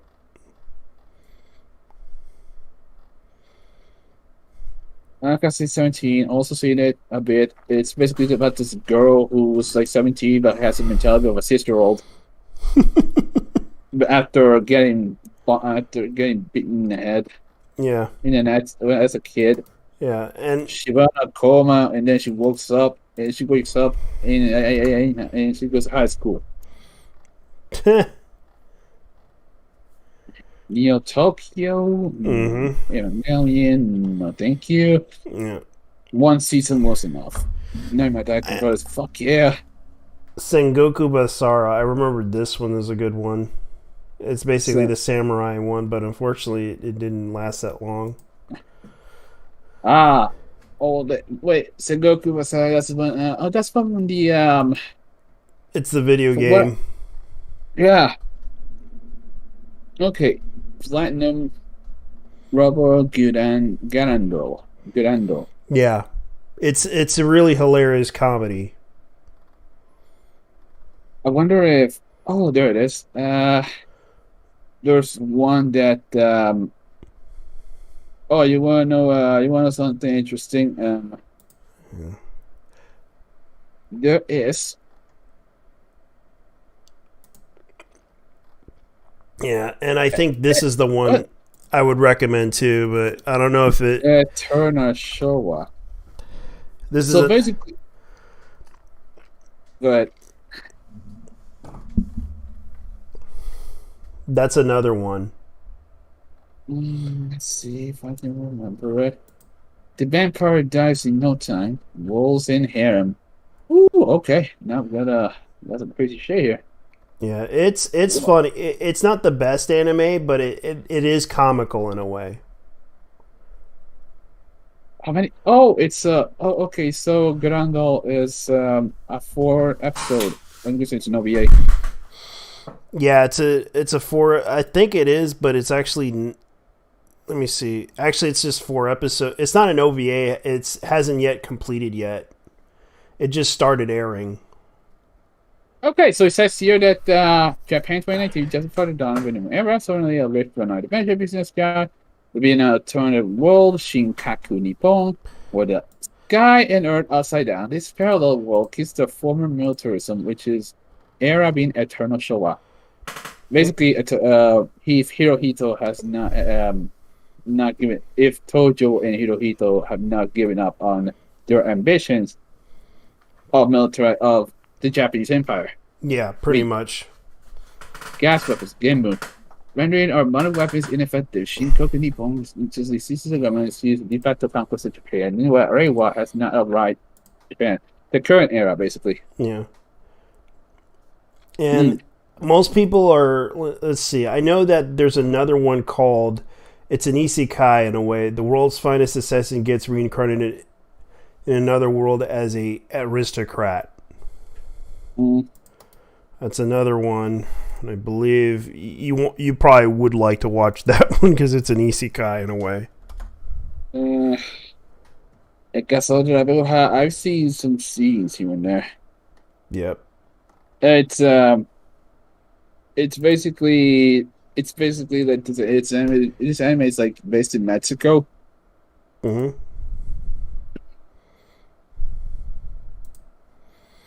Ergo Prats, the Erin. Ero Manga Sensei. Oh, God. That one is cursed.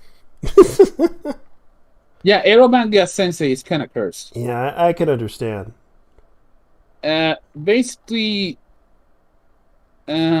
Basically, whoo! She does archivisions,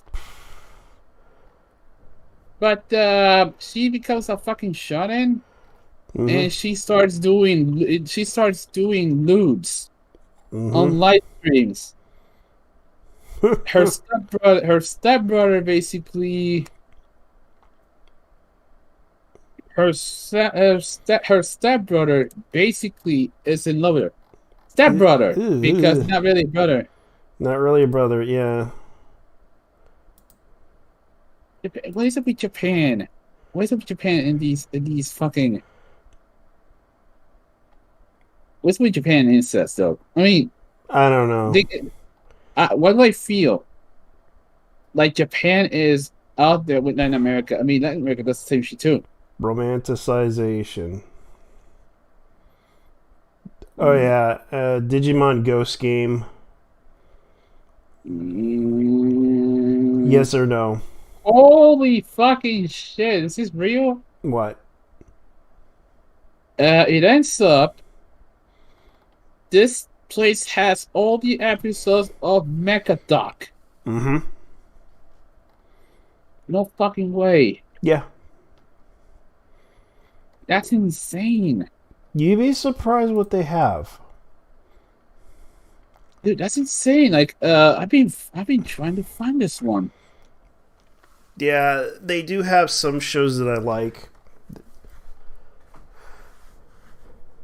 That's why I call it the unofficial. That's why I say unofficial for a reason. I don't try to say anything about it because I don't.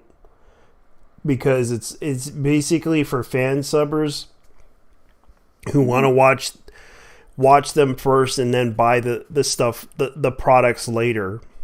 That's the type of person I am. Like if I really like the anime, I would buy the Blu-ray. I would check it out first and then buy the Blu-ray. If I really like this series, I'll buy the Blu-ray. That's how I gain access to anime. It's like if I really like this anime and I checked it out unofficially, and then if I'll buy the anime through, I'll buy the products through whatever means that whatever I can gain access to. Like if I am a big fan of Macross, I buy the DVDs and Blu-rays for it. Yeah, yeah, this is the interesting thing about this is the interesting thing about Mechadoc. It's a show from like the 1980s. Yeah. So the main character drives a Toyota Celica Supra or Celica Double X, and starts racing against other people. It's a mechanic. Yeah. It was made by Tatsunoko. So if you're into vintage Japanese cars, this is one of those shows you want to check out. Because, damn, this is like the main inspiration for what another show was. I forgot what it's called. It was the Drift anime show. Initial D. Yeah, Initial D. You could tell that they basically not so much. Not so much. No. But it was shown on the same era as Shakotan Boogie. 1984, fall of 1984. Let's see what other animes came out in 1984. Kinnikuman. And holy fucking shit, these motherfuckers got the 4-episode OVA. Yeah, and I'm looking at the era of 1984. The Mighty Orbots came out on the same era. Wow, Saber Riders and the Star Sheriff came out in that time too. This better not be the Russian one. This one is the Fist of the North Star and also Panzer World Gallant. Oh, it is. Thing is, in the case of Shakotan Boogie, it's badly translated because it was translated by a bunch of Russians. The 4-episode VHS is very difficult to find. It is.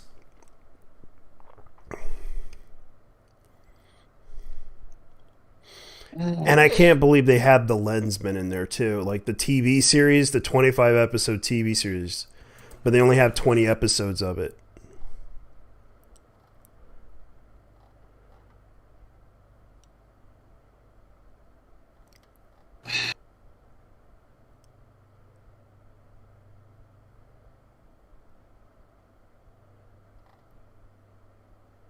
So, all right. In the case of Shakutan Boogie, it was done by the same author of the Wanga Midnight manga. Mm-hmm. Yeah, it was done by the same guy. Yeah, and it's also it was also released on the same time as Fist of the North Star. So it actually, no wonder it lasted 30 episodes. 4 actually. Yeah. Now, in the case of, let's see. Yeah, you'd be surprised. Like this site actually has a database, and they even got Zatch Bell. You know, it's a damn shame that the American dub was so butchered, though. Yeah, I kind of agree because it was for kids. What do you expect? Like 4 kids always. It wasn't for kids though. It was Bansoom. Mansoon, yeah. Yeah. Yeah, it was Bansoom, which was the.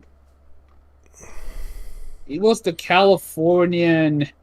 It was done by the Californians who did Naruto and Bleach. Yeah. The actress, holy hell, that actress. So it ends up that Discotek Media has the license. Yeah, they actually do have the Japanese license for it. At least for the movies, because it was so good. I used to watch Zatch Bell back in the day when Toonami. You know, these are years I will never get back. Yeah, I know. I feel the same way too. It's like those are the decades I couldn't get back either. Crazy thing though, in the case of the English dub, the chick who Debbie Derryberry, the chick who plays Zatch Bell, was also the voice actress behind Jimmy Neutron. I didn't know that. Yeah, same voice actress as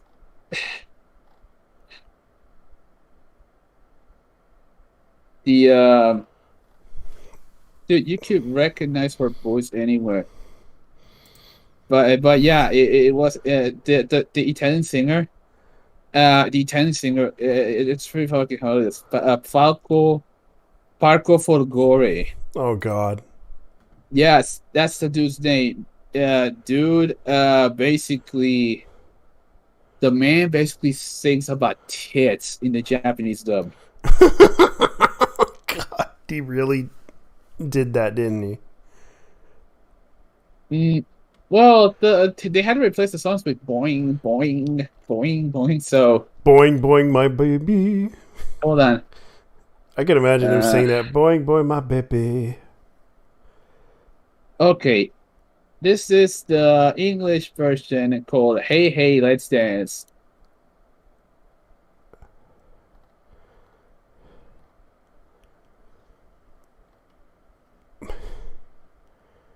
Oh God, they didn't do it. They didn't do it. Oh my God, they made an animated version. It feels like anime in a way, but they made an anime version, like a short version of Chucky on Sci-Fi. I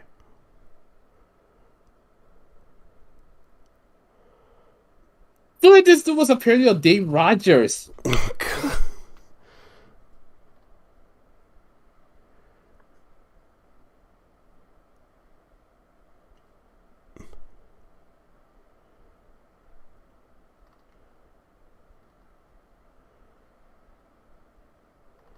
Oh God, Dean Rogers. Yes.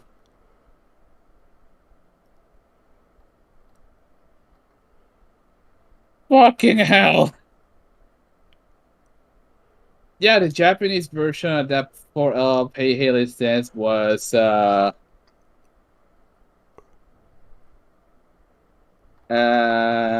Chichi wo Moge.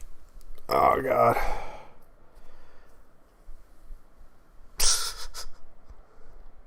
Holy fucking I know, shit. I know. There's a lot of animes you'd be surprised that exist, and it's on that site. And I'm not. Oh, there we go. There we go.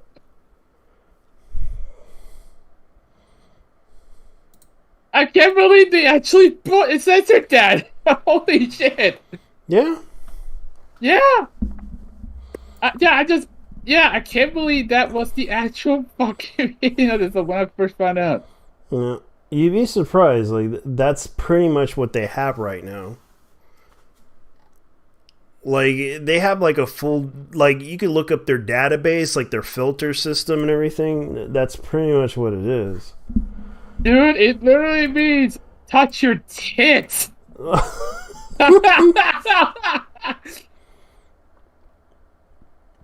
Yeah. Or fondle his tits. Oh, speaking of which, here's another anime I'm gonna have to look up because this is a new one that came out and it's already like 10 episodes ahead. And I wasn't able to watch this anime because this anime was I think it's called.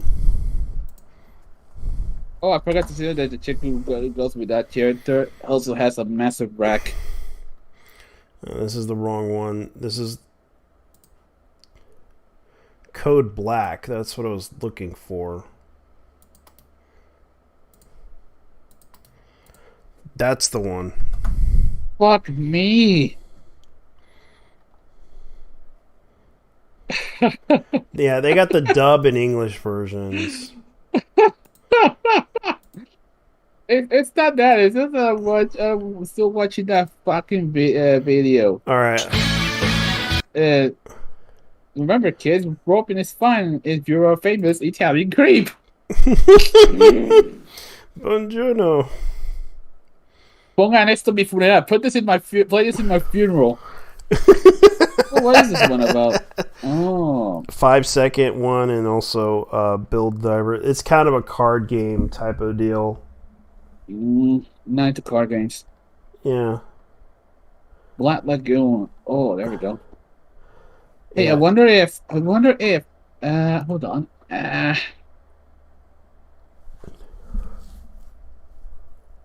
Let's see. Yeah, because you'd be surprised what they have on this database. That even there's some animes that appeared on Bilibili. All right, if you want cars, okay, I'll give you cars. Like, this thing actually has a database full of car animes.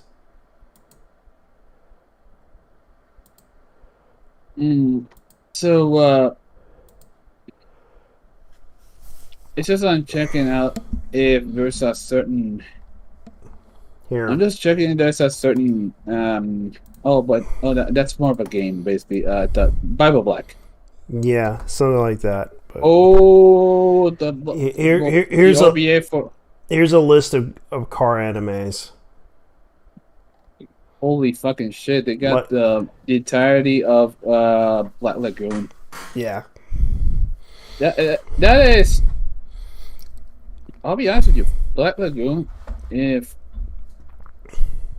Black Lagoon is actually one of my favorite animes because of how ridiculous it was. Yeah, here's a database full of okay. First things first. Mm-hmm. The first two I've seen on one of those TV channels for little kids. Yeah. Power Battle Watch Car. That one's Korean. Mm-hmm. But guess who funded this one? Who? Hyundai. Seriously, Hyundai funded this shit. Yeah. All right. There's another anime called Next A Class. My Little Pony is somehow in this category. Yeah, and they do have EX Driver movie. Oh, there we go. Yeah. Edge Driver Danger Zone. I've seen the movie though. Yeah. Goddamn, I've seen Goddamn before. Yeah, there's also someone on YouTube has someone on YouTube has the two OVAs. Next A class, that is actually a commercial. Yeah, They have writing. That's a commercial. They have Writing Bean. They have Initial D. Oh, Vitamin was another one. Yeah, which I told you about before. Vitamin, we actually reviewed that one and Gunsmith Cats. There's also Wagon Midnight. Yeah, Wagon Midnight. That was the one I was talking about. Future Cyber GPS Formula. I've seen Capita before. Yeah. I've seen that one before. Yeah, and it was kind of like Wagon Midnight is kind of like an Initial D in a way, but it wasn't really. No, it was more of a. Truth be told, it was more of a. It was basically an American action movie. Chosoku Henkei Gyro Setter. Oh my god, they got all 51 episodes. I only went to like episode 40 because at the time, they couldn't dub the last 12 episodes of that series. Yeah. It's basically mecha with real Japanese cars, with the exception of Honda, because Honda decided to be assholes and said, "Oh, we don't want any bozos with street racing." Same shit Toyota pulled eons ago. I remembered that in the UK they were saying, "Oh, illegal street racing? Hell no, we're not going to get involved in that." You know, I think it was like Toyota UK. Yeah. That said that, like, illegal street racing. It also translated to the American division. That's exactly why games like Forza 7 and Grid didn't have the license for Toyota. Illegal street racing. That's bullshit because of all things.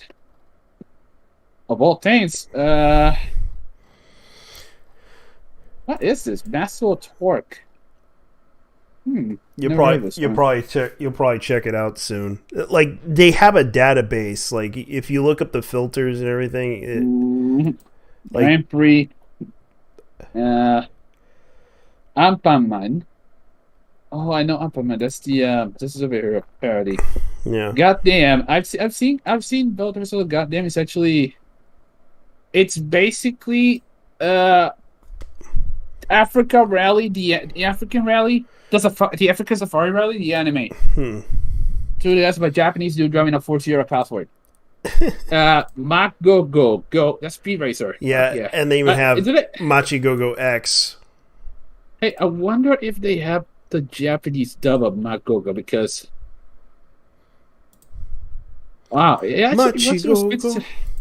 Yeah, they even have Machi Go X, which is kind of weird too. Like, that was the 97 one. Yep.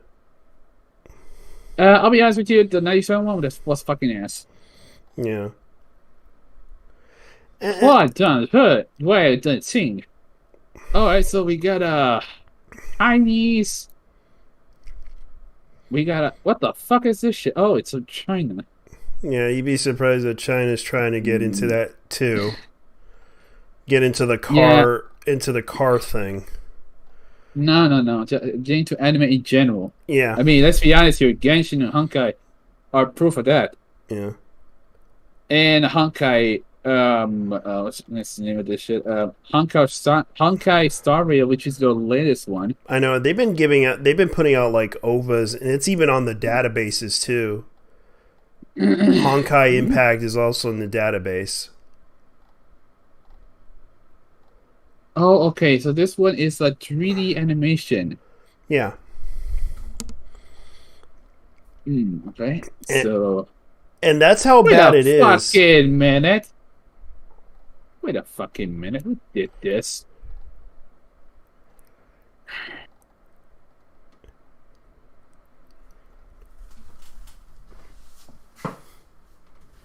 Okay, let me see the opening credits because I've seen something.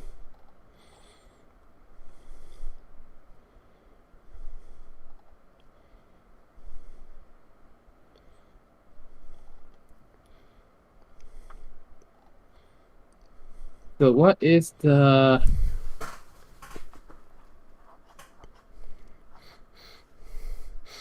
Yeah, what are your thoughts about Disney streaming anime now?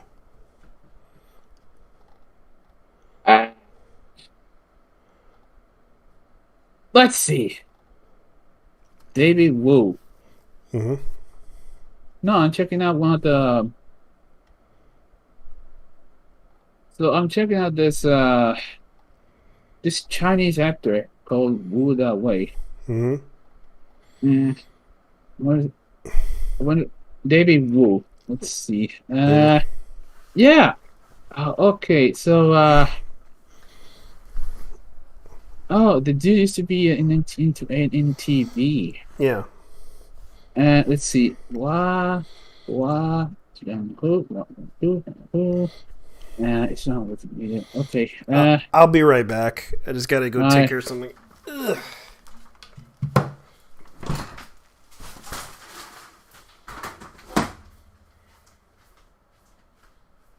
This animated series.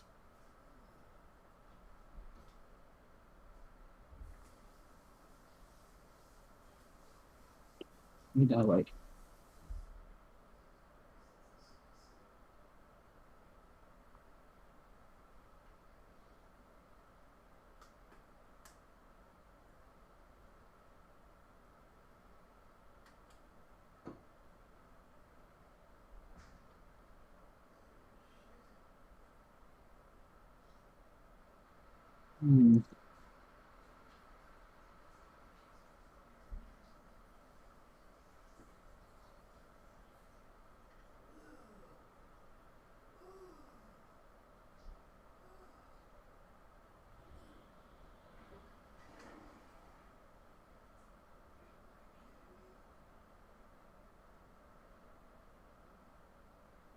Oh, interesting.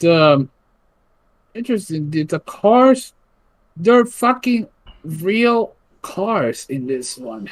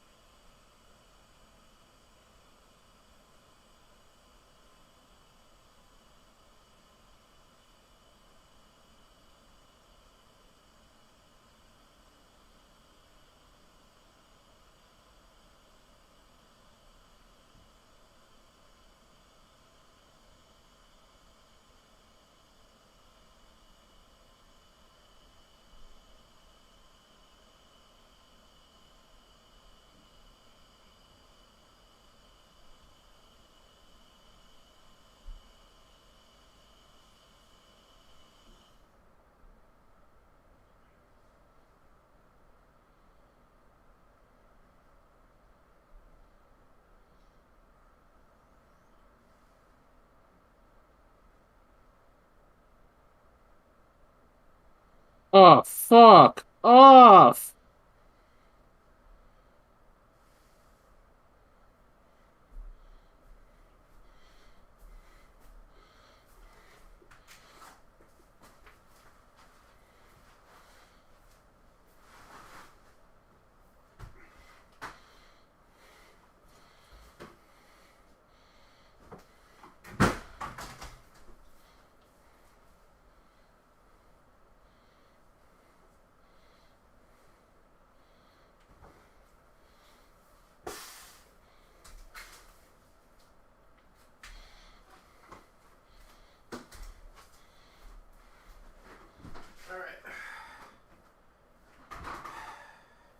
God, this is so bad. I know, I haven't said much of anything. God, this is so bad. Like the thing is, I was watching that like the car models are actually real cars, like the let's see. I'm seeing the main character drive what looks like in Hypersport. Mm-hmm. That's that red car from it appeared in one of the Fast and Furious movies. Yep. You'd be surprised, like, what they do with those shows. I think it's just Chinese CGI or just there's some quality Animation. and I mean quality, like quality in the sense that the bad kind of quality. I think, you know, there's certain Chinese people that do have the talent to do it, and others that try hard. The problem is, let's see. Yeah, this is very cliche, but at the same time, I gotta say it. They would rather be copying stuff than or actually doing stuff inspired by existing franchises. I mean, let's be honest with yourself. Yes, it is true. It is true that the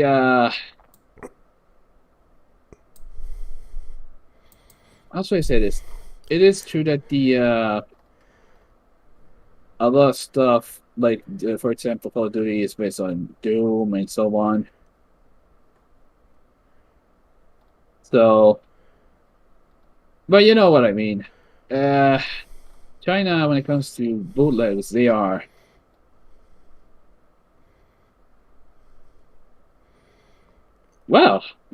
basically something else.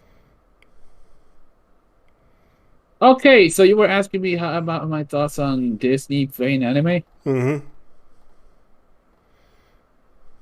Dude, I'm actually not surprised. Yeah, they got Black Rock Shooter, the new one. I'm actually not. I'm actually not surprised, to be honest with you, because at one point Disney used. I mean, let's be honest here. Disney. Disney did a lot of. How should I say this? Disney did a lot of stuff around anime with Studio Ghibli. Yeah, and the funny thing is, they're also putting out another anime that's based on their visual novel game that's basically called Twisted Wonderland. Let me guess, it's going. Let's be honest here. Alice in Wonderland isn't even a fucking Disney movie, Disney property. I know, it's a book. It's based on a book. I know Winnie Pooh is also based on a book. That's how they get that. That's how they do it. They basically give money to the estate or to the person, the writer, and they make a deal and make an animated movie out of it. And they still are paying for the estate.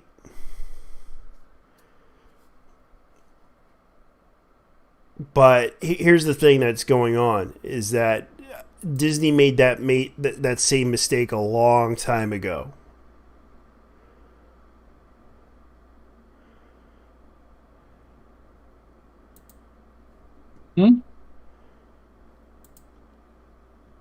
Now, oh yeah, there we go. The other thing was they used to at one time on Disney XD they used to have Pokemon. Yeah, yeah. But the funny thing is, like, they used to do estate run stuff, but now they're not doing it anymore.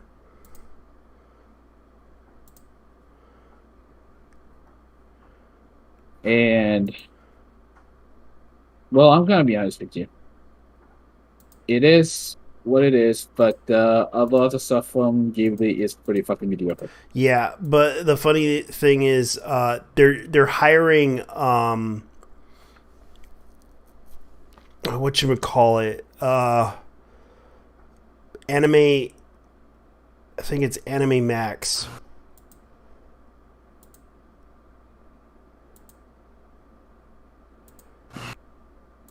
Like that's what's going on. I mean, the day when Disney Plus ends up having Demon Slayer, for example, I'm gonna laugh my ass off. This anime is basically a Bishonen anime. It's about pretty boys in a magical school. Mm-hmm. And this is going to be owned by Disney because they paid somebody to make this.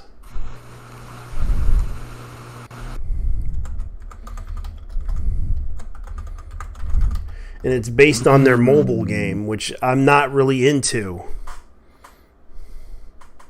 But I know that people are into it, and they're talking about it. And the fact that this does have a fan base, surprisingly, and I was like looking into it, going like, is this what Disney's making? Like this is what Disney's trying to make. Like this is kind of like this is going to attract the shippers, the Yao fan base, because that's what they're into these days. And it's gonna draw in the toxicity of the Steven's Universe fan base, because I know from experience back in the early '90s, the Bishonen fan base in the '90s was toxic. I can tell you that from experience, because they get so obsessive about the characters. They get really, really, really obsessive. And I know from experience that they do. And they are trying to get this anime out of the way. Because I know for a fact that this is based on a phone game that they had that is very popular. And they already made the manga for it, so they're trying to get people to get into the hype of it. Like, no joke, this thing has a fan base. Like, you can see right here. Hello? Mm-hmm. Yeah. So, like I said again, this is going to attract a really toxic fan base that I hope is not going to start a fight over artists making like characters out of it. Oh, you want to see a fucked up fan base? Look no further than the Cookie Run Saga fan base. Yes, there is in fact, that game does in fact have a fucking fan base, and they are absolutely fucking nuts. Like they are ridiculous in the sense that they had threatened artists and the same shit they had done with every single fan base out there. Yeah. But next level. Yeah. And it has gained a resurgence because a lot of these jackasses will complain about the Genshin Anniversary moved on to that game. Yeah. And I can see no other game that's just as fucked up. I can see that fan base moving. You know what? I'm glad these people can move out. Because you're getting tired. Because no, not just that. Because the fan base is that place is perfect for the fan base. It's full of psychopaths. Yeah, and that's the problem with that fan base, is that they are dangerous. It's supposed to be. It's a game about gingerbread cookies, animated. And holy fucking shit! I don't know how to. I don't know what else to say other than it's your turn. Yeah. Yeah, it's No, thank you. Fuck off. I know, and I'm getting really upset about this, because this is something that bothers me about certain fan bases, is that they try so hard to do this.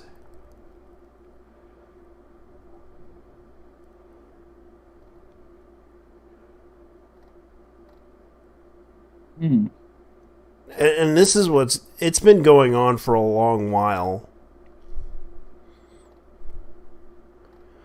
Because the fan bases are really getting upset, and they attack people over this stuff that, Disney's going to probably have a field day with this. Because if this anime hits out there with the public, they're gonna see it happen. Because I know for a fact. What anime is it again? Twisted Wonderland. Twisted Wonderland. Let me see. Yeah. Because you're gonna see some LGBTQ couplings and everything like that. Like they have this obsession with couples and such. Like it's basically pretty boy anime, which is called Bishonen.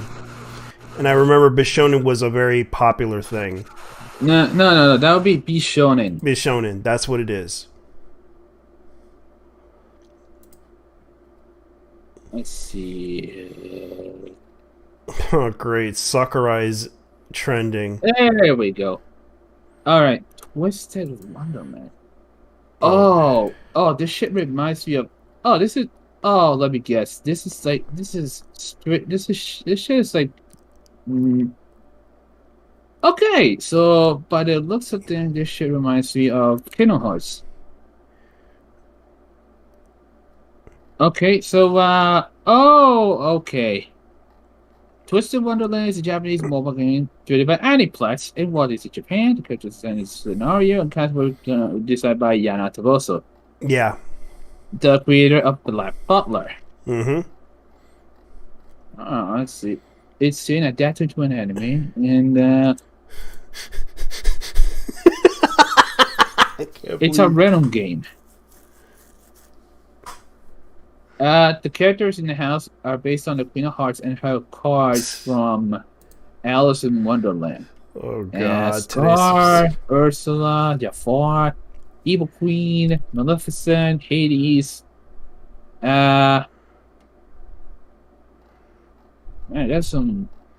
All right, so the usual suspects here. Yep. Natsuki Hanai is in. Oh, okay. That's the guy who plays. They got a bunch of the voice actors from the anime from Black Butler. Because, yeah. So you expect the fan base to go off on this one. Like this is Tanjiro from Demon Slayer. This is Tanjiro from Demon Slayer's voice actor. Yeah, and that's what's going to cause a big fan base to go after this. Because I predict this so-called streaming thing that they're doing for Disney, because this is going to be only streamed on the Disney Plus network. And of course it has to be, and of course it's made by Aniplex. It's the same people who did How About Things, Medical Magica. Yeah, and that's gonna and this anime is gonna involve a toxic fan base.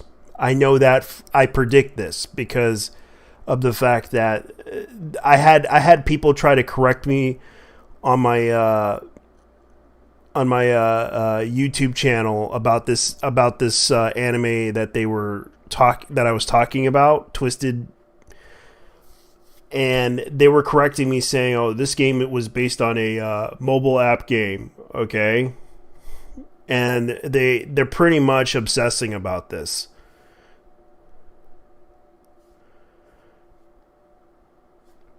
And I fear that this anime is going to attract. No! Don't fear it. Expect it. Yeah. Oh no! Don't fear it. Fucking expect it. I know. That's why I'm scared of it. I'm scared that fan base is going to be super creepy. Dude, I'll be honest with you. We got motherfuckers from the Genshin fandom being obsessive about the characters' ages. Yeah. You got motherfuckers saying that certain characters, how do I say this? They are so. I mean, honestly, these people are fucking I mean, not the this is not the average player. This is going straight to the fan base, the empty, loud, insane fan base that fucks the rest of the people who play that game. Yeah. Yeah, those people fucking pedophiles. Yeah. Obsessive about the ages. Like, I really wanted to get... When I wanted to play that game, I really wanted to get the little characters. Don't. I know, and the funny thing is they called that pedophilia. Fucking don't. I've been playing that game since December. And what happened? And well, let's be honest here. I'm on that end game level, so, and then there's also I'll be honest with you. The fan base pretty much ruins it for the casual players like myself. I know, and I'm not going to get involved in that. I wanted to play it, but it just got to the point where the fan base kind of is bad. I know it's like I know people are like I know people are gonna be like, don't let the fan base ruin your experience of a random game. But it's so fucking difficult to not get associated with these people. Yeah. No. Play it, but do not associate with these jackasses. Yeah, because they're not very nice people. No, they are not. Yeah, they are not. They are not representative of all things. A friend of mine pretty much disavow these people. Yeah. And I might. There's also the pain. There's also the pain. It's a grindy ass game. It's the pain. Yeah. I mean, I would. I can't wait for the day when the last Walking Moon. I can't wait for the day when the last Walking Moon wish. How should I say this? Walking Moon blessing starts by my account, so I can retire. That's gonna be next year. Yeah. I honestly can't wait to retire from this game. If nothing interesting happens. I get because it. It's not about constant events, and my time is getting. I know I'm complaining a lot. Yeah. But really, I really don't wanna.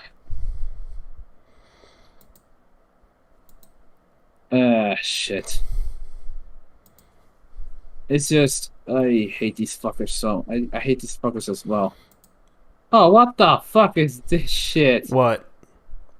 It's just my bad. That's a parody site called Journalist Excellence Worldwide. Yeah, that's a parody. You can make up what the initials JEW are.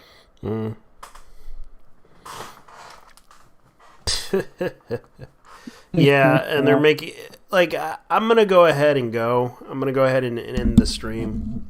Yeah, we just blabbering on about random bullshit. I think. Yeah. Honestly, I know most people don't give a shit about this live stream. They're just like they want to go to this live stream because that's interesting, because it's entertaining, and it's full. This live stream is full of cringe and autism, to be honest with you, but it's funny. Oh God. Yeah, but I'm surprised some people actually watch it. Like, there's not much going on other than the fact that people talk about anime, and it's like whenever I try to talk about certain things, like certain animes, it doesn't seem like it doesn't appeal to a certain. They only go for the ones that they feel they know is mainstream. Oh, you like Pokemon? That's mainstream. You like One Piece? Mainstream. One Piece, mainstream. That's what attracts people. I'm mostly Dragon Balls. Yeah, because if you talk so negatively about an anime, they would probably go after you for it.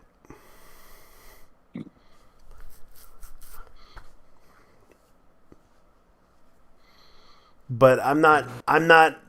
But I'm just gonna go ahead and say this about my opinion on the fan base about how I feel about the casuals. Okay, this is how I feel about certain casuals, like the anime fans that say they don't like fan service, they don't like this, they don't like that in an anime. I would tell them, if it's not the anime you like, don't watch it. Simple as that. It's not made for you. It's not made for me. It's made for a certain audience. If you don't like this anime, you don't have to watch it. There's certain animes I'm very picky about, and I have my taste on, and I know that people don't care about those tastes, but that's my taste. Like, I do like to watch mecha anime. I do like to watch isekai animes. I like to sci-fi animes, psychological animes. If I find it entertaining, I watch it. But anyways, you guys have a good night. Take care. See ya. See ya. Bye-bye. My God. Yep.